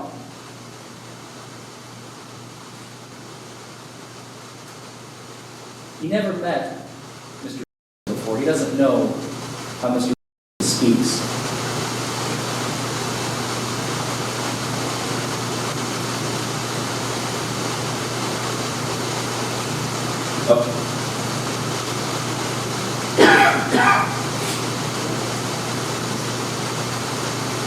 Apologies, technical difficulty.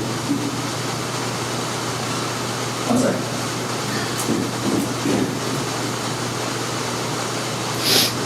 I may need to get a new clicker, Judge. Not today. That's another day. It's okay. He made a mistake. He made an error in judgment. Don't hold it against him. But absolutely hold it against him when he is accusing Mr. of committing a crime. And we haven't even gotten to the other charges yet. This is still on the DUI and I'll explain the other charges in just a moment. So again, what's next? I kind of started talking about this, but again, it's important to highlight this separately. No swaying, no tripping, no falling, no staggering, no staggered gait, nothing. He was walking and behaving as a completely sober person. And remember, I told you in opening, he had, but for him having to go to Vine Grove, he would have gone to work. What would have happened if he showed up to work intoxicated just a couple hours later, not even barely, hour and a half? He would have been fired.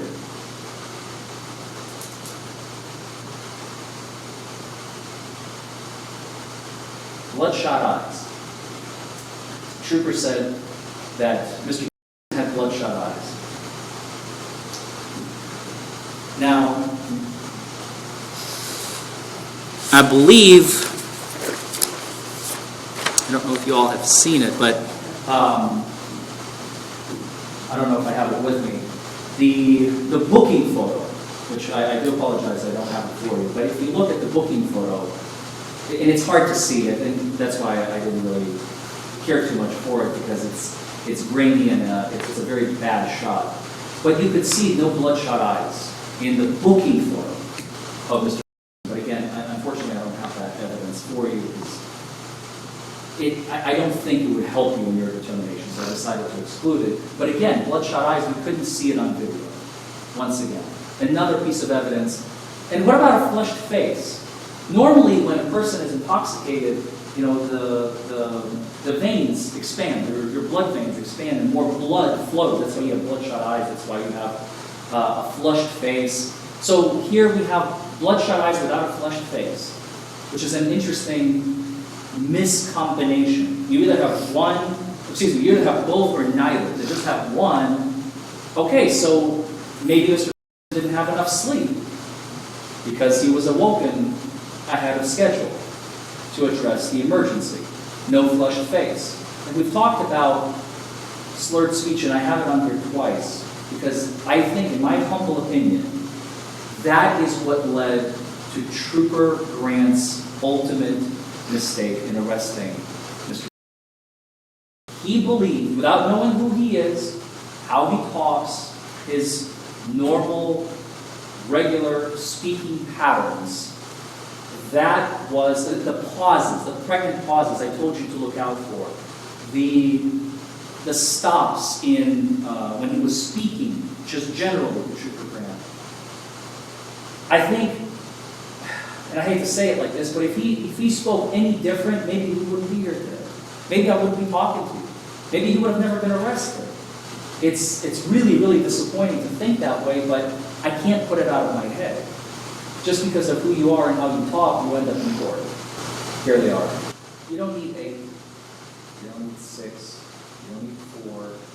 You don't need 2. You just need 1. 1 is sufficient for a not guilty verdict. And here, in this particular case, I just outlined 8 reasonable doubts. If I did have good talking and slurred speech. If you want to combine them and call it 7, you have 7 reasonable doubts. That's fine. You only need 1.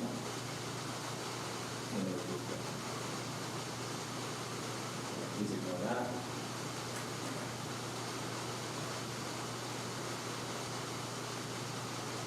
Now let's talk about, before I come to this, I want to talk about the jury instructions once again.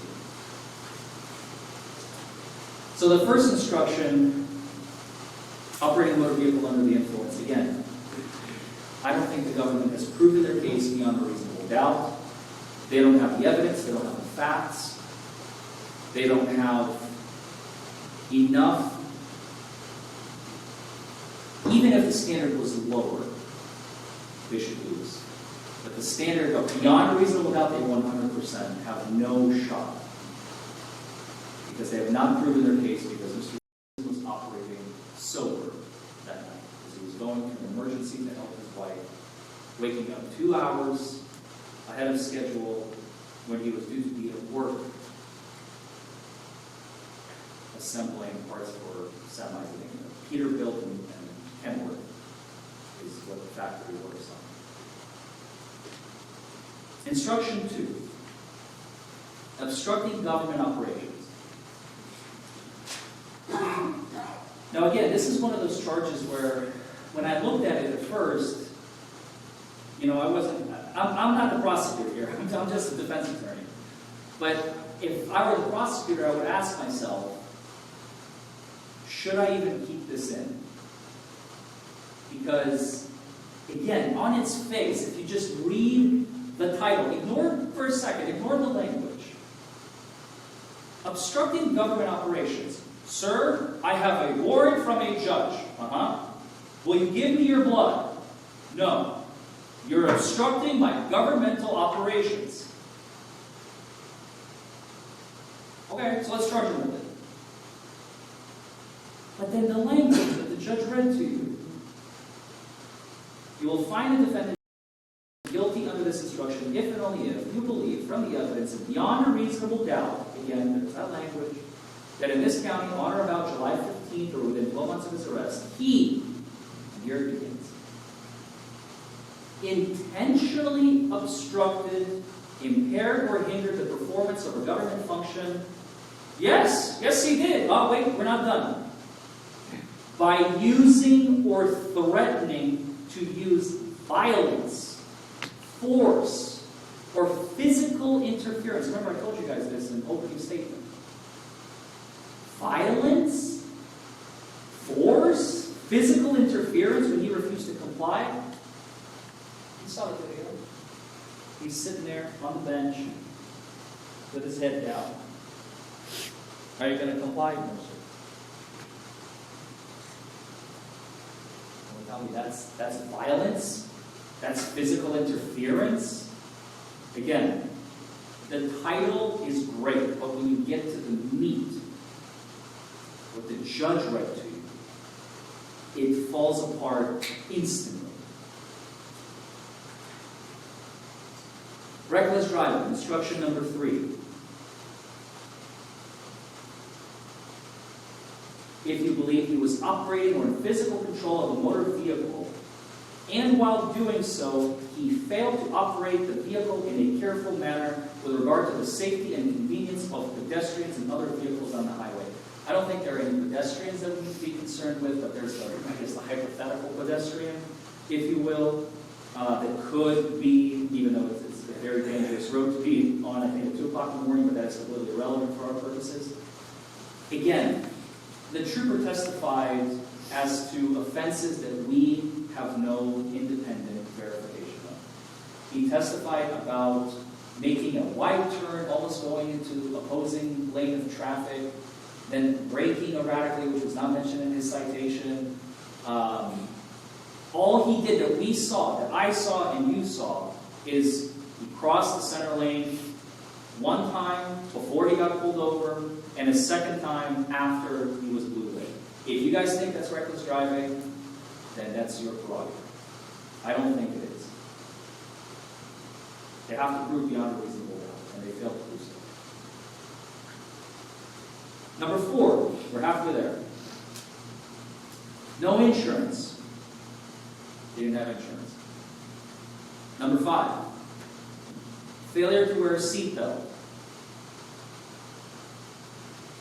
Again, the trooper never testified that he had eyes, because he can't have eyes on this the entire time.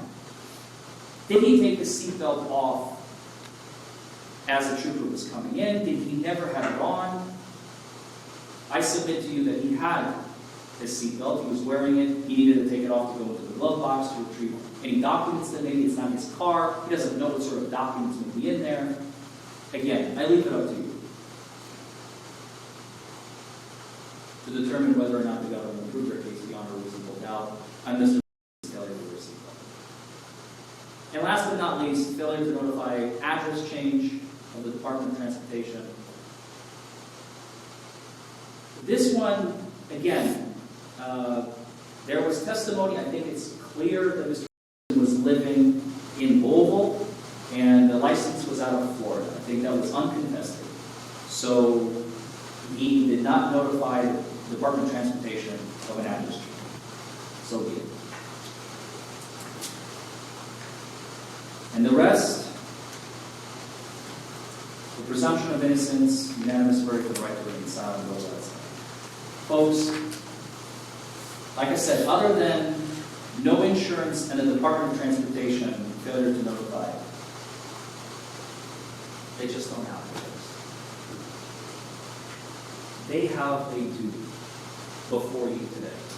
And he asked you in the very beginning, Gavin Waddell, the prosecutor in this case, he asked you, will you hold me to that standard? Do you promise to hold me to that standard? You guys remember that at the beginning of the case? And I'm asking you to do the same. To hold him to the standard of beyond a reasonable doubt. This is not a, well, if you go back there, you go, you know, it's possible. That's not guilty. Well, it's probable. That's also not guilty. I don't know. Not guilty. I am convinced beyond a reasonable doubt he committed this offense.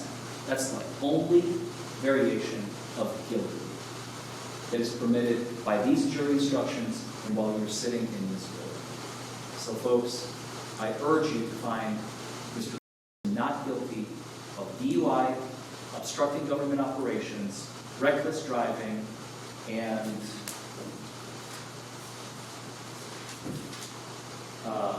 failure to wear a seatbelt.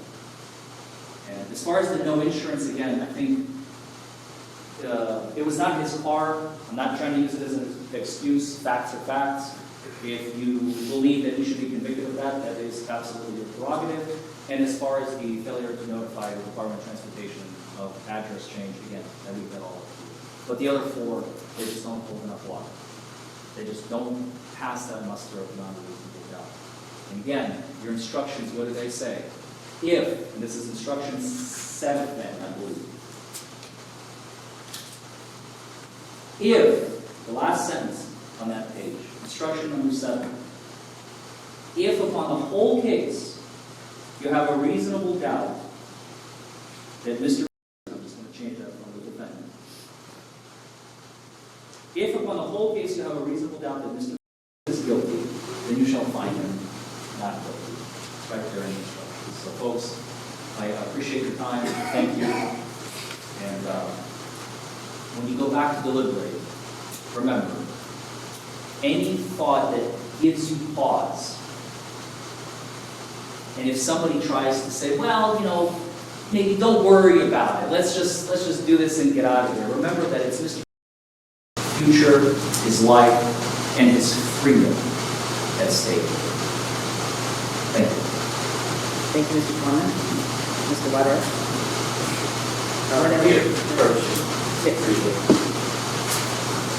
Have you been injured in an accident? Have you been hurt by a doctor? Have you suffered from a dog bite? Have you lost a loved one due to someone else's negligence? Call us, 1-844-774-HURT. Get a trial lawyer to get you the most money you deserve. Ladies and gentlemen of the jury, one of the last things that Mr. Forman said to you was he reminded you, I asked to be held to a standard. I still stand by that today. I'm going to tell you, watch me now as I prove it.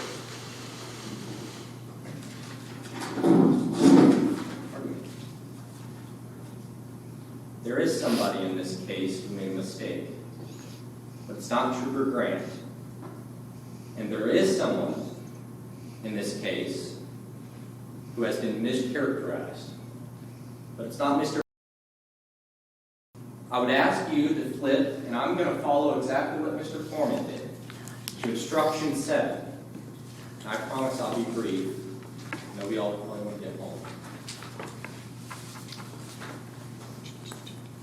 Mr. Forman put great emphasis, and rightfully so, on the sentence that says, if upon the whole case you have a reasonable doubt that the defendant is guilty, you shall, not you may, find him not guilty. I have my own interpretation, or my own view of it. I'd like you to look at the second sentence. You shall find You shall find the defendant not guilty unless you're satisfied from the evidence alone and beyond a reasonable doubt that he is guilty. I mentioned in voir dire what evidence is. It's physical, smoking gun. It's testimonial, like we heard Trooper Grant today. And it is circumstantial. There is a degree that common sense can be included in law. I'd like to now move to the DUI charge, the first that we're going to have.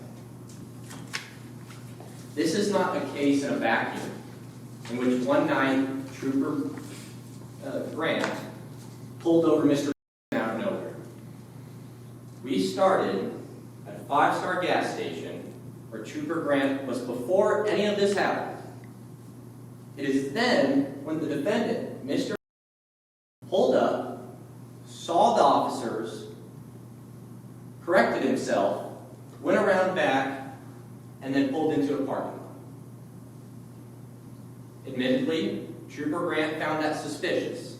I would too.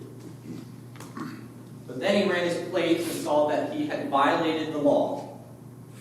He did not have insurance on his vehicle, regardless of whether he owned it or not. He was in operation of that vehicle.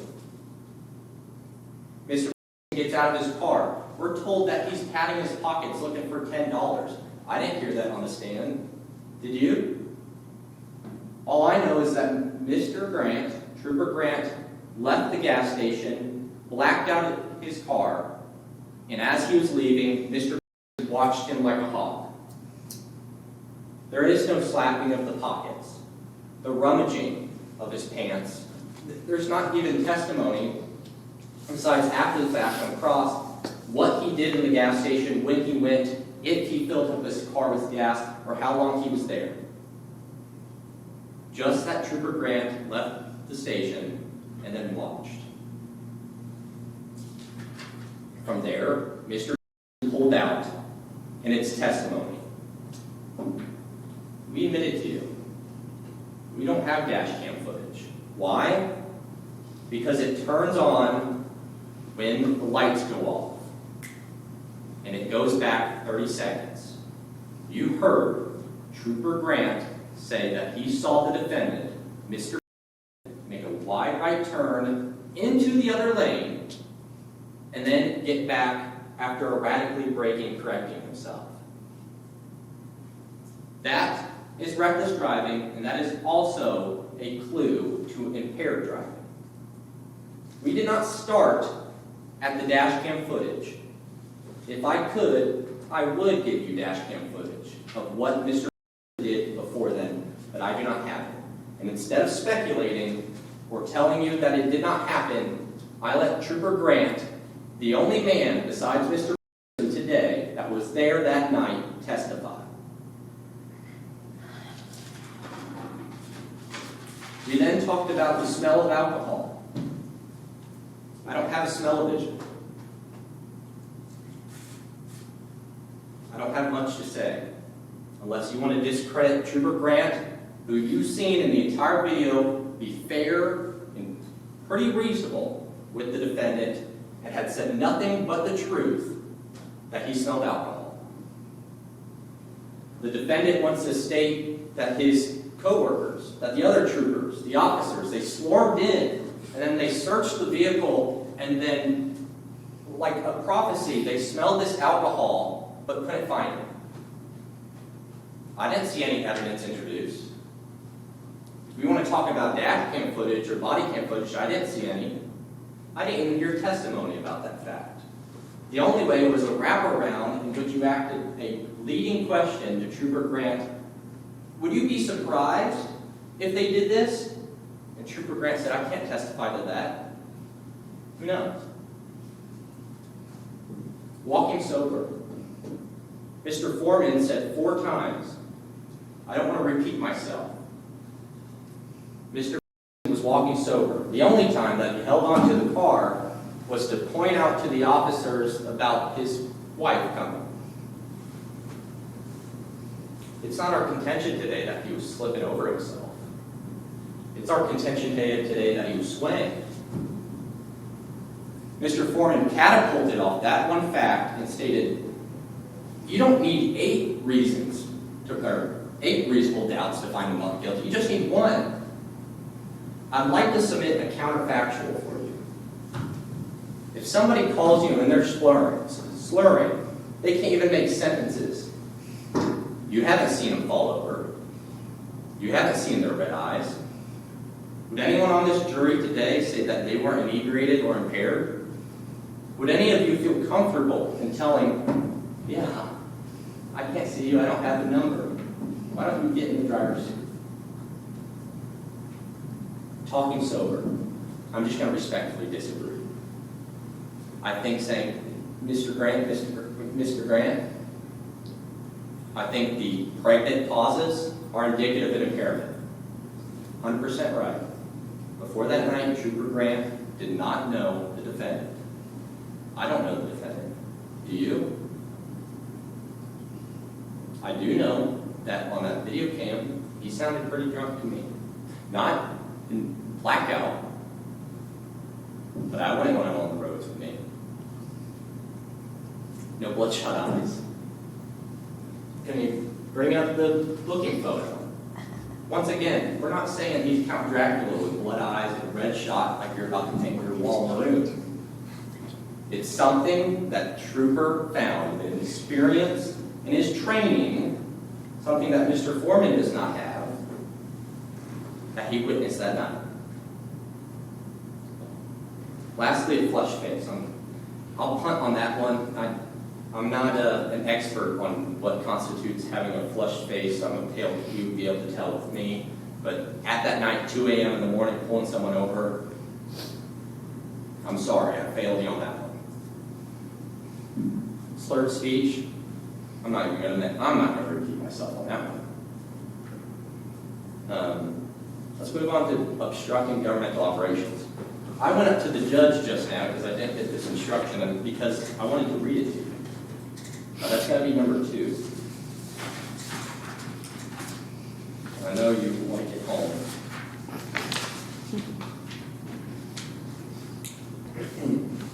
Let's start where me and Mr. Forman agree. You will find the defendant guilty under the instruction, if and only if you believe from the evidence beyond a reasonable doubt in this county on or before July 15th and within 12 months, Mr. intentionally obstructed, impaired, or hindered the performance of governmental function. Stop. Mr. Forman said, guilty right there. We stopped it there, but that's not all. By using or threatening to use violence, Mr. wasn't violent, force, or physical interference when he refused to comply with the request for blood after a valid search warrant was executed. A valid search warrant was executed. You will have the certified copy with you as you go back. It is my position that asking somebody, we have a signed search warrant by Judge Shoemate. We woke her up in the middle of the night for your blood. Will you comply? The fact that he did not give his arm, he did not exert force to give his arm out, that is the force in the statute. If you have struggles thinking that's too tenuous of an argument, think about what would happen if it didn't. You give your arm out for blood, and then you refuse. Well, the only alternative is to hold them down and grab it from them. I think it goes without saying that he obstructed the purpose of the search warrant by not exerting force to give out his arm, regardless of which direction his head was facing when he declined. 3, reckless driving. I think that's redundant if I'm going to say the dash cam wasn't on, he swerved into the other lane. That goes to the credibility of Trooper Grant. The same trooper that told Mr. time and time again, hey, work with me. I want to get you home. I want to get you to your wife. The same trooper that went and conferred with his colleagues before he put him under arrest, not because he wasn't sure that he was impaired, but rather he wanted to give Mr. to this point had denied multiple times, had been non-compliant multiple times, every chance he could before he took him to jail. In fact, Trooper Grant said himself that he doesn't enjoy this, that most DUI stops in which they perform the standard field sobriety test, he lets them go. He was trying to help Mr. not hurt him. You can deal and assume his credibility as you see fit. They admitted to number 4. I'll agree. It's not the sexiest charge, but he's guilty. Number 5. We were told that we have no proof that Mr. was wearing his seatbelt or lack thereof when he was driving. I don't read the statute that way, or the instructions. It quotes the statute. At the beginning of these aren't page number. And the next page, it'll say, operating a motor vehicle in Hardin County. Last time I checked, on July 15th, when he pulled him over, the car was still running. In fact, that's why Trooper Grant went over to the passenger side. Why? Because he said, if I suspected him of drinking, and I said, sir, I pulled you over for bad insurance, egregious braking, I don't know why egregious is such a crazy word, and drinking under the influence, driving under the influence, he would take off because the car was operational. It fits the bill. I'm not going to waste your time with the last one. Please find him guilty. This is not a case in which someone is falling over, throwing up on themselves, slurring so bad that they don't even know their mom's name. But this is a case where someone's impaired, someone is driving recklessly, someone doesn't have insurance, someone isn't wearing a seatbelt, and someone hasn't updated their address. Everything else you've heard about him grilling minnows, about him drinking 2 Natty Tall Boys, about him even working at Peterbilt and wherever they said, that's not evidence. The evidence is before you. Thank you. Thank you, Mr. Waddell. Then will you please come forward?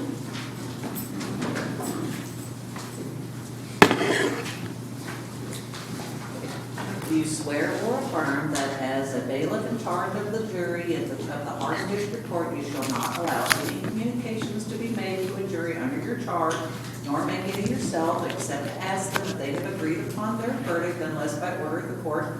And do you further swear or affirm that you will not, before their verdict is rendered, communicate to any person the state of their deliberations or the verdict agreed upon? I do. Thank you, sir. All right, now what I'm handing him now are the jury instructions set that I've signed, so as I said, y'all will go back there and first elect your jury foreperson. That's the document that the foreperson will sign on each page.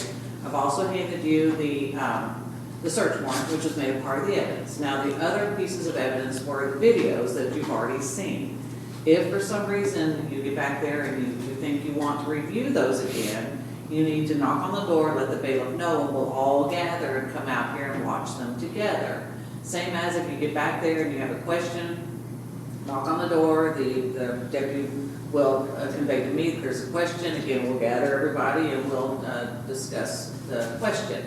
Kind of depending on the question, sometimes we bring you out, sometimes we don't, just kind of depending on the nature of the question. But otherwise, thank you for being here. Good luck in your deliberations, and we'll look forward to hearing your resolution. Okay. Hello again, everyone. He said just sit 'em right here. Maybe seated for a minute. Has the jury reached a verdict? Yes, ma'am. And are you the jury foreperson? Yes, ma'am. And is the verdict unanimous? Yes. Okay, so would you bring it to me, please? Verdict form A. We, the jury, find the defendant not guilty of operating a motor vehicle while under the influence. Okay, so that is your unanimous decision. Verdict form B. We find the defendant not guilty of obstructing governmental operations. Verdict C. We find the defendant not guilty of the charge of reckless driving. On verdict form D, we, the jury, find the defendant guilty of the offense of failure of non-owner operator to maintain required insurance and set the fine at $500. And then verdict form E, we, the jury, find the defendant not guilty of failure to wear seatbelts. And lastly, we, the jury, find the defendant guilty of failure to notify of address change to the Department of Transportation and fix the punishment at a fine of $100. So that's a total fines of $600 plus court costs. We'll give you that total. Is that, Madam Foreperson, is that the decision of the jury? Yes, ma'am. Okay, and does the rest of the jury all agree that that was your unanimous decision? Does anyone require a polling of the jury? No, Your Honor. Okay, all right. Thank you very much. Thank you so much for your time and service today. It's so much appreciated. You all can't know how important your role is here today. Okay, so and we do value you and your service and your time and attention. And as I told you all before, okay, so you all no jury trials for tomorrow or Friday. Next possible date is Wednesday, but that would not be your panel. That's going to be panel B. So the next possible day for you all is Thursday, but probably going to be more like Friday. But call in on Wednesday afternoon. Okay. Okay, thank you all. Thank you. Oh, and I'm sorry, before that, sometimes the attorneys like to, at the end of the term, so that the jury forms are kept confidential, but the attorneys can have your contact information. Now, they don't share it. I don't want you to know. I mean, this is a confidential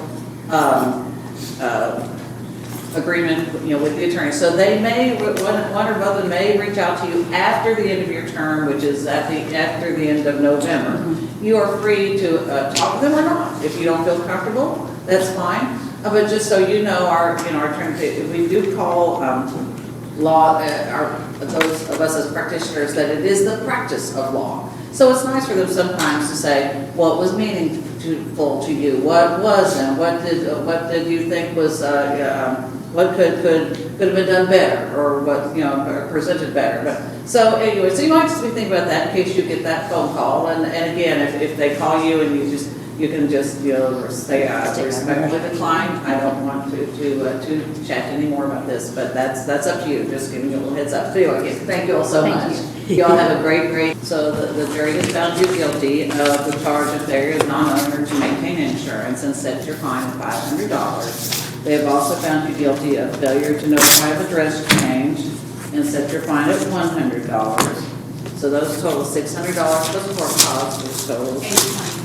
which totals $820, but you've got until May the 12th of next year to pay that. If you said $820? Yes. If you need more time, just come back in and see me. Make payments on it. It doesn't bear interest. It doesn't grow.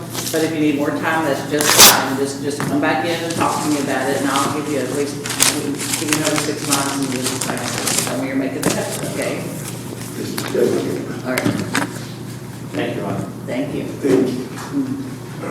That's all we have. Okay, you may be excused. Be sign that terminating. So we don't have need to request he has long since had his license back. hearing, But yeah, judge. He has already gotten his license he back. should. I believe so. Okay. But it's been more than 6 months. Okay, but I'll go ahead and sign this then, so it's official. Thanks, Phil. Okay, all right. Very good. All right, be careful out there. Thanks, Judge. Yes. Let's get out of here. Mark had I don't know. Well, folks, what did you think? Justified verdict? What did you think of my work? What did you think of the prosecution's work? Let me know in the comments below. As you like this video, comment below and subscribe to the channel. Of course, as always, I love every single one of you. I appreciate you being here. I hope you learned something, and I will see you all in the next video. Bye, everybody.